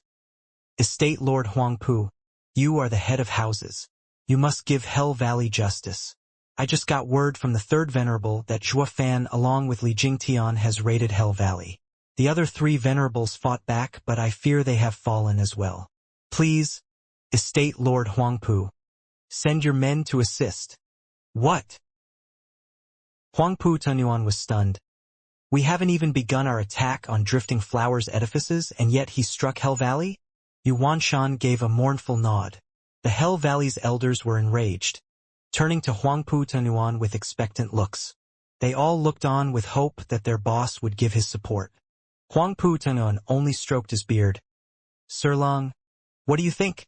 Hell Valley is our ally. Valley Lord Yu is our close friend. Of course we'd go out on a limb to help him. Lung Wuchang shouted. Hell Valley's contingent perked up, looking at him with gratitude. Huangpu Tianyuan looked at him dazed though.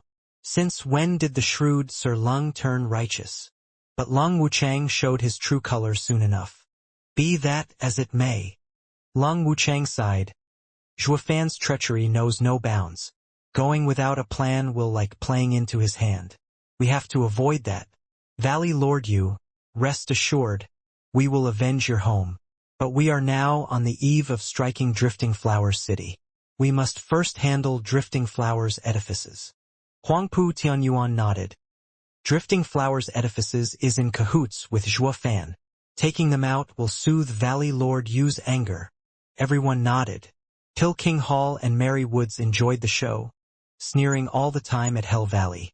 Yu Wanshan was fuming, his face red.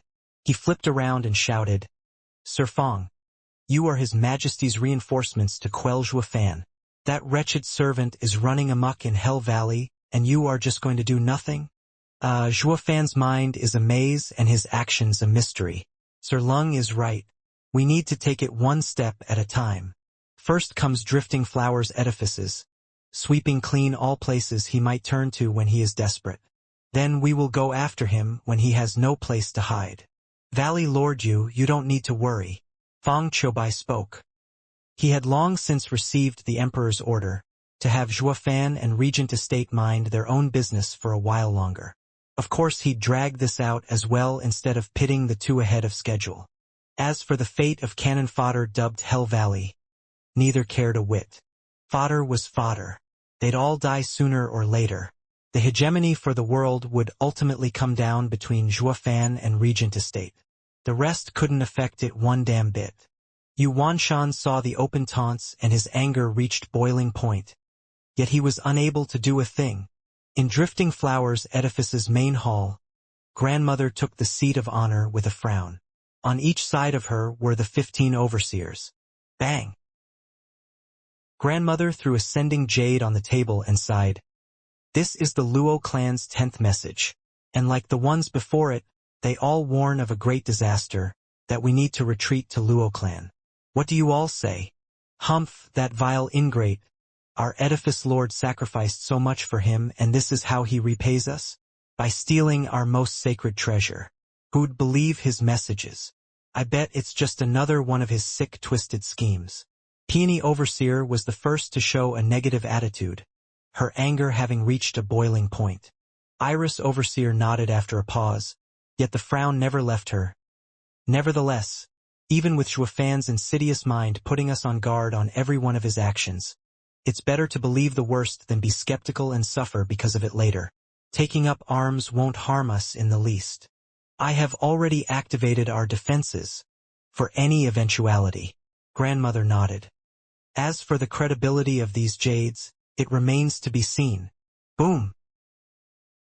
A rumbling sound came from outside, rattling their ears. All overseers looked on in shock.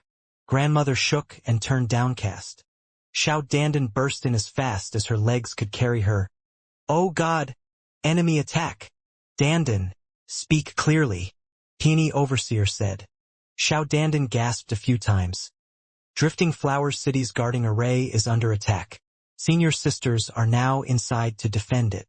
What do we do, Grandmother Master? We're really under attack?" The overseers were incredulous, turning to the jade slip with regret. Zhuofan meant nothing more than to simply inform them by sending those messages. "Grandmother." The 15 pairs of eyes turned to her. She was feeling as much regret as the next woman there. But she couldn't let it show. As the leader, everyone believed her words were always right, even when wrong. Any doubt would cripple their morale and the battle would be half lost from the start. Grandmother flashed her eyes with steel determination, conveying confidence in this great crisis. Confidence she didn't have. Iris asked the 3 venerables to come. "Peony, send jade slips to our allies for help. The rest of you, follow me to meet the enemy. Let's see which bastards dare challenge Drifting Flowers' edifices." Grandmother hammered her staff as she made her way forward with dignity and strength. The others regained their calm and flew out of Drifting Flowers City. Iris and Peony set about their tasks. Only Xiao Dandan was left there pouting. "Didn't he tell us again and again that this'll happen?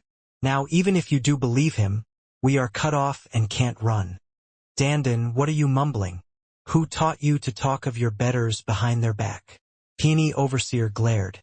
Xiao Dandan retorted. "What talking back? It's the truth. We got a clear warning for 3 months that this was going to come. You know nothing." Peony Overseer barked. "Don't you know who Zhuofan is? He even stole Bodhi root from us. How can we trust him? How can we be sure it's not another trick? But it was Yen Fu who told me. He'd never lie to me." Xiao Dandan was stubborn. Peony Overseer shook her head. "You brat, Yen Fu was never good to begin with. Now that he's with Zhuofan, he's even worse. No matter how sincere, he needs to first prove that Zhuofan had nothing to do with it, that it wasn't false. You think I don't know where you'd been running to these months? Besides bringing the 10 sending jades, you still have 28 more love letters from that kid. How can a pure girl like you be like this? Have you no shame?" Xiao Dandan blushed and huffed. "That's beside the point. They have been giving us real information all along, yet you always second-guess his intentions, thinking there's a plot where there's nothing. You silly girl, you've been growing bolder, I see, to talk back to your master. My lessons haven't been thorough enough, it seems." Peony Overseer was at a loss and blushed with shame and anger. Xiao Dandan ran away with Peony Overseer on her heels. Their mission forgotten. Grandmother took her overseers outside and gasped at the sea of black. Leading the army were Hell Valley, Mary Woods, and Pill King Hall's lords. Against such a lineup, even with the home field advantage, Drifting Flowers' edifices array would be under immense strain. Gulping, Grandmother grew anxious. The overseers were scared out of their minds, shaking all over. Yuanshan's side laughed. "Grandmother, we 3 vow to take Drifting Flowers' edifices. Surrender now. Cease these needless hostilities and there won't be casualties." Yuanshan held his head high. Grandmother squinted. "Valley Lord you, what's the meaning of this? Have you forgotten Tianyu's laws? The 7 houses are banned from engaging in civil war, marching towards Drifting Flowers' edifices with such fanfare. His Majesty will hear of this and will exact punishment." Grandmother's speech was full of dignity and logic. But Yuanshan laughed harder, his mocking gaze thicker. Old hag, why else would we be here in the first place? It's all by His Majesty's leave." Yuanshan shouted. "There's no one out there coming to help a bunch of broads. Ha ha ha. What?" Grandmother was incredulous. Keeping the 7 houses in check had been the imperial family's policy since the dawn of the empire. How can they change tactics, letting the land devolve into anarchy? "Impossible," Grandmother refuted. "What crime could we possibly have committed for His Majesty to treat us so, to let you attack us? Ha ha ha, old crone, don't play dumb. Who doesn't know of your ties with that wretched spawn Zhuofan? With the mess he made in the imperial palace, he is the nation's #1 criminal. And with your connections, you aren't far behind either. At Yuanshan's cackle, grandmother shuddered and sighed. Zhuofan raised us and now he crushes us. While Zhuofan was on his power trip, Drifting Flowers edifices had never been safer. But now that Zhuofan had become the national enemy, the others used this excuse to get to Drifting Flowers edifices. Their 1,000-year-old legacy would lay in ruins. Was it truly the right choice to have an alliance with Zhuofan? Much good did that thinking do at this point. All they could do was buy time for their allies to come help. Grandmother flew up and shouted, "If you want to destroy Drifting Flowers edifices, then come. I will face any contenders. Ha ha ha. I've heard so much of the Lady of Steel and have long wished to try you out." Yuanshan flew forth, covered in gray energy, letting out eerie cries of infants. Hatred and grief filled the sky, sweeping grandmother in its clutches. With the shrieks of agony, malignant specters made of anguish bit at her. Hell Valley's profound ranked martial art, demonic face seal. The hearts of the overseers were in their throats. Demonic face seal was a soul attack, creepy and powerful. Grandmother had no power against it. Yuanshan laughed, finding victory in his grasp. It was then that a glaring white light flashed. The howling sea of agonized faces came to a halt as ice spread all over them. They cracked to pieces, pulverizing the demonic faces, leaving room for grandmother to walk out and send Yuanshan flying with a palm to the chest, and leaving behind a scarlet trail. PFF.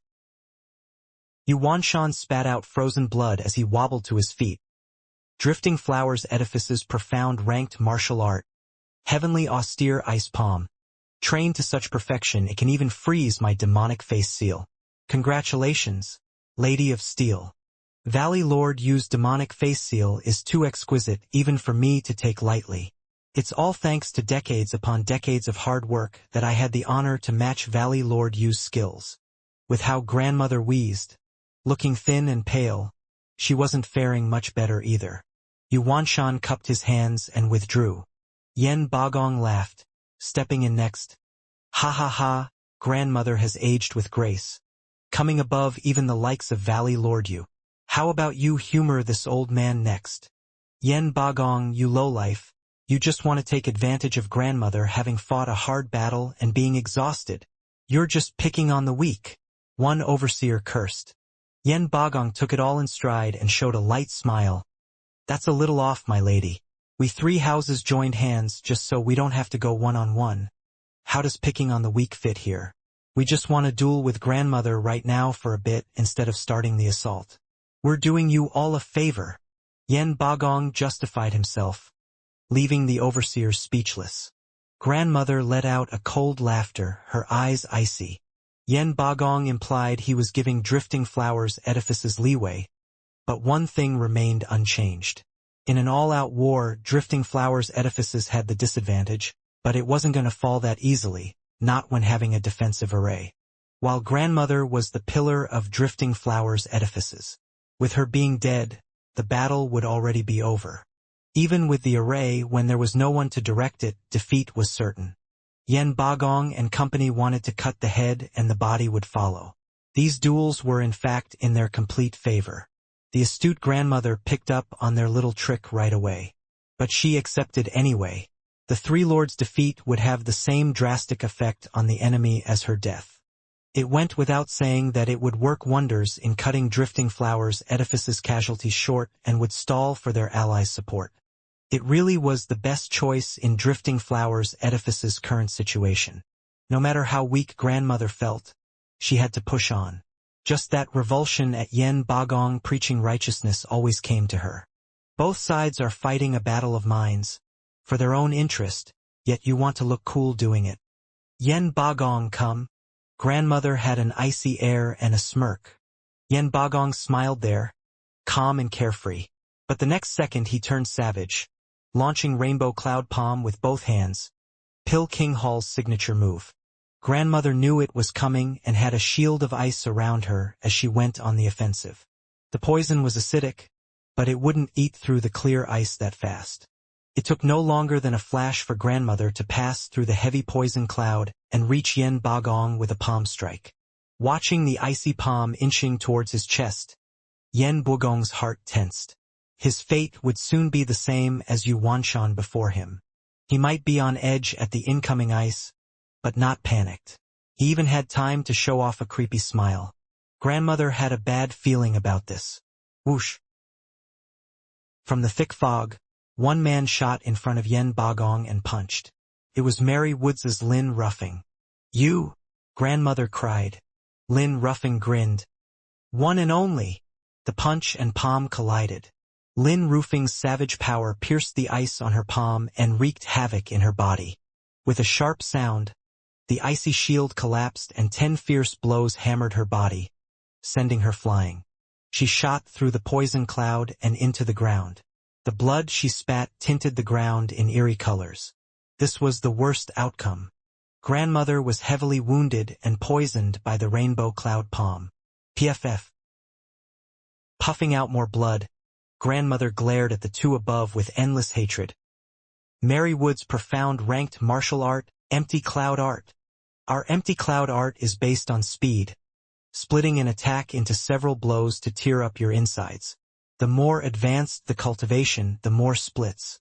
You may have ice protecting you, but not even that can block all of them. I have managed to unleash 20 splits. Ha ha ha. Lin Ruffing laughed in pride. The overseers rushed at grandmother's side, giving a hateful glare at the two lords above. "You no good two-bit filthy scumbags. Is that how a house lord acts nowadays? Stabbing people in the back? Oh no no no. Didn't I say that already? This is a coalition of 3 houses. Anything goes. Besides, us two work great together and we haven't even surrounded you with our forces yet. What's wrong with that?" Yen Bagong snickered. The women's eyes spat fire from all the rage boiling in their hearts. Grandmother panted, finding it hard to even speak. "Take me back now." Yen Bagong snickered. "You won't get away that easy." Tack. Their head is down. It's the perfect moment to take them all down. Understood.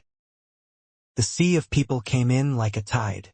The overseers rushed to get grandmother back to safety.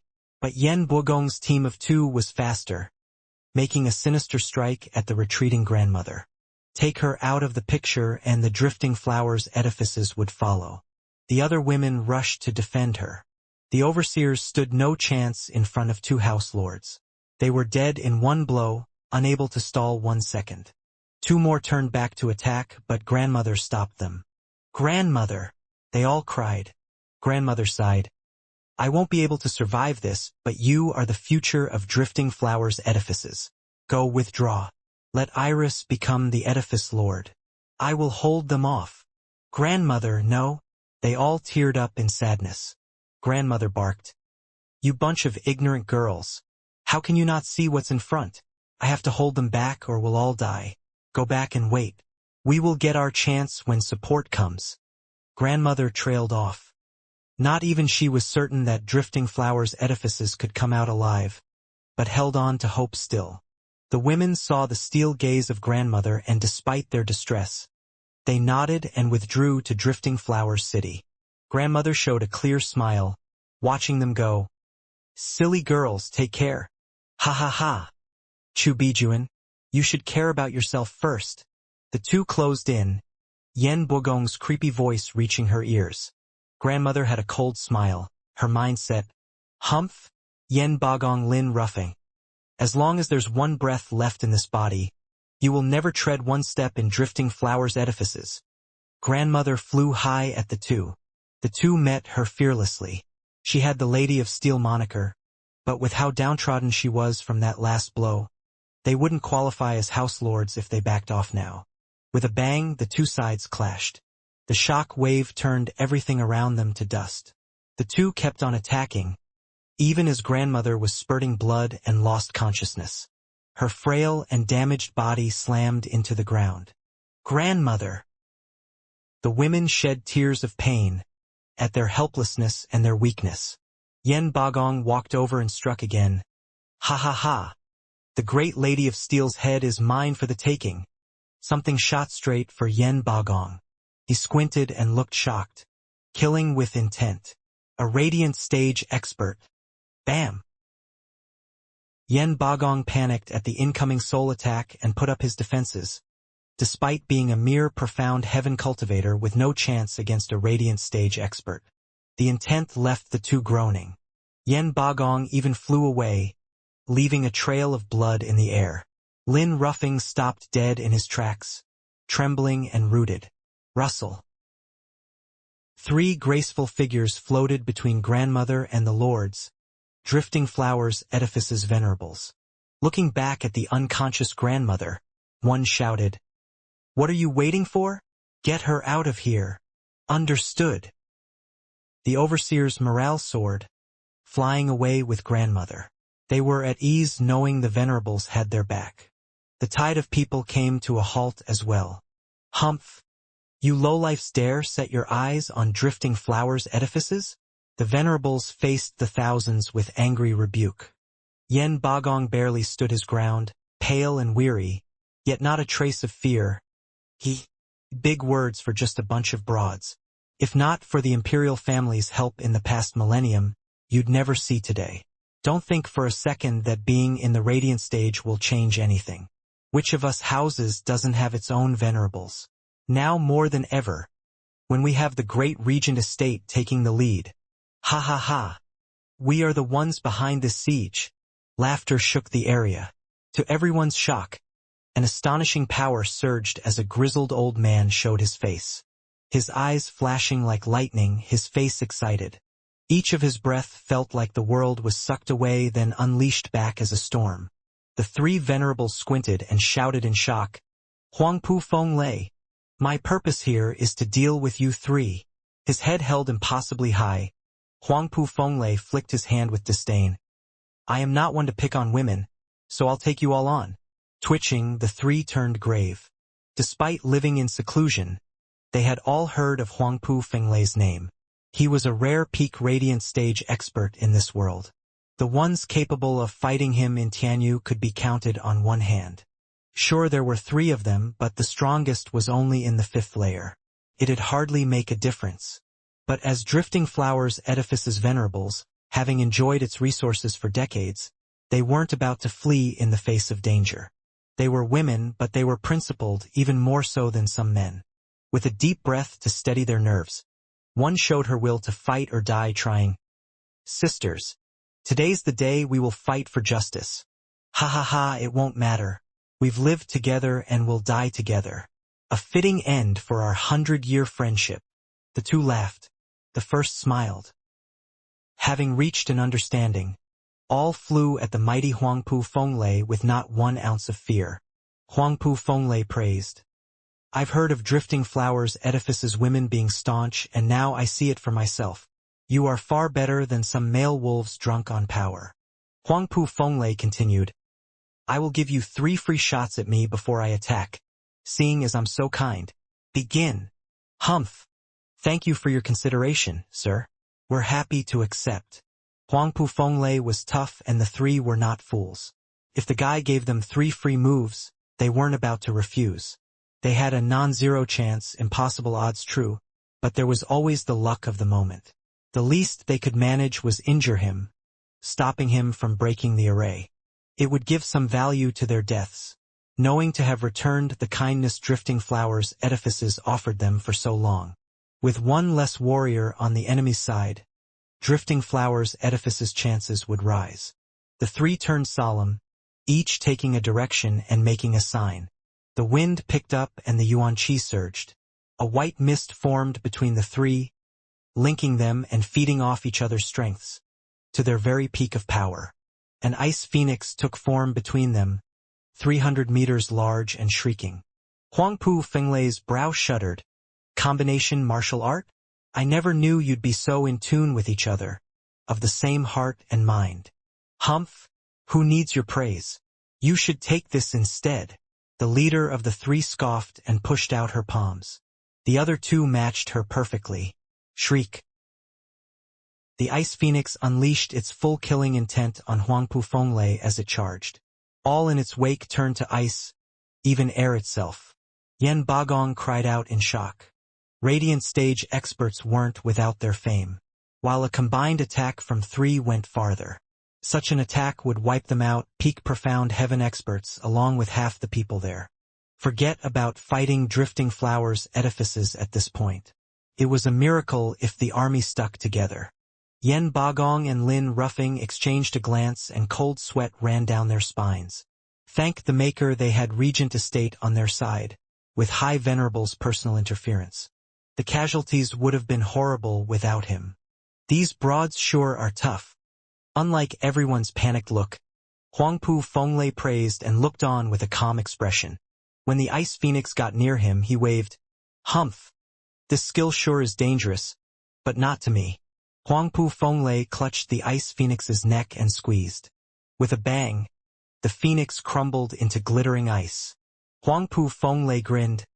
First, the ice fragments released an unbearable coldness, unleashing a frosty wave straight towards Huangpu Fenglei.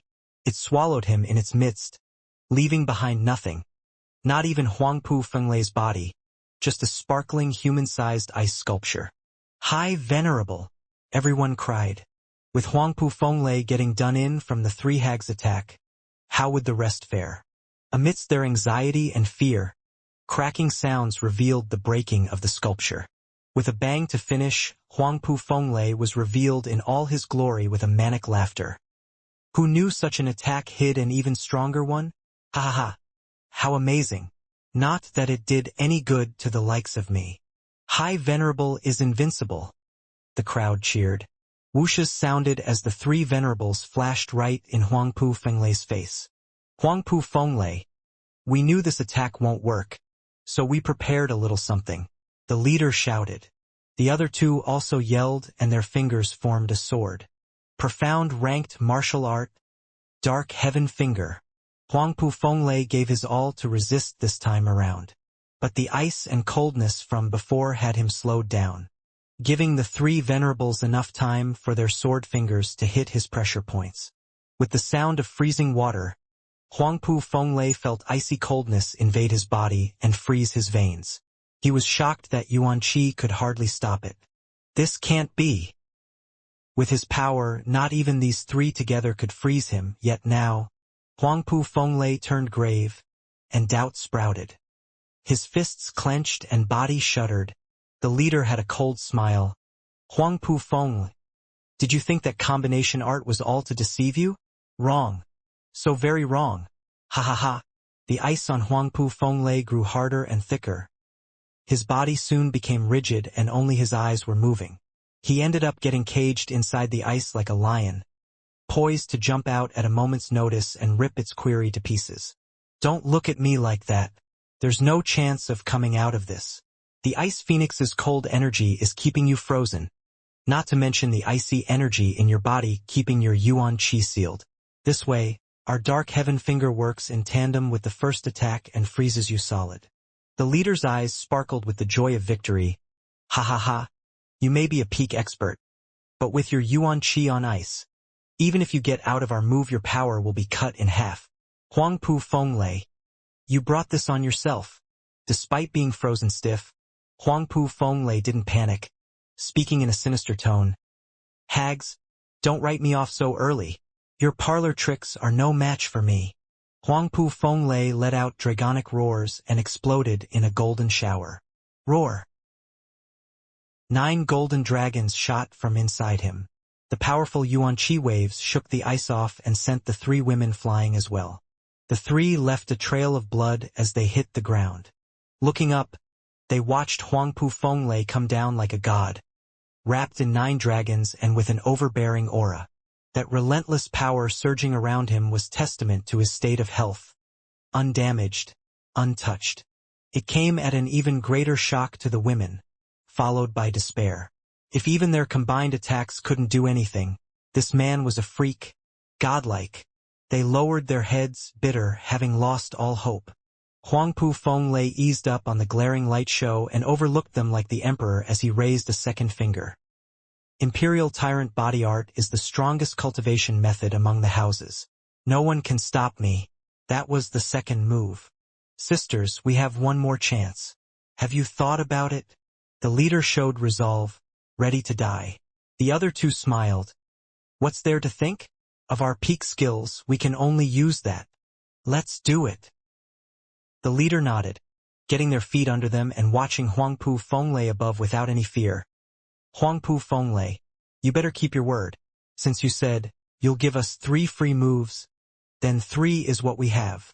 Of course, my word is my bond. But what could you possibly come up with that can work? Humph? Huangpu Fenglei snorted. The leader was calm.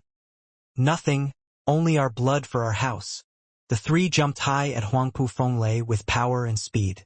Huangpu Fenglei frowned, unclear of their aim. What other combination art are they using? Why can't I sense anything? The venerables took 3 directions around him and shot their palms forward. With 3 sounds, the palms impacted Huangpu Fenglei's perfect body, without so much as a scratch. Huangpu Fenglei just took it like a champ, with arms crossed. He looked at them curious. Is this your final move, a palm? There was not even a skill behind it. There's no way you can harm me with that. You've lost your last chance. Ha ha ha. Thank you, Sir Huangpu, for giving us these free moves. But this palm is only half of it. With an odd smile, the leader made a sign. The other 2 followed. Huangpu Fenglei was puzzled. Do they want to use some super secret art? But why did that sign feel so familiar? He shot his eyes wide open and cried, Self-destruction. You! This is our last move. Death before dishonor. The women grinned. Huangpu Fenglei was scared silly.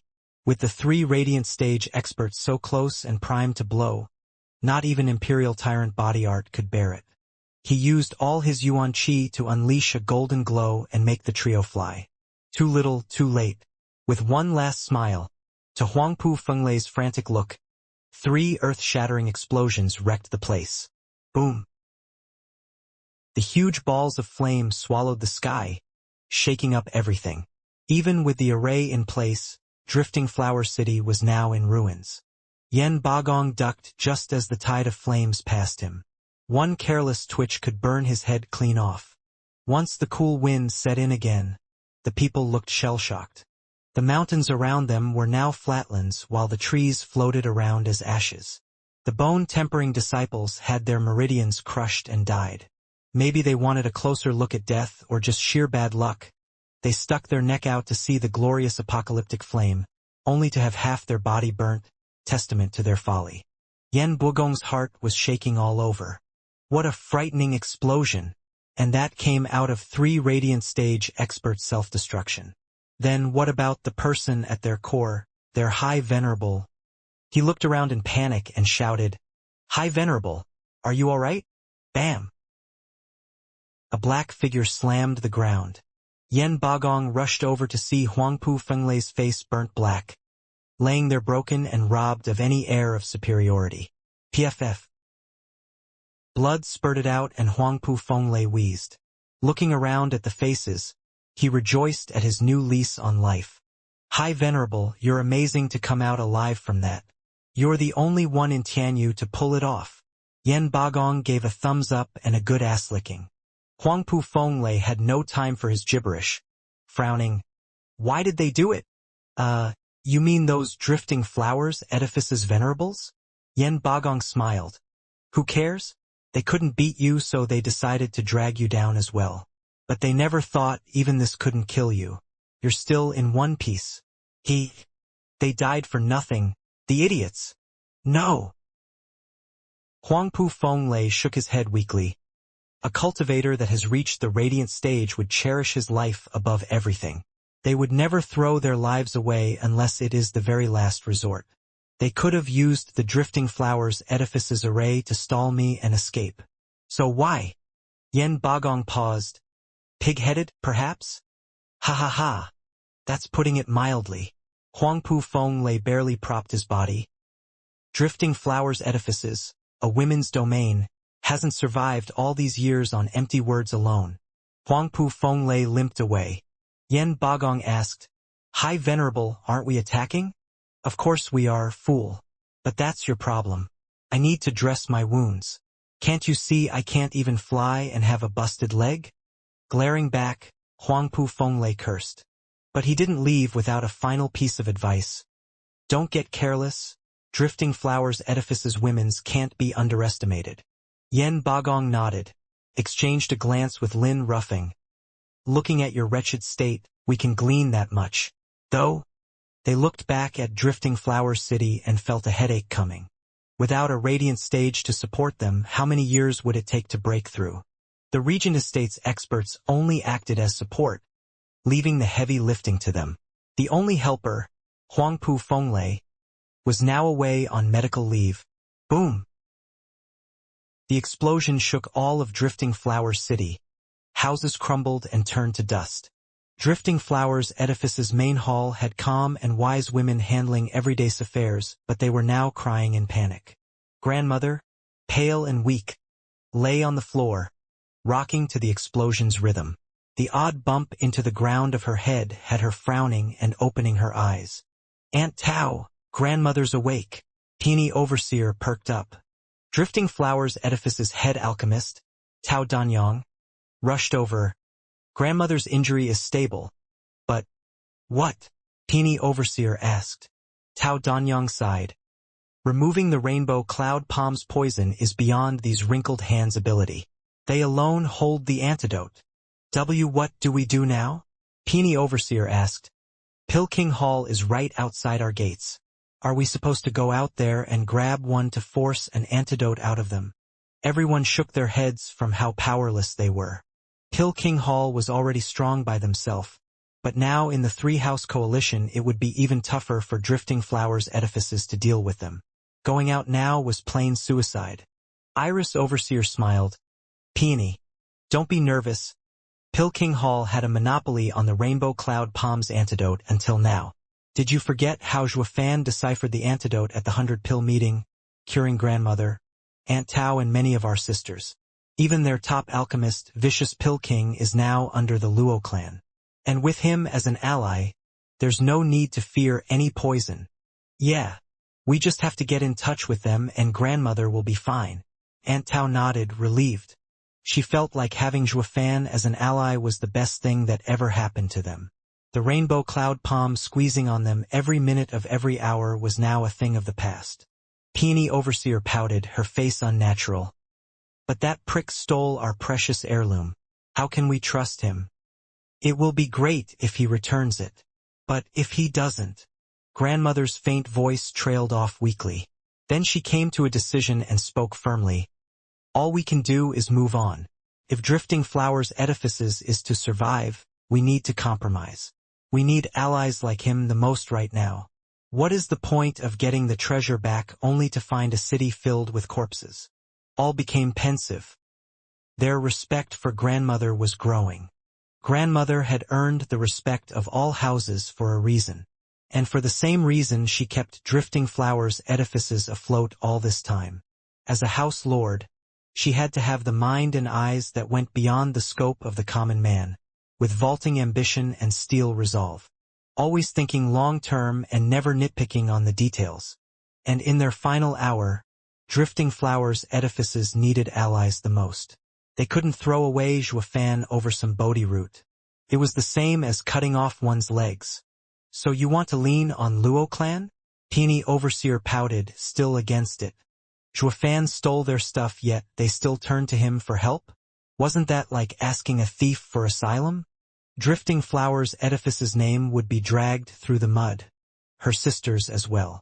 Grandmother smiled in reply. Yes, Zhuofan had made us a promise back when he was in trouble. We can rely on him. Now that he is one of the big players, he is our support. It's all just a repaid investment. Ha ha ha. Peony, you usually go off the deep end and are frank. You are kind at heart, but not suited to be the edifice lord.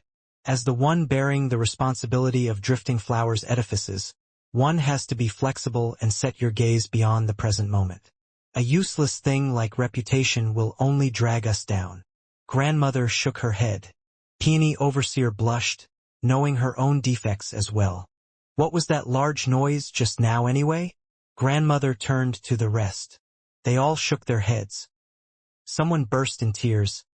Grandmother, overseers, the three venerables. What about the venerables? Grandmother asked frantically. Sniffing, the girl wailed. The venerables self-destructed to deal with Huangpu Fenglei. What? Grandmother shuddered, then spat blood, tears streaking her face. Grandmother! The others panicked. Grandmother waved them off. It was my mistake to lead them to their doom. If only I heeded the Luo clan's warnings and retreated, they would have been alive and wouldn't have died in vain. Grandmother, the only one to blame is Zhuofan. He betrayed our trust first. We could never overlook this transgression, Peony Overseer advised. Grandmother shook her hand, talking after a pause. The three venerables' death is on me, but we can't bicker over Drifting Flowers Edifice's calamity. What about Huangpu Fenglei? What's going on outside? Grandmother, Huangpu Fenglei is badly hurt and has withdrawn from battle. Yan Bagong and the others are attacking our barriers while sisters are pushing them back. They can hold on for the time being. Regent Estate's High Venerable? What about the Regent Estate itself? Grandmother asked. The girl shook her head. Grandmother, there's no sign of them. That means Regent Estate isn't involved. Grandmother squinted. Overseers, join the defenses and never attack. Only resist. Guard Drifting Flowers edifices and wait for our allies. Understood. Everyone bowed. Meanwhile, Yen Bagong, Lin Ruffing and Yuanshan attacked the city for 3 months. Although Three Houses United was a force to reckon with, Drifting Flowers edifices' defenses were like a steel wall. Even after all this time, they had only punched through 26 barriers with dozens more to go. How many years would that take? For God's sake, I should have just brought all my venerables. Lin Ruffing panted, peering over the city and at the mountain in the distance. What the hell is Regent Estate and those rotten divine dragons doing? They decided on this attack, yet now they are taking the back seat while we risk our necks. What's so scary about Drifting Flowers edifices anyway? If we'd all pitch in, it'd be over and done with by now. Calm down. Yuanshan advised. Sir Lung said we're baiting the aid. While we have Drifting Flowers edifices on the ropes, they'll attack the reinforcements. I heard Veiled Dragon Pavilion and Sword Marquis Abode's forces have been beaten back many times already. Humph, Regent Estate can handle those guys with a modicum of effort. What's the point of having all of them in the back as support? Lin Ruffing mocked. Yen Bagong shook his head. House Lord Lin, don't say that. They aren't much hassle, true, but what if Zhuofan comes? Rumble. Lin Ruffing's face fell and his voice was cut off. On the day of Luo clan's ceremony, they all witnessed its power and glory. Besides the abomination dubbed Zhuofan, they had 10 elders, each stronger than the next, violent and savage. Not even Regent Estate wanted to pick a fight with them. Lin Ruffing waved his hand. Let's just keep attacking. Yuanshan and Yen Bagong chuckled inside. Yuanshan slapped his chest in full confidence. Worry not. The city will soon fall. My 3 venerables are coming in 2 days. With Radiant Stage experts clearing a path for us, their guarding array will be no obstacle. Yuanshan beamed with pride. Want to break Drifting Flower City? Only we can do it. Yen Bagong snickered. With Valley Lord use home a wreckage, you don't need Radiant Stage experts to defend it. While our men are just too homesick to leave, ha ha ha. Lin Ruffing mocked. Yuanshan's face fell. Cut him deep, each time he was reminded of the ruined Hell Valley. What he wanted was to get merit in this battle and earn Regent Estate's compensation. But Lin Ruffing and Yen Bagong, the bastards, had to poke where it hurt. Humph, you'll see. Zhuofan will take good care of your shacks just as well. We'll see who's laughing then. Yuanshan's mind was filled with malicious curses. Sir Lung, any updates? In a quiet little room, Lung Wuchang was sitting at a desk deep in thought when Huangpu Dunuan came in laughing. With Drifting Flowers edifices under siege for 3 months now, small fries keep on coming. So boring. When will a big fish bite anyway? Sir Lung, what do you reckon that big fish is planning right now? After a bow, Lung Wuchang sighed. Estate Lord. Our plan and reality do not match, I'm afraid. Where exactly? Huangpu Tianyuan asked. Lung Wuchang spoke. Our main plan to bait the aid involved faking an attack on Drifting Flowers edifices to draw Zhua Fan out. With Estate Lord's 9 dragons diamond body, we'd catch Zhua Fan by surprise and finish him off in one swift blow. However, what? Huangpu Tianyuan asked impatiently. Lung Wuchang shook his head. The way it has played out is that we've fallen for it. What? How? Huangpu Tianyuan jerked. Lung Wuchang said, by being a borrowed knife. Unsettled, Huangpu Tianyuan eyed him. Lung Wuchang explained, it may be that we predicted Zhua Fan's aim all wrong. His vision is far wider. We thought he would protect his allies to secure his power. But with Drifting Flowers edifices under siege for months yet there being no sign of Luo clan, it goes to show that he has abandoned them.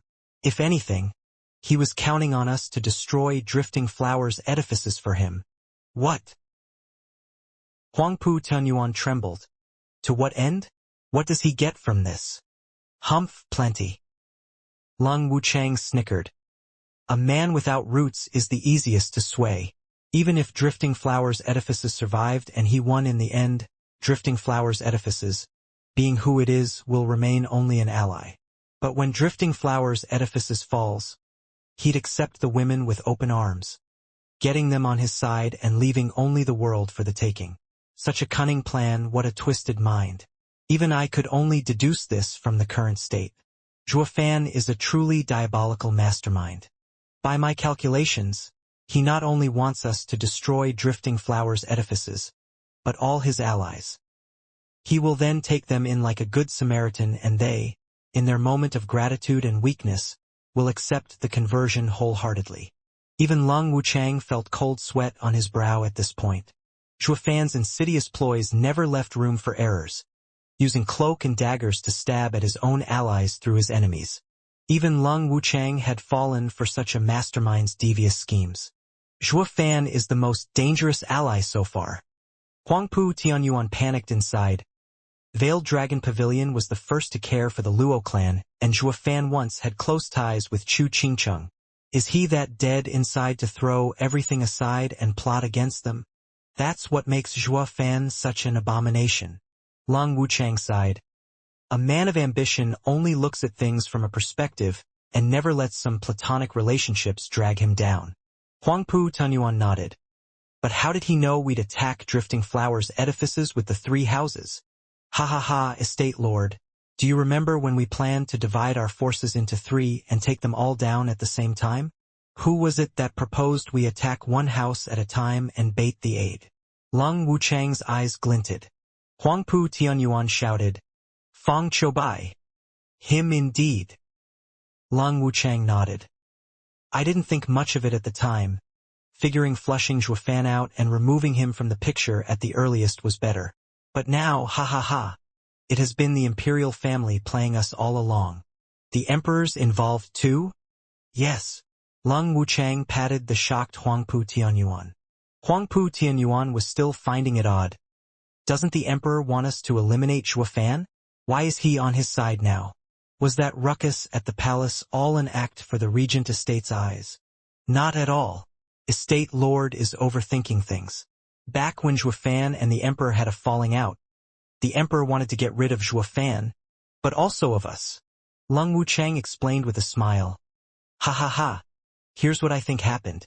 The emperor had divine dragons come to us as helpers but used them to find our plan of attack on Drifting Flowers edifices and gave it over to Zhua Fan.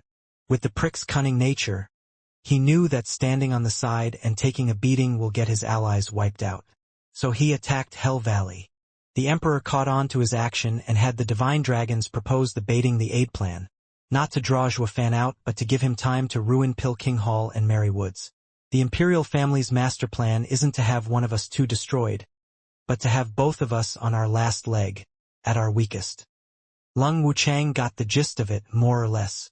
Except for one thing. It was Zhua Fan's intelligence network that got wind of their plans and it was him cueing the emperor in, leaving the imperial family to be one step behind. Zhua Fan had complete control of the situation across the board. something the imperial family never intended to happen. But it wasn't something one could hold against unwanted contriver, since the human pillars were a super-secret art from Zhua Fan's endless bag of tricks. Even if he smashed his head and combed through the gray matter, he'd still not figure it out. Figuring as much as he did was quite commendable, though. Sighing, Huangpu Tianyuan nodded. Damn the emperor and his sharp mind. Just how can I take advantage of you? What's the point in staying here then if Zhua Fan is a no-show? Men, everyone go back to Drifting Flowers edifices and capture it in one move. We'll then handle Veiled Dragon Pavilion and Sword Marquis abode the same way. We just have to be faster than Zhua Fan. Catch him when he's down, then take the emperor's head. Not so fast. Lung Wuchang said, Estate Lord, we have to follow the emperor's intent. Or instead of watching from the sidelines, he'd see Zhua Fan weak and help him from the shadows. That's the worst outcome for us. What's there to fear? With my 9 dragons' diamond body, the world. It is for this reason that we need to exercise caution. Lung Wuchang cut him off. Your secret is to deal with Zhua Fan. If it comes out now, he'll place some counters and we'll have an even harder time dealing with him. Estate Lord, don't you want to take in these vagrants? Huangpu Tianyuan showed a wide smile. Sir Lung, you mean, Zhua Fan's scheme is groundbreaking and ingenious. Why not apply the same idea to our side? With a sneaky smile, Lung Wuchang continued. He wants us to help him get his allies in line, and that's what we'll do. But won't he help us getting our own allies as well? Hell Valley's people are already homeless and can only turn to Regent Estate for shelter. That only leaves Pilking Hall and Merry Woods. Estate Lord only needs to seize this chance to subdue them and their lands for the future. Isn't it a shame to let such a prime chance go? Huangpu Tianyuan cackled. Sir Long, you're saying we should thank Zhua Fan for giving us such a wonderful idea. We'd never thought such an ingenious trick can get us all the 7 houses and without any bad blood between us either. Ha ha ha. You should show your thanks by leaving his corpse intact. Lung Wuchang smiled. Huangpu Tianyuan laughed.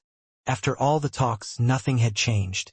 Regent Estate's experts were still lazily waiting for the baiting the aid to catch something, and Huangpu Tianyuan's 3 allies were still working their asses off attacking Drifting Flower City. A few more days later, however, Drifting Flower City was still holding solid, but with heavy casualties. 7 overseers had died as well. The defenses wouldn't hold for long if this kept up. Whoosh! In their moment of great despair, a green jade slip flew into Grandmother's hand. Grandmother laughed. It's from our allies. We're saved. Hope blossomed. Grandmother scanned the jade slip and froze. With a crack, the jade scattered into pieces on the floor. What's wrong, Grandmother? Everyone cried. Grandmother sighed. It is a message from Pavilion Lord Long. Regent Estate has indeed assisted in our siege. But instead of helping Hell Valley and the others, it is stopping our reinforcements. Pavilion Lord Long's side has suffered heavy casualties and was forced into retreating. We're on our own. What? The women shook their heads in grief. They had held on so far, hanging on to the hope that help was on the way. But with even their support under heavy attack, they had sunk into the pits of despair. They could hold on for just a few short months before they would be breached. Drifting Flowers edifices was hanging by a thread. Everyone sighed, feeling death closer than ever. Grandmother's eyes flashed with determination. Overseers, split into 5 teams and break out tonight. We will meet again at Flying Cloud City 1,000 miles away. Grandmother. I know this is dangerous, with a high chance of being wiped out, but it's better than sitting around for the axe to drop. We still have dozens of defenses in effect. They will never expect us to make such a risky move. Breaking through is our best bet. If we wait any longer, they'll raise their guard. Grandmother squinted. The others nodded. It was the most dangerous yet most promising course of action. Waiting any longer would have even this chance robbed off of them. The overseers bowed. Understood, Grandmother. The moon hung high in the night sky, with a seldom cloud marring its glow every now and then. Outside Drifting Flower City, The disciples of the three houses withdrew after a long day of work, leaving a few hundred guards. One overseer took its 1,000 disciples under the cover of the night outside the city. They moved fast, like panthers, and were upon the unsuspecting guards in seconds. Dash. The guard's cry was cut short at the swipe of a drifting flowers edifice's disciple's blade across his neck. His eyes were still wide as he hit the pool of blood on the ground. Drifting flowers edifice's disciples split in teams of 3 to 5 members, robbing the lives of guards and ensuring the success of this mission. Slip-up was bound to happen at some point regardless. A guard threw a jade slip into the air. The jade slip exploded in a shower of light, revealing the shadows in its glaring display. The overseer shouted, "We've been spotted. Sisters, forget everything and just attack. Charge!" The 1,000 disciples rushed together towards the garrison of the three houses as they shouted. The house lords were out at the first sign of warning, guiding their disciples. Seeing it was just 1,000 people coming at them, they relaxed. That's it? These broads make a night raid with 1,000 warriors? That's not nearly enough to get us warmed up, ha ha ha. Lin Ruffing disdained. Yen Bagong nodded with a smile. True. With only some average overseers in the lead, what can they do even if they reach us? Since when did that Chu Bijuan shrew turn senile? You should send more people if you want to attack. These few are of no use. And what if they have different plans? I intend to capture an overseer and wring it out of her. This'll be some nice and easy merit. Yuanshan's eyes glinted. The other two nodded inside. Yuanshan sure makes sense. They both charged as well. With their level, this would be a walk in the park. Yuanshan snickered in the back, carefree. Bam! Lin Ruffing was the first to arrive with his uncanny speed. A single palm had the overseer flying and heavily wounded. Lin Ruffing snickered, glancing at Yen Bagong coming over with cocksure attitude. Ha ha ha! It looks like the credit is all mine. Humph, of course it comes easy to you when you run faster than a hare. As for how much credit you get, it remains to be seen. Yen Bagong smiled. Lin Ruffing brushed his remark off, grabbing the woman. Merit is merit either way. Ha ha ha, lass. Why are you attacking at night? The overseer merely held her head high, watching the moon.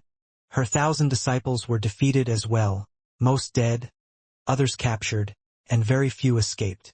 Lin Ruffing's hand tightened and flooded her body with yuan qi. The woman's brow creased and sweated from the unimaginable pain, but she still didn't make a peep. Humph, you sure are tough. Let me relieve you of a hand first. Lin Ruffing shouted. The woman was still moon-gazing. Lin Ruffing was pissed, but Yen Bagong stopped him before he got to any cutting. Ha ha ha, House Lord Lin. This girl is an overseer. Standard interrogation won't work on her. I have with me 100 ant pill. It will feel like thousands of ant bites all over the body. Such pain and torment is worse than death. Can I give it a try? Humph, you rotten geezer.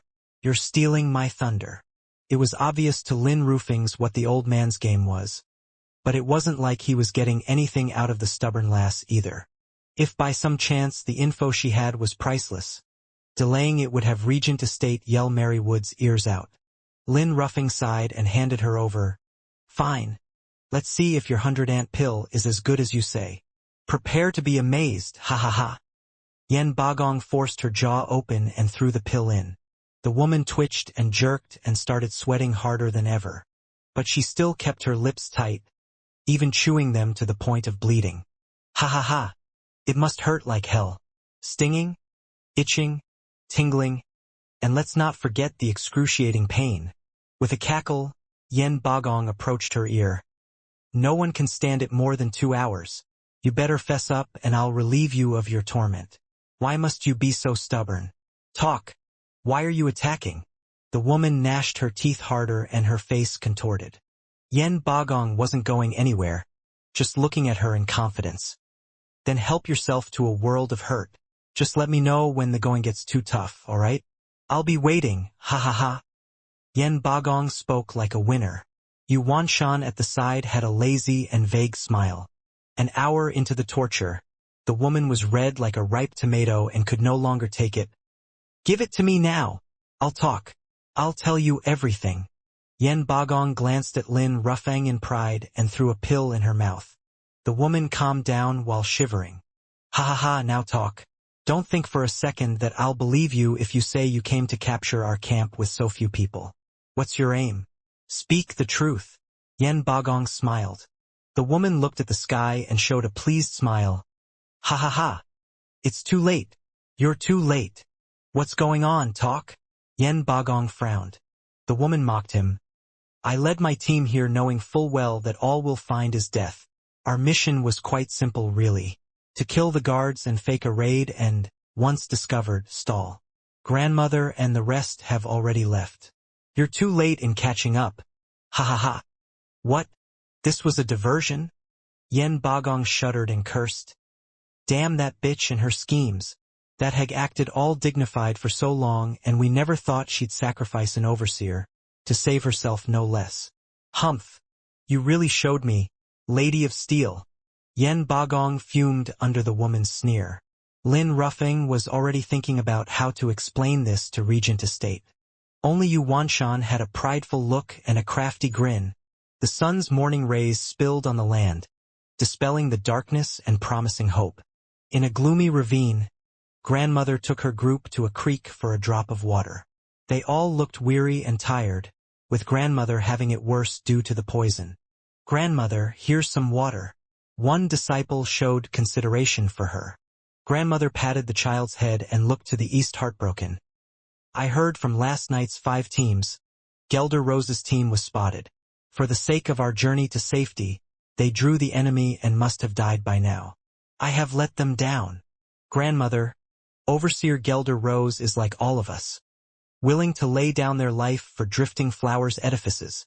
She would never blame you." Peony Overseer appeased. Grandmother shook her head in tears. Whoosh! Iris Overseer flashed in front of them. Her face turned heavy looking around as she spoke. "Grandmother, the way forward is blocked, and they're now searching for us on their way over here." "What?"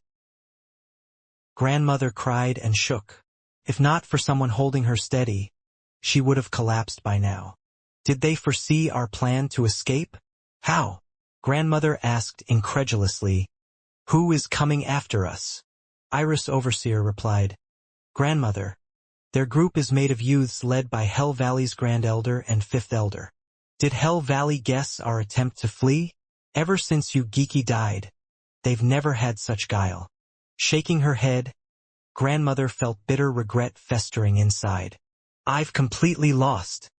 Back in Drifting Flowers edifices, they could still hold on for a couple of months with their defenses, but here, turned into stragglers, they stood no chance against any group. Their escape was a bold gamble. Win and Drifting Flowers edifices would one day rise from the ashes. Lose and their deaths would be all the more tragic. It was quite obvious now what hand she had played. "I have been farsighted all my life only to make mistakes over and over at the end, ruining Drifting Flowers edifice's legacy. I am ashamed to meet my ancestors in the underworld." Grandmother cried. The others sighed as well, hanging their desolate faces. On a hill behind them, footsteps sounded that had everyone on edge. All the eyes looked over tense and frightened. Meanwhile, Hell Valley's army of thousands was combing through the area, zeroing in on Grandmother's location. Between Grand Elder and Fifth Elder was a man in gray, Yu Ming. Taking in the lush vegetation, Yu Ming's eyes flashed. "Yu Ming, you've grown so much in skill over the years. I still can't believe that old hag would leave the city and its defenses and make for such a daring attempt. We never would have had such an easy time trapping so many of them if it weren't for you. I wonder how much merit will this get us." "Ha ha ha," Grand Elder praised. Fifth Elder nodded. "Ha ha ha. Yu Ming is turning out to resemble the Seventh Elder more and more. No, I do not want to become my master. I want to surpass him." Yu Ming sighed. "Grand Elder, has Grandmother been caught?" Grand Elder shook his head. "In their attempt to flee, we've captured 4 teams, but neither had that old hag among them." "Perfect." Yu Ming nodded. He gave the signal to stop, peering at a hill in front of them. Wait here while I look ahead. Yu Ming, why is it that you always go ahead? Are you trying to take all the credit? Fifth Elder asked. Yu Ming smiled. I am only an advisor, Fifth Elder. How can I take down thousands of people by myself and steal your credit? I only want to check for signs of them passing through here and their direction. With all of us going ahead, it will mask all the clues. Old Fifth, you're so petty, Grand Elder glared. Yu Ming earned the most merit in the first place with his plan. Why would he steal ours then? I was just messing around. Don't mind it, Yu Ming. Fifth Elder scratched his head. Yu Ming nodded, rushing up the hill. What he saw beyond the hill had him wide-eyed. Grandmother and her people were tense, but ready to fight to the last. The only choice now was to go down fighting.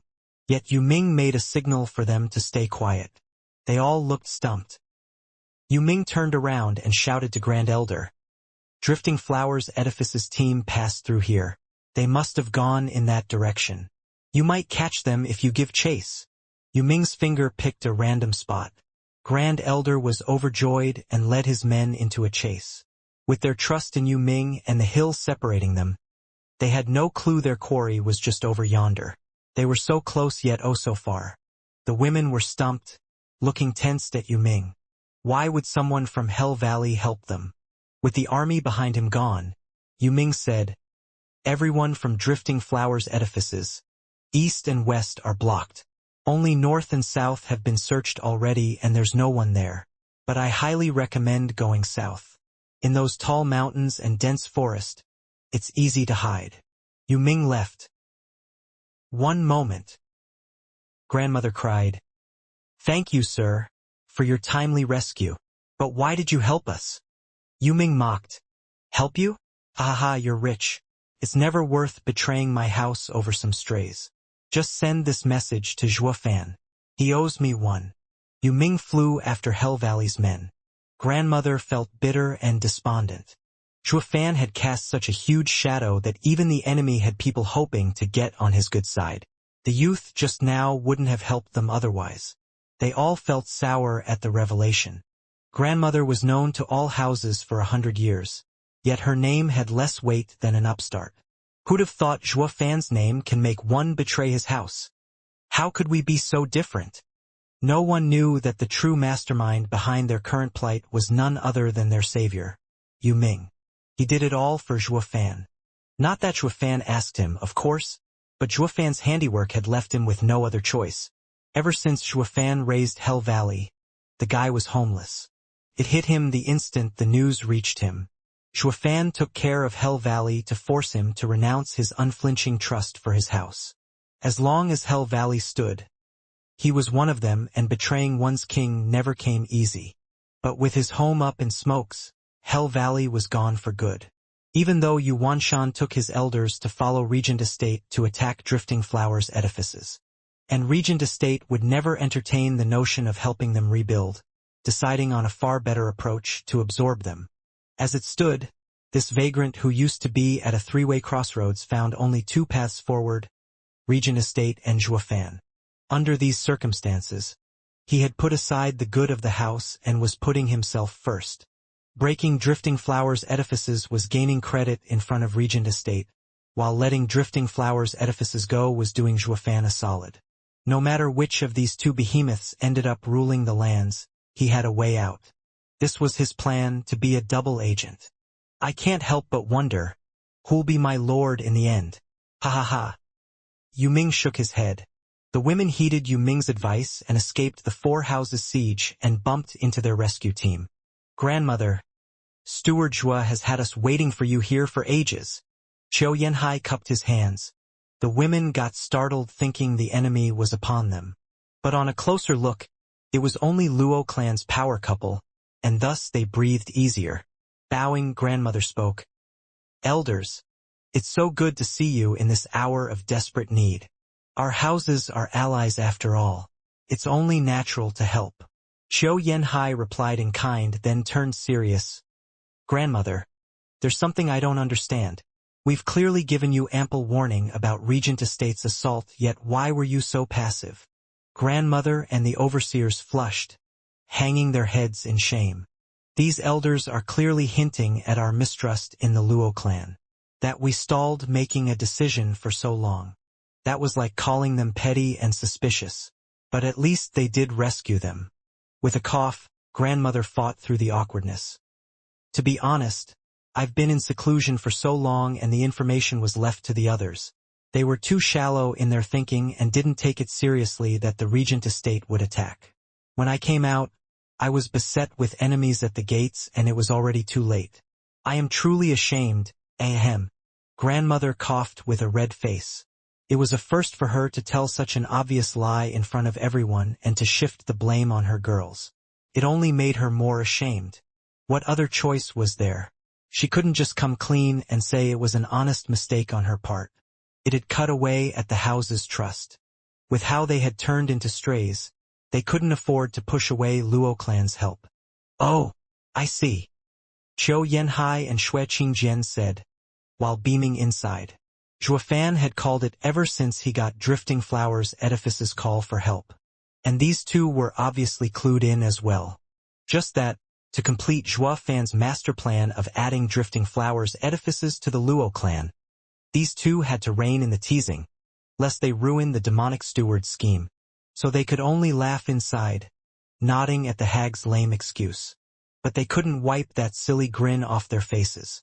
Grandmother figured out on the spot that the two were in on her difficulties and turned away from those taunting stares. Humph, you don't know how to take help at face value, so you suspected our info? Look who's down in the dumps now. Grandmother felt bitter inside. Peony Overseer was outraged. Since you knew about the attack on us for so long, why didn't you come help earlier? Were you waiting for us to be destroyed before acting? What kind of an ally are you? Girlie, we wouldn't be here in the first place otherwise. Qiu Yanhai was a radiant stage expert. He showed class to the women on behalf of Zhuofan, but would he let a profound heaven overseer just talk back to him? Grandmother mediated. Elder Qiu, please calm down. Peony is just so brash. Please don't mind her. Grandmother then chastised. Peony, Elder Qiu has come from afar to help us, so the least you could do is show some consideration. Apologize. Humph, screw apologies. If their rescue is real, why are there so few of them and without even Zhuofan? They have no intention to help us. Clearly. Peony Overseer shouted. Qiu Yanhai snickered in rage. Ignorant lass, what does a bunch of thoughtless broads like you know of Steward Zhuo's intricate planning? When he received your plea for help, Steward Zhuo knew you'd never look at him the same way for taking your Bodhi route or believe his messages. Steward Zhuo even warned us not to say this or it would break the ties between the houses. But you've given me no choice. Humph. Does that give him the right to steal our precious treasure? Peony Overseer didn't back down even against a radiant stage expert. Grandmother kept on pulling her, but it was no use. These two are with Luo clan now, but they're still known as monsters in Tianyu. How could you irk them? Confronting them here was the dumbest thing one could do. Qiu Yanhai clenched his fists. You listen here, girl, if not for Steward Zhuo, I would have snapped your neck for this gross lack of respect. Qiu Yanhai's savage aura exploded and sent shivers down everyone's spine. Grandmother paled, pulling Peony Overseer behind her and glaring at her to keep her trap shut. They had barely gotten out alive from one siege and were now about to find their end at their own allies' hands over a petty squabble. They are stronger than everyone here, yet you're still nagging? Grandmother sighed, feeling like giving Peony Overseer a good-ass kicking. It's been so long, yet your temper has never mellowed. We may even die from it. They all gulped with fear, watching Qiu Yanhai on edge. Xue Qingjian defused the heavy mood with a smile, pulling Qiu Yanhai over. Ha ha ha. We're all on the same side. Why must we bicker? Right, grandmother? Yes, Elder Xue is totally right. Grandmother was quick to grab the lifeline, bowing to Qiu Yanhai. Elder Qiu, forgive me. I have failed to teach her properly. It is all my fault and I ask that Elder Qiu restrain his anger. Grandmother's bow was real low, her Lady of Steel vibe gone. leaving her with no prestige.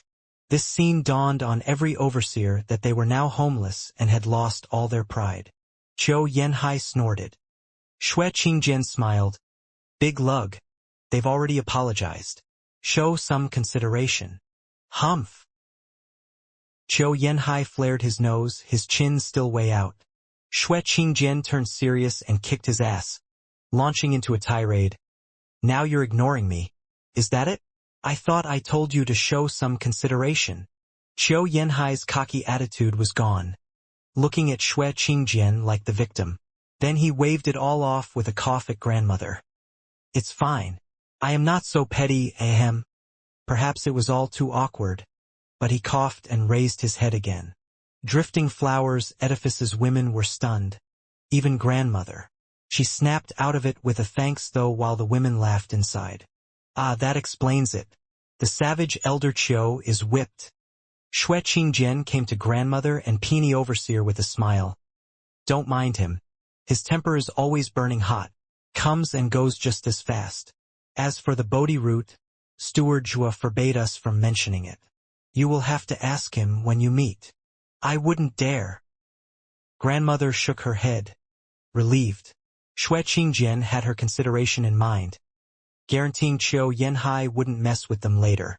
The stress of having an 8th layer of Radiant Stage expert after you would give one nightmares.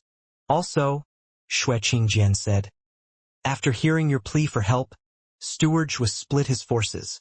While we were here as relief, he led an attack on Pil King Hall. Pil King Hall? Why? Peony Overseer became a sourpuss again. But a glare from grandmother shut her up. Qiu Yanhai mocked. That's why I said you are ignorant. In his infinite wisdom, Steward Zhua knew of your siege and was thinking about how to assist. He foresaw Sword Marquis' abode and Veiled Dragon Pavilion coming to help but getting pushed back with heavy losses. You thought Steward Zhua would lead his own people into a trap? I'll have you know that Steward Zhua is attacking Pil King Hall to get them to fall back. Reports on the attack on Pil King Hall should be coming in right about now, getting Regent Estate and the rest to come to its rescue. Wouldn't that relieve your city of the siege? We would then come in with our thousands of troops and coordinate with you in destroying them. A shame you couldn't even last that long. Drifting flowers, edifices, as people felt like crying. Blast it! We got out too soon. We should have stayed put a few more days and the relief would have come, saving drifting flowers, edifices. Grandmother felt sick to her stomach. It was a severe lapse in judgment. Only the power couple giggled inside at their mournful looks. Sigh, drifting flowers, edifices almost got played to death, tossed between Steward Zhua and Regent Estate. But this is sure to guarantee their change of heart. Ha ha ha, Valley Lord, you had his men capture the drifting flowers, edifices, runaways, and have earned great merit. A toast to you, Valley Lord, you. In a wide courtyard, Regent Estate held a feast. Huangpu Tianyuan sat in the main seat, with the house lords and divine dragons at his sides. Huangpu Tianyuan looked flushed, laughing like the world was his oyster and toasting to Hell Valley's success. Yu Wanshan faked modesty. Huangpu Tianyuan, estate lord is too kind. It was my duty. Humph! Hypocrite. Yen Bagong and Lin Ruffing spat in their minds, eyeing him with ill intent. While the two of them were breaking their backs attacking the arrays, this guy had it easy casting his net and capturing the fleeing women. Like a treacherous scum. The two wanted to tear into Yu Wanshan there and then. Yu Wanshan noticed their envy and turned around with a genial smile. It only worked to stoke their anger. What are you gloating about, you stray? You have no home. Oh, Valley Lord, you, impressive move there. Capturing drifting flowers, edifices, women. Only, how exactly did you know what they were going to do? Lung Wuchang asked. Yu Wanshan bowed and reported, Sir Lung, the success isn't all mine, but the credit falls on my capable assistant. Yu Wanshan pointed at a gray robe. He is Hell Valley's new advisor. Yu Ming, the last disciple of the late Yu Giki. Everyone turned to Yu Ming. Yu Giki was the third greatest mind in Tianyu. Although a shame he fell at the hands of Zhuo Fan, he was quite the character. It went without saying that his disciple ought to at least live up to the name of his master. So everyone scrutinized Yu Ming, even Huangpu Tianyuan. Yu Ming bowed and took his seat again. Lung Wuchang sized him up, nodding. I see now why Hell Valley has moved with purpose and precision as of late. You have an advisor now. Ha ha ha, heroes always come young. Sir Yu Ming, by your guess. Where do you think the fleeing drifting flowers edifice's women turn to? To be quite frank, I do not know. However, knowing how stubborn grandmother is, and going by her name as Lady of Steel, she isn't one to give up. Sooner or later this day was bound to come and she planned accordingly. I just never imagined she would be so bold as to break the siege while they still had some fight left in them. Capturing so many of her disciples was just a happy coincidence. Although it is regrettable that grandmother and the overseers got away. Yu Ming sighed. My skill is still poor and many things escape me. Hope Estate Lord can forgive me. Yen Bagong and Lin Roofing's faces twitched in tandem. Poser. My stars and garters, this punk is just like you Wanshan. Bragging and faking humility. If you grabbed all those prisoners by mistake, does that mean the two houses who got Jack Squat should hang themselves? The two lords flared their nostrils and panted in rage. The siege of Drifting Flowers edifices had come up with the vagrant Hell Valley as the definite winner. Something these two would never accept. Lung Wuchang smiled. Sir Yu Ming is so modest. How can it be a mistake when you have gained such merit? Ha ha ha. Huangpu Tianyuan nodded. Yu Ming, you truly take after your master. Hell Valley will go far with you by their side. Estate Lord is too kind. Yu Ming nodded. Yu Wanshan laughed in pride, believing rebuilding Hell Valley was just around the corner. Yen Bagong mocked. Humph. What future can a house with a robbed home ever have? What did you say? Yu Wanshan roared. Despite Hell Valley's heavy looks, Yen Bagong still had a look of contempt, turning his head in mockery. A whoosh announced the arrival of a green flash. Yen Bagong caught it. He read the jade carefully and paled. He dropped to his knees then and there and begged. Estate Lord Huangpu, I beg of you, rescue Pil King Hall. What on earth has happened, Hall Lord Yen? Huangpu Tianyuan asked. Yen Bagong was erratic. Zijua Fan is laying waste to Pil King Hall. My house's legacy is about to be turned to dust. Please, Estate Lord, send aid. What? They couldn't believe their ears. Zhuafan was now after Pil King Hall? Huangpu Tianyuan and Lung Wuchang looked shocked, but a glimmer of a smile was hidden in their eyes. Yu Wanshan enjoyed how the tables had turned, laughing carefree. Talk about righteous retribution. You! Yen Bugong's eyes went red. Who told him to look down on another man's misfortune? He had no way to retort and looked pleadingly at Huangpu Dana. Estate Lord Huangpu, you must help me. The entire Pil King Hall will be eternally grateful. Stroking his chin, Huangpu Tianyuan turned to Lung Wuchang. Lung Wuchang had come prepared, putting on a heavy look to match the mood. Zhuafan is too vile and insidious. Going in without a plan will set us up for disaster. Falling for his devious ploy. To the best of my knowledge, we should instead attack his allies to force him away. We will attack Veil Dragon Pavilion and that will make him come to their rescue. Won't that relieve Pil King Hall? Zhuafan would have given Lung Wuchang the biggest thumbs up if he was here. Nice, you took the words right out of my mouth. The two were in tune with each other on this, using each other's actions as an excuse to further their personal agenda. Besides, I'm providing relief, just not directly. I have my best insider working on it as we speak. So you can't fault me for being a bad ally. The result?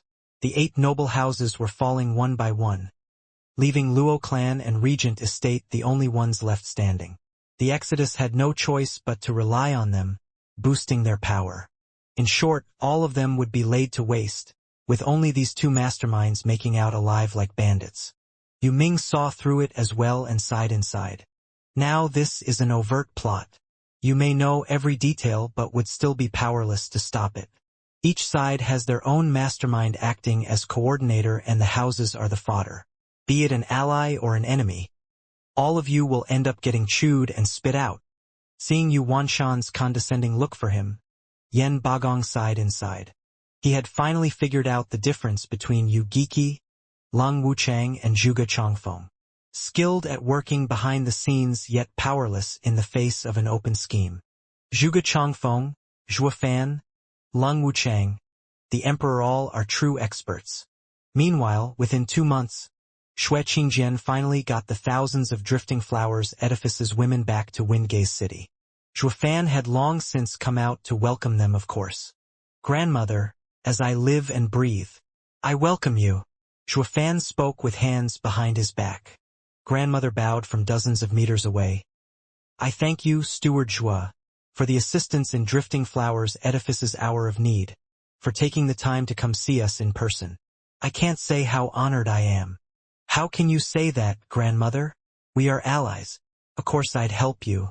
It must be that grandmother must still be hurting for what I did back then. Zhuo Fan sighed. It is all my fault for betraying your trust and for your suffering now. The more Zhuo Fan showed his remorse, the more guilty she felt. She had been suspicious of him from the first message that arrived and still blamed it on him, leaving her with an even worse feeling of making the wrong accusations. Peony Overseer had no such qualms. Talk then? Why did you steal our heirloom? Peony. Grandmother glared. Zhuo Fan waved. I admit, it was wrong stealing from you. I have no excuse. For that, I have let everyone down when you needed me the most. I didn't wish for this to happen. There's no need for excuses. Steward Zhuo, you have done nothing wrong. Shui Qingjian intervened. Did you know that Regent Estate had young miss and young master in their clutches, forcing Steward Zhuo to commit such a vile act? What would you have done, grandmother? Elder Shui, you're out of line. Zhuo Fan berated. But Drifting Flowers edifices got the full picture. That the bastards from Regent Estate had pushed him. That devious Regent Estate. And Lung Wuchang, that snake. Grandmother gnashed her teeth. Zhuo Fan sighed. Grandmother need not say that. They're not that vile. It was me who betrayed you despite our ties. It is all on me. The only one you can take it out on is also me. A man has to do what a man must. I can take it. Oh no, Steward Zhuo. I am not so unwise as to take it out on you. I could never blame you now that I know the source of our misfortune. Elder Shui is right. Anyone would have done it if it were them, including me. It is not within my right to judge you, Steward Zhuo. The more Zhuo Fan gave his head on a platter, the more he made grandmother feel bad. Riddling her with guilt and shame, she ended up cursing Regent Estate some more. That wretched and vile and degenerate Regent Estate wanted to incite discord among us. Lung Wuchang is even worse. I bet he came up with that despicable plan. He stands back while Regent Estate is put to work, forcing you into driving a wedge between us. Alas, I did fall for their ploy, doubting Luo clan and resulting in today's calamity. This is all my fault. Grandmother cried again.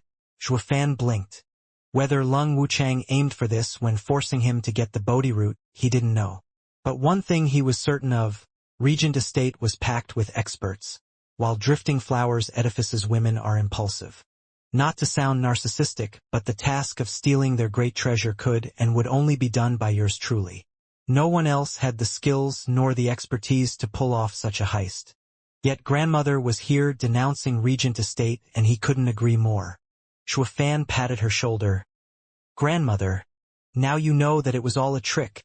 We must now stand more united than ever, to have nothing come between us again. Yes, Steward Zhuo, Drifting Flowers edifices is now at its weakest, and we will do everything you ask of us.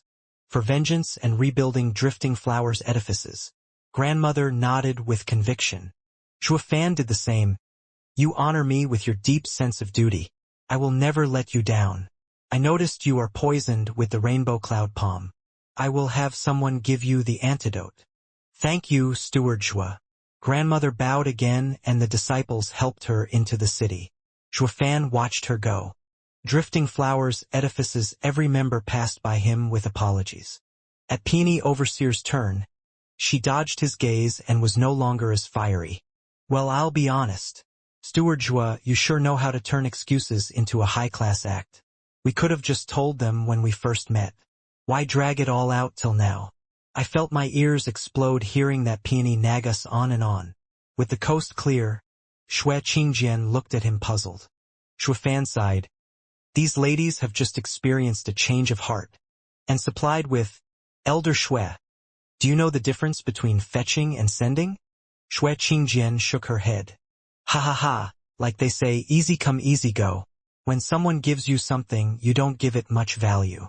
If you had used the same excuse from the start, no matter how good, they still wouldn't believe you.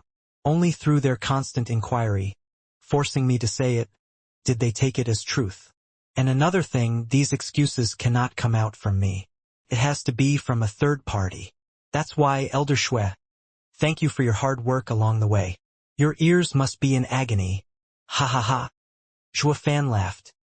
Drifting Flowers' edifices are in ruins, and my helping hand will be seen as God-sent. Now that all doubts are cleared as well, they will trust no one more than me. This trust will also affect the incoming houses as well, making the reform of the 3 houses a done deal. Elder Xue, Regent Estate must be gunning for Veil Dragon Pavilion and Sword Marquis abode now. Send them a word. Urge them to leave their homes and come to Luo clan. Homeless, they will only have us to rely on in the end. Yes, Steward Xue. Xue Qingjian cupped her hands, but paused. Steward Xue, what is Sir's age again? Why do you look more and more like a sly old fox? Human yet vile at the same time, you still got the 3 destitute houses moved to tears from your generosity. Ha ha ha. It's not me who made them homeless, but society. Xue Fan said, the signs of conflict and chaos have appeared, and I can't stop it. All I can do is stave off the anarchy at my gates. Elder Xue, you will learn in due time. What I have in store for them is for their own good. While I want them integrated and re-educated, everyone else would have them purged. Xue Qingjian just bobbed her clueless head. You're telling me it's common sense to thank the guy for wrecking your 1,000-year-old legacy? It makes total sense. The vile and deceitful steward Xue sure acts quite a nobleman. Xue Qingjian didn't understand, and it wasn't like Xue Fan wanted her to. How is it going on Elder Chio's end? Per your orders, I escorted Drifting Flowers' edifice's disciples while the old guy is waiting for Regent Estate to vacate their city before they'll desecrate Drifting Flowers' edifice's ancestors and fetch you those bodies. Marvelous. Xue Fan nodded, flying towards Blackwind Mountain, leaving a few more words. Elder Li and Elder Yen have gone to take care of Pill King Hall. Wait for Elder Chio to return, and you two can go deal with Mary Woods. Yes. Xue Qingjian bowed. Xue Fan was back in the bunker, sending the Luo clan members and Yun clan people away. Rows upon rows of pits lined up in his sight according to the Taiji diagram. Each pit held 2 bodies in the middle, with spirit stones all around them. One looked haggard, but desecrated, while the other was dried up and human-like yet did not have the feel of one, the human pillars. On either side of them were countless materials and a pair of spiritual beast wings. Besides this one, there were tens of thousands of pits just like it. But only a few pits had bodies in them. Petting the human pillar's head, Xue Fan's eyes glinted. Around 10 years ago, I had Captain Pang train you, but you failed and turned cripple. I had Miss Lei teach you myriad breaths, while she called me a cruel monster knowing what it did. But I believe letting you live your lives as cripples was the ultimate cruelty.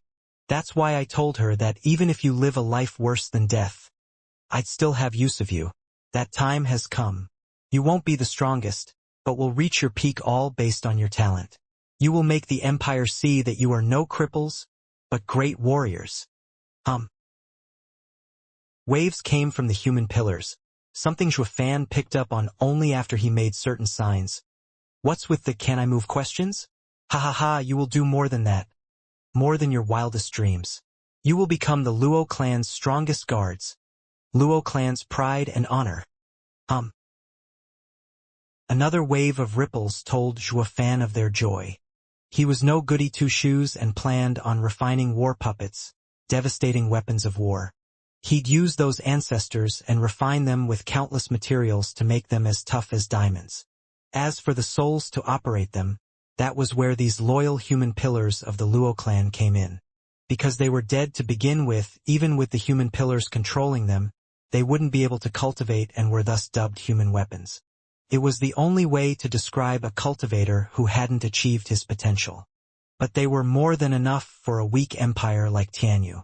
Due to material limitations, he planned to make 1,000 of them to start with while letting nature take its course with the rest of the human pillars. But thanks to Kunping's hefty endorsement, he hoped to provide these children, who sacrificed themselves for Luo clan's intelligence network, a body they could move in. It was the best reward for their dedication and devotion.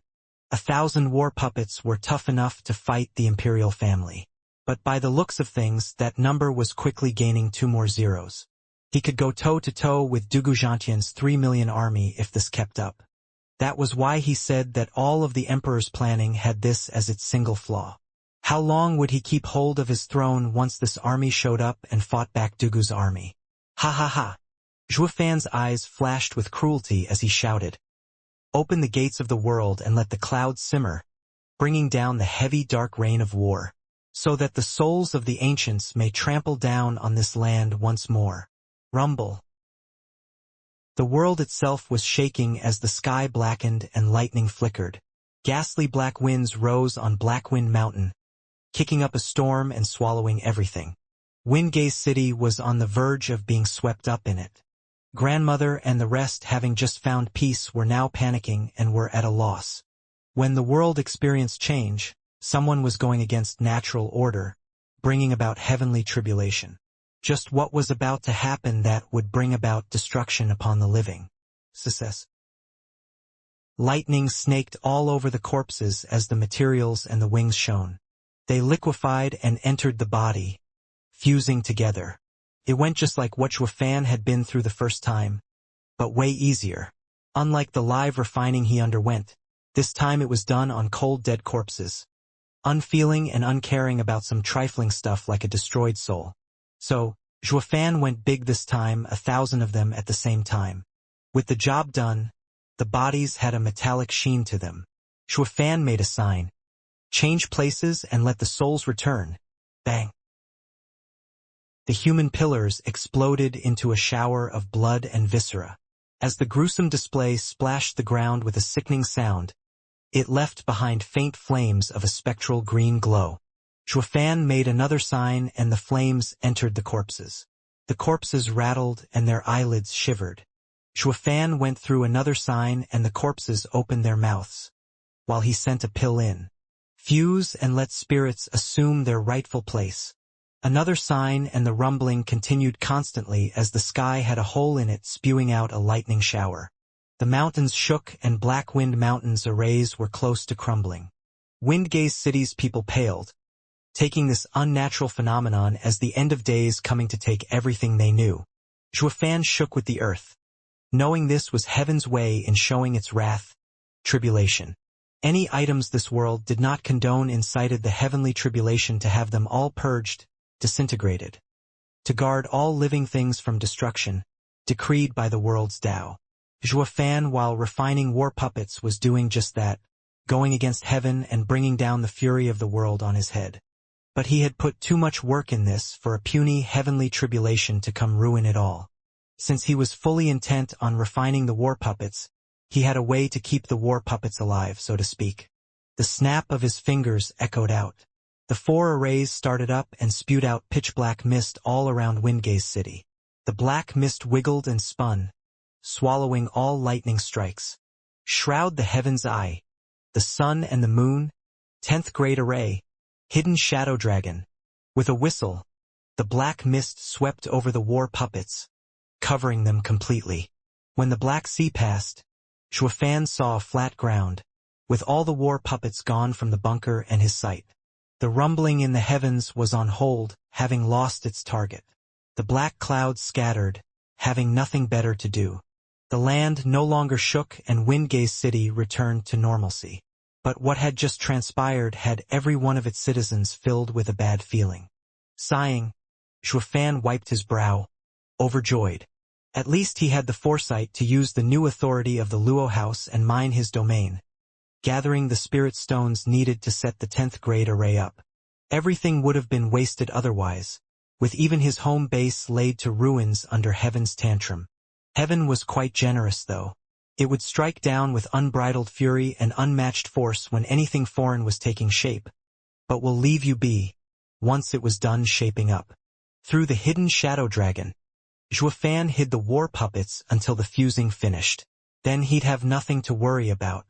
The world shall soon follow, with 100,000 puppets sweeping the lands in every direction. Ahahaha.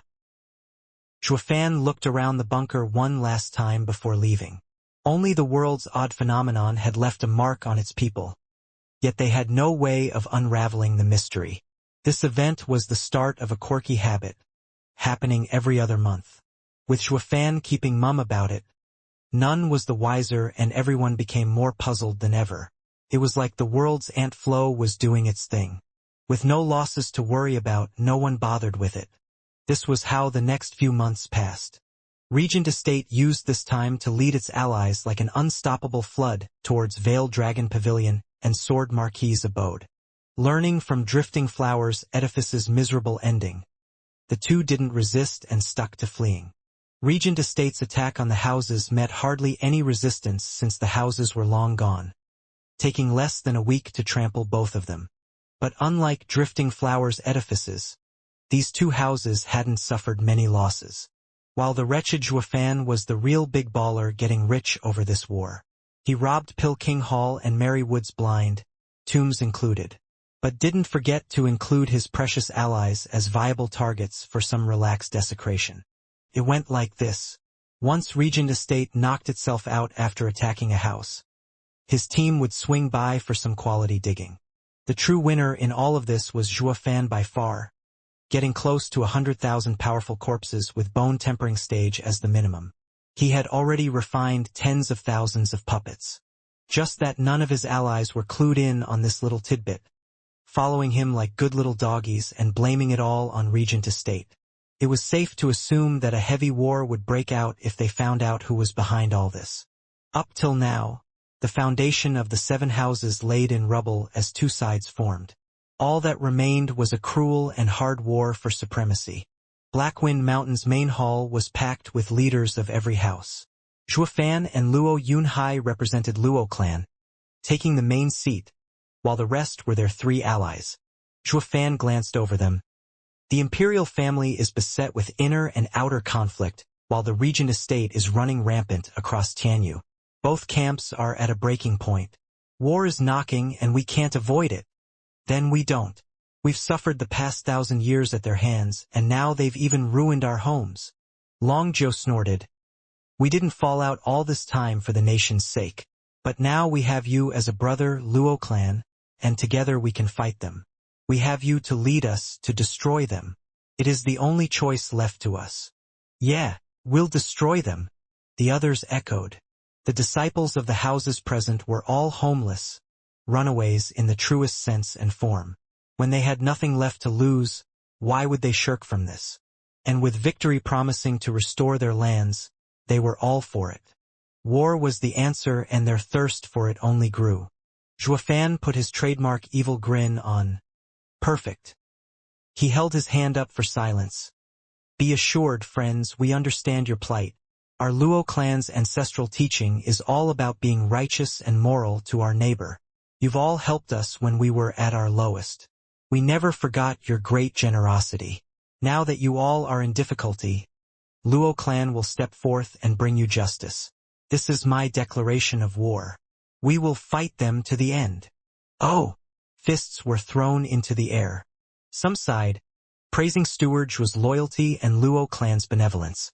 Only Luo Yunhai turned somewhat pink, sweating buckets like every other Luo clan elder present. Granted, Luo clan's ancestral teaching was about righteousness, having heard Luo Yunhai and Luo Yunchang talk about it. But ever since Zhuofan took helm, that word was crossed out and written off from Luo clan's vocabulary, replaced with a better and truer aim, like self-interest to start with. Zhuofan used it just now only as a tool, but selling it with his pretty speech and heartfelt act. Everyone was inspired, driven and filled with thirst for battle. to the point of giving their life for it. Funny enough, if it were plain righteousness, they might not be so keen on going along with Xuefan. But with him being so despicable and vile to throw in some incentives for everyone, they were all in. Like Xuefan once said, in this world where the strong ate the weak, going by righteousness alone would get one into a sorry dump. Like the Luo clan when he found it. Understanding this, Luo Yunhai's eyes flashed and he rose. Everyone, as the clan head of the Luo clan, I will draft the declaration of war, to quell regent estate and give you all justice. With a dignified act and powerful voice, he drove an even stronger sense of camaraderie into their hearts. Xuefan nodded inside. The kid grew up at last. Without darkness to back it up, light would be like dust in the wind. On the other side, Regent Estate already had its declaration of war ready, sending it to their final goal, Luo clan. The people cleared the room once the negotiations finished. Only Yu Ming stayed behind and Lang Wuchang smiled. Sir Yu Ming, I heard you were close to the second prince. He trusts me completely. Yu Ming nodded. Then please return to his side. We and Zhuge Changfeng have an understanding in place, but when it comes to that old fox we still need assurances and need to prepare a plan B. As we are about to go to war with Luo clan, there's nothing I would hate more than to have the imperial family stick its nose in it. Yu Ming squinted and grinned. Ha ha ha. You were just like Xuefan. Pausing, Lung Wuchang looked at him. Ha ha ha. I see. So he gave you a road pass as well. The declarations of war took wings, pasted across the streets of Tianyu and drove horror into the hearts of its people. Regent Estate, by its imperial right, declared itself king. It would first rid the land of that traitor Xuefan and Luo clan, vowing to purge the nation of its descendants, bringing peace. Xuefan accused Regent Estate of its degenerate actions, deceiving, plotting and scheming in order to take the 7 noble houses for itself. His crimes were beyond count. With the power invested in the Luo clan as the 8th noble house, they took upon themselves the duty of a ruler's loyal servant to rid the world of these heinous lowlifes and to dispel the darkness. The average citizen looked more lost than ever. Tianyu was under Yuan clan's rule. Whoever marched in the name of the imperial family had righteousness by his side. The emperor had Xuefan turn into a wanted man and Regent Estate was tasked to remove him. Everyone knew that. But from Xuefan's declaration, it looked as if Regent Estate had made the emperor come to the wrong conclusion through coercion and slander. Sticking to the fact that loyal officials were usually framed by corrupt ones, Xuefan claimed to be a bastion of loyalty. His wanted status was all due to Regent Estate's schemes and playing the emperor for a fool. He wanted to remove the corruption and allow the emperor to think clearly. Hence the rise against Regent Estate. Xuefan looked to have enough reasons to do it as well. But what got the entire populace staring blankly was who was in the wrong and who was right. It ought to be the imperial family who'd clarify this point, yet the sovereign was eerily quiet. It was the emperor who had issued a decree to have Xuefan killed. But now he had turned a deaf ear. The great emperor feinted senility. For argument's sake, if he did speak out, would he have the reason to attack them both later? It was better to let them slaughter each other, and then finish them off in due time. As for who was right and who was wrong, it all came down to the emperor's decision, no? The emperor's plan was ingenious, fooling the whole nation. But one thing they did know was that Luo clan and Regent Estate were mad about putting the other one down. The noble houses with their long-standing legacy were leveled in a short time, leaving only these 2 factions. These small-time clans couldn't mess with any of these big shots. It was a safer bet to wait for the winner to come out before hugging their leg. Even though this action carried a slightly reproachful tone, it was way better than making the wrong choice and ending up a corpse in the mud. The emperor was shrewd, but the clans weren't that dumb either to get swept up by the vortex. Who cares who's vile and who's playing nice? The victor has always been and always will be, right? That old coot is playing deaf. You asked me to deal with Xuefan, and now you won't even back me up? Rotten bastard! Huangpu Tianyuan raved. Lung Wuchang smiled. Estate Lord, we knew this was coming. The imperial family wants to be the third party, so how can it give us just cause? It will only work to boost our forces. Not to mention he hardly has an excuse to deal with us. He must be thinking he has us and Zhuofan right where he wants us. Humph, delusions is what he has. Before he even gets the chance, I'll make sure his backyard burns. Huangpu Tianyuan slapped the table. Lung Wuchang smiled with a wise look. Zhuofan was laid back, waiting for the war to come knocking. He had figured out the imperial family's reaction ages ago and had drafted that ridiculous and flashy deceleration for the same reason. He painted himself as the picture of loyalty, since no one was there to refute him anyway. Or Regent Estate would have taken the name of a loyal official to boost his ranks and he'd be left with nothing. This way is much better. I am as guilty as you are righteous, making this war fair and square. As for the imperial family throwing its hooks in, humph, his backyard won't be so quiet for long.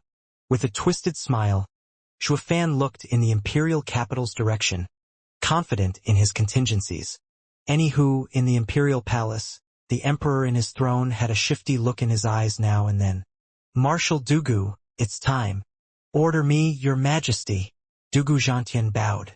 The emperor said, Marshal Dugu, with purging traitors as the reason. Assemble 1,000,000 men. I'm sure you know what to do next. I understand. Sighing inside, Dugu Zhantian shook his head in defeat. The emperor wanted him to root out all traitors. As for who these were, he didn't say. It was the same as asking to kill them all. And the emperor was sure to have their list of crimes ready to publicize any time. But to go to war against his godson was something this OL marshal found toiling. But the emperor had given his order and he had to obey. Your Majesty, my departure will bring great chaos in the imperial capital. I fear. It's fine. Dugu Zhantian was wrecked with worry, but the emperor cut him off. I have made plans for this eventuality. Marshal can go with ease. This plan will settle Tianyu's critical situation. No mistakes are allowed. Understood. Dugu Zhantian bowed and left the palace. The emperor was struck with grief seeing him go. Marshal, for the good of the nation, I can only be ruthless. Days later, news of Dugu Zhantian's army being on the move spread to every ear. Zhuofan and Huangpu Tianyuan snickered. Only the prime minister was frowning. Obscure Wolf slipped before him once again. Excited. Prime Minister Zhuge. Even Dugu Zhantian has left the emperor's side. This is our best chance so far. We wait. Zhuge Chongfeng's brow was locked in a tight scowl. Hu Lianchai grew unsettled. Prime Minister, sir. All of the emperor's loyal subjects are gone. He is defenseless. If we wait for him to settle all conflicts, in and out of court, it'll be too late. The garrison has been putting pressure on us to leave since a few days ago as well. We can't wait much longer. Sighing, Zhuge Chongfeng's mind was a mess. Finally he spoke. We wait. For what? Prime Minister, sir. What's holding you back? Hu Lianchai was angry now. The Chuanrong's finest weren't here on a sightseeing trip. Going around the place doing nothing all the time would end up being the shame of their army back home. But this was all on the Prime Minister. Flicking his sleeve, Hu Lianchai was gone, leaving Zhuge Chongfeng alone with his jumbled thoughts. Whoosh! His two elders appeared at his sides, bowing. Lord Prime Minister, what plagues you? Of the 5 divine dragons, we've only ever seen 3. Now, who do you think the other 2 are? Zhuge Chongfeng said. The Yin-Yang elders understood his plight and said, Lord Prime Minister, you've held back all this time because of these 2 divine dragons? Know yourself and your enemy and you will be ever victorious, even against divine dragons. If I do not know who they are, our impetuous action will be the death of us. Black Elder said, Lord Prime Minister, I have a conjecture but find it inappropriate. A man of your power has traveled far and knows much. No matter what happens in Tianyu, however people hide themselves, nothing comes as a surprise to you. Yet we have no information on these 2 divine dragons. They may not even exist, made up by the imperial family as a bluff. Success. Zhuge Chongfeng gasped. You mean to say the old man has been using the empty city tactic? This is one dangerous bet. He would rather send everyone to deal with Regent Estate and Zhuofan, and only then settle the court?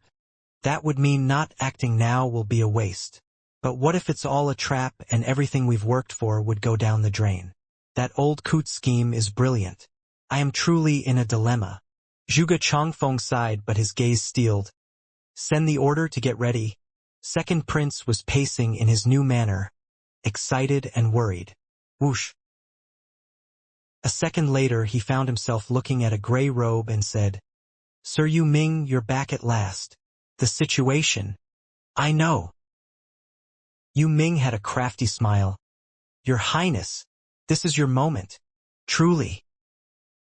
Second Prince beamed, too excited to speak. Come night. Second Prince and Yu Ming were sitting in the main hall waiting for information.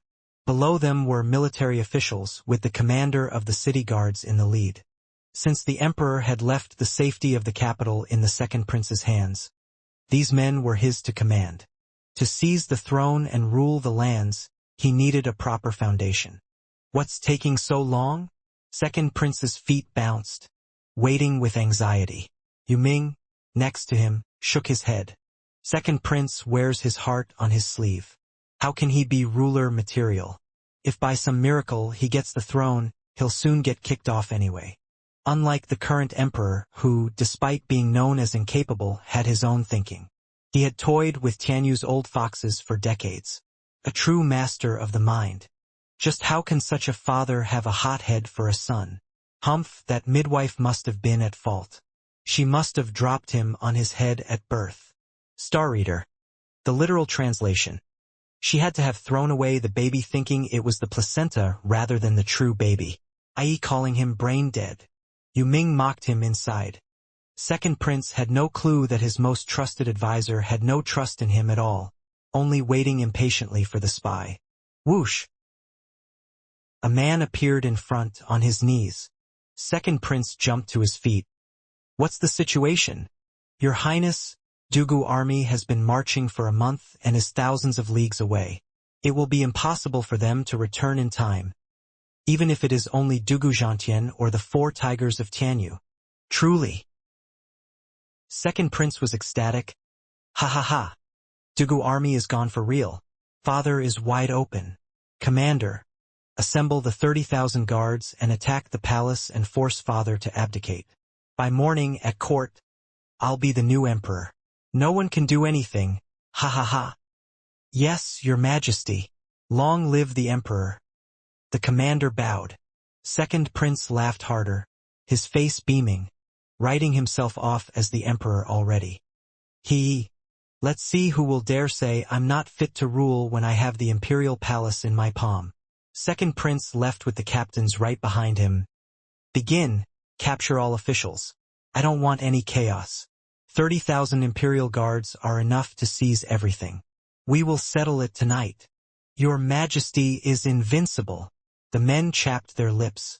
Only Yu Ming stayed behind with a mocking smile. Humph, the tallest tree gets all the wind. The imperial capital doesn't lack men with power and ambition, so why the hell don't they act? Leaving you to go first?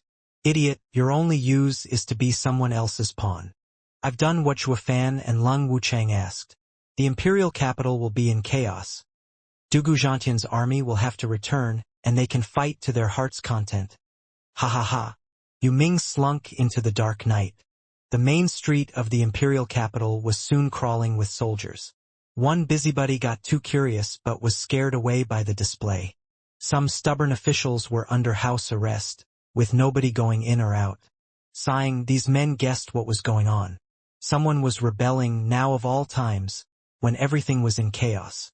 All they could do was to wait for the resolution, knowing the night would be a chaotic one. Zhuge Changfeng was at his home, consulting the details of his operation when he heard the commotion outside. One servant reported seeing guards around the house.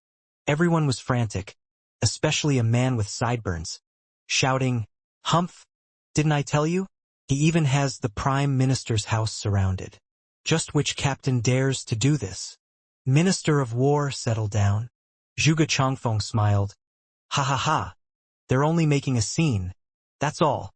But Lord Prime Minister, to have guards surround the Minister of War is a direct affront to me. The man was outraged at the gross lack of respect. Zhuge Chongfeng laughed. There's no need to feel shame when they aren't even your men. Our men are still waiting outside. Just let these brutes search all they want. Then we'll decide on our course of action. Zhuge Chongfeng's eyes flashed. The Minister of War showed a crafty grin in reply, nodded and sat down. Inside the imperial palace, the emperor was at his desk when he heard a cry and a servant frantically came over. Why, your majesty, this is terrible. Slow down. The emperor remained calm. Taking a deep breath, the man said, Our revolt, your majesty. They're attacking the imperial palace and we're being overrun. What? The emperor rushed to his feet. But the servant begged before he could go. Your majesty, it's too dangerous. Please use the secret tunnel and flee. I am the ruler of this nation. How can I flee from my lands? Snorting, the emperor walked out. Just who dares to act with such impertinence? At the emperor's steel gaze, the servant sighed and followed behind him. They just stepped out and flames flashed across the sky with shouts and roars echoing everywhere. They saw a tide of soldiers smashing into the imperial palace and the imperial guards being pushed back. He also recognized who the rebels were, the city guards. Panting, out of the 3,000 imperial guards, only 300 remained, bloody and wounded. They all circled the emperor, their faces grave. Squinting, the emperor looked on happily.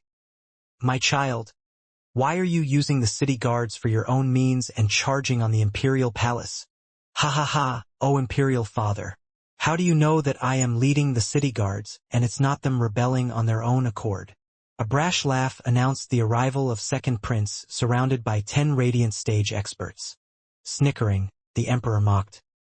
Commander of the guards is not impulsive, and certainly not stupid enough to stick his neck out. You!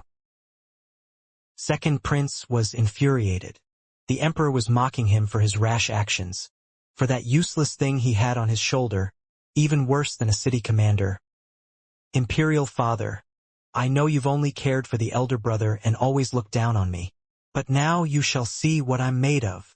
Oh, I think I've seen quite enough, a brainless buffoon. If I'd left the empire in your hands, the Yuan clan won't even see the end of the year, with the nation falling into anarchy. The emperor patronized. Second prince was fuming. You can look down on me all you want, but history is written by the winner. I have you surrounded, the entire imperial palace is under my control. Make me an emperor now and I will let you retire and leave in bliss. Humph, you really are my son. But what if I don't plan on retiring? Maybe I'll keep this seat a while longer. The emperor belittled. Shuddering, the second prince spat. Imperial father, don't push me. What, you'll kill me? Kill your own flesh and blood. The emperor taunted. Second prince's eyes were red. Imperial father, you will abdicate, whether you want to or not. Or our ties will be cut in blood. Second prince shouted. Guard, bring his majesty a pen and paper. He is about to abdicate. Kill anyone who interferes. Understood. The guard army roared like a tsunami, filled with zest and power as it pressed on. The emperor was not the least bit scared. But one couldn't say the same about the imperial guards around him, shirking back slowly. Second prince saw them still acting firm and looked to his left. One radiant stage expert caught his meaning and flew for the emperor. But a figure cut that expert's path while someone shouted, Second brother, stop! Bam! The clash rattled the men, making both sides drop their weapons in favor of covering their ears. The two experts separated and the radiant stage expert fell back to the second prince's side. The other was next to the emperor, followed by 7 more, the remaining radiant stage guards in the imperial palace. Yongning scrambled over, ranting, Second brother, how can a prince stoop to such disgraceful acts as to take up arms and revolt? Stop this right now and ask imperial father for forgiveness. Shut up, Yongning. This has nothing to do with you. Second prince never spared her a glance, only glaring at the emperor. Imperial Father, ever since the fiasco with Shuafan, your radiant stage guards are heavily wounded. You have no chance. I do not wish for patricide, to be labeled a kingslayer by the people. I advise you to abdicate. The emperor mocked. Son, the throne has always been acquired through succession or war. I'll be honest with you. I never cared much for you, nor did I plan on making you the next in line. If you want my throne, you will just have to take it from my hands. The emperor raised his palm. Although empty, it carried all the imperial power he mustered as he taunted. If you can, that is. Second prince gnashed his teeth, his nails digging into his palms, and spoke in a tragic tone. Imperial Father, finally you've come clean. You never tried to groom me into an emperor, casting me aside from the beginning. Then all I can say is that today, the throne will be mine. Don't blame me, Father, as I'm about to break our ties. Second prince almost roared, his eyes bloodshot. The emperor, though, just looked back coldly. Second prince's heart was struck with dolor. He sensed that his beloved imperial father never even considered him as his son. Fueling his burning rage. Kill! Leave none alive. Get the jade seal. I'll draft the order myself. Understood. The men shouted, storming the palace. The 10 radiant stage experts moved as well. With only 8 experts on the emperor's side and no divine dragons around, they held the advantage. The emperor would soon lay in chains and the coup would be victorious. The radiant stage experts were giddy at the prospects. They would become the new emperor's loyal officials, blessed with riches and resources. The emperor's radiant stage guards were getting graver by the second, finding themselves outnumbered and unfit to protect the emperor. Yongning cried, Father, look out! The emperor still bore the same calculative look, standing firm and unflinching. His eyes flashed at the incoming enemy. Where are the shadow guards? Who? Black streaks flew from around the emperor with eerie cackles. They moved onto the radiant stage experts like black clouds in the hundreds. All experts kept calm and retaliated, but their attacks went right through the shadows, having no effect at all. While the shadow guards relied on their strong souls and couldn't enjoy tearing into the enemy, they could at least mess with their minds and unnerve them. There was hardly a radiant stage expert among the shadow guards, but thanks to their creepy methods and their numbers, the enemy had no counter to their harassment. The emperor's radiant stage guards were filled with bloodlust. With the shadow guards keeping the experts busy, the guards would rob their lives. They moved fast, jumped up in the air, and came down under the cover of the shadows with a heavy palm attack. Second prince's experts drew a trail of blood as they crossed the sky. As for the city guards, they were pushed back in but few moves from the radiant stage imperial guards. Second prince's experts could do nothing but lay there wounded, watching their brothers breathe their last. The city guards' metal cracked and shuddered back. Damn those pestering shadows, Second prince spat. I knew them to only be scouts, but they're actually so strong, even without the Shadow King around.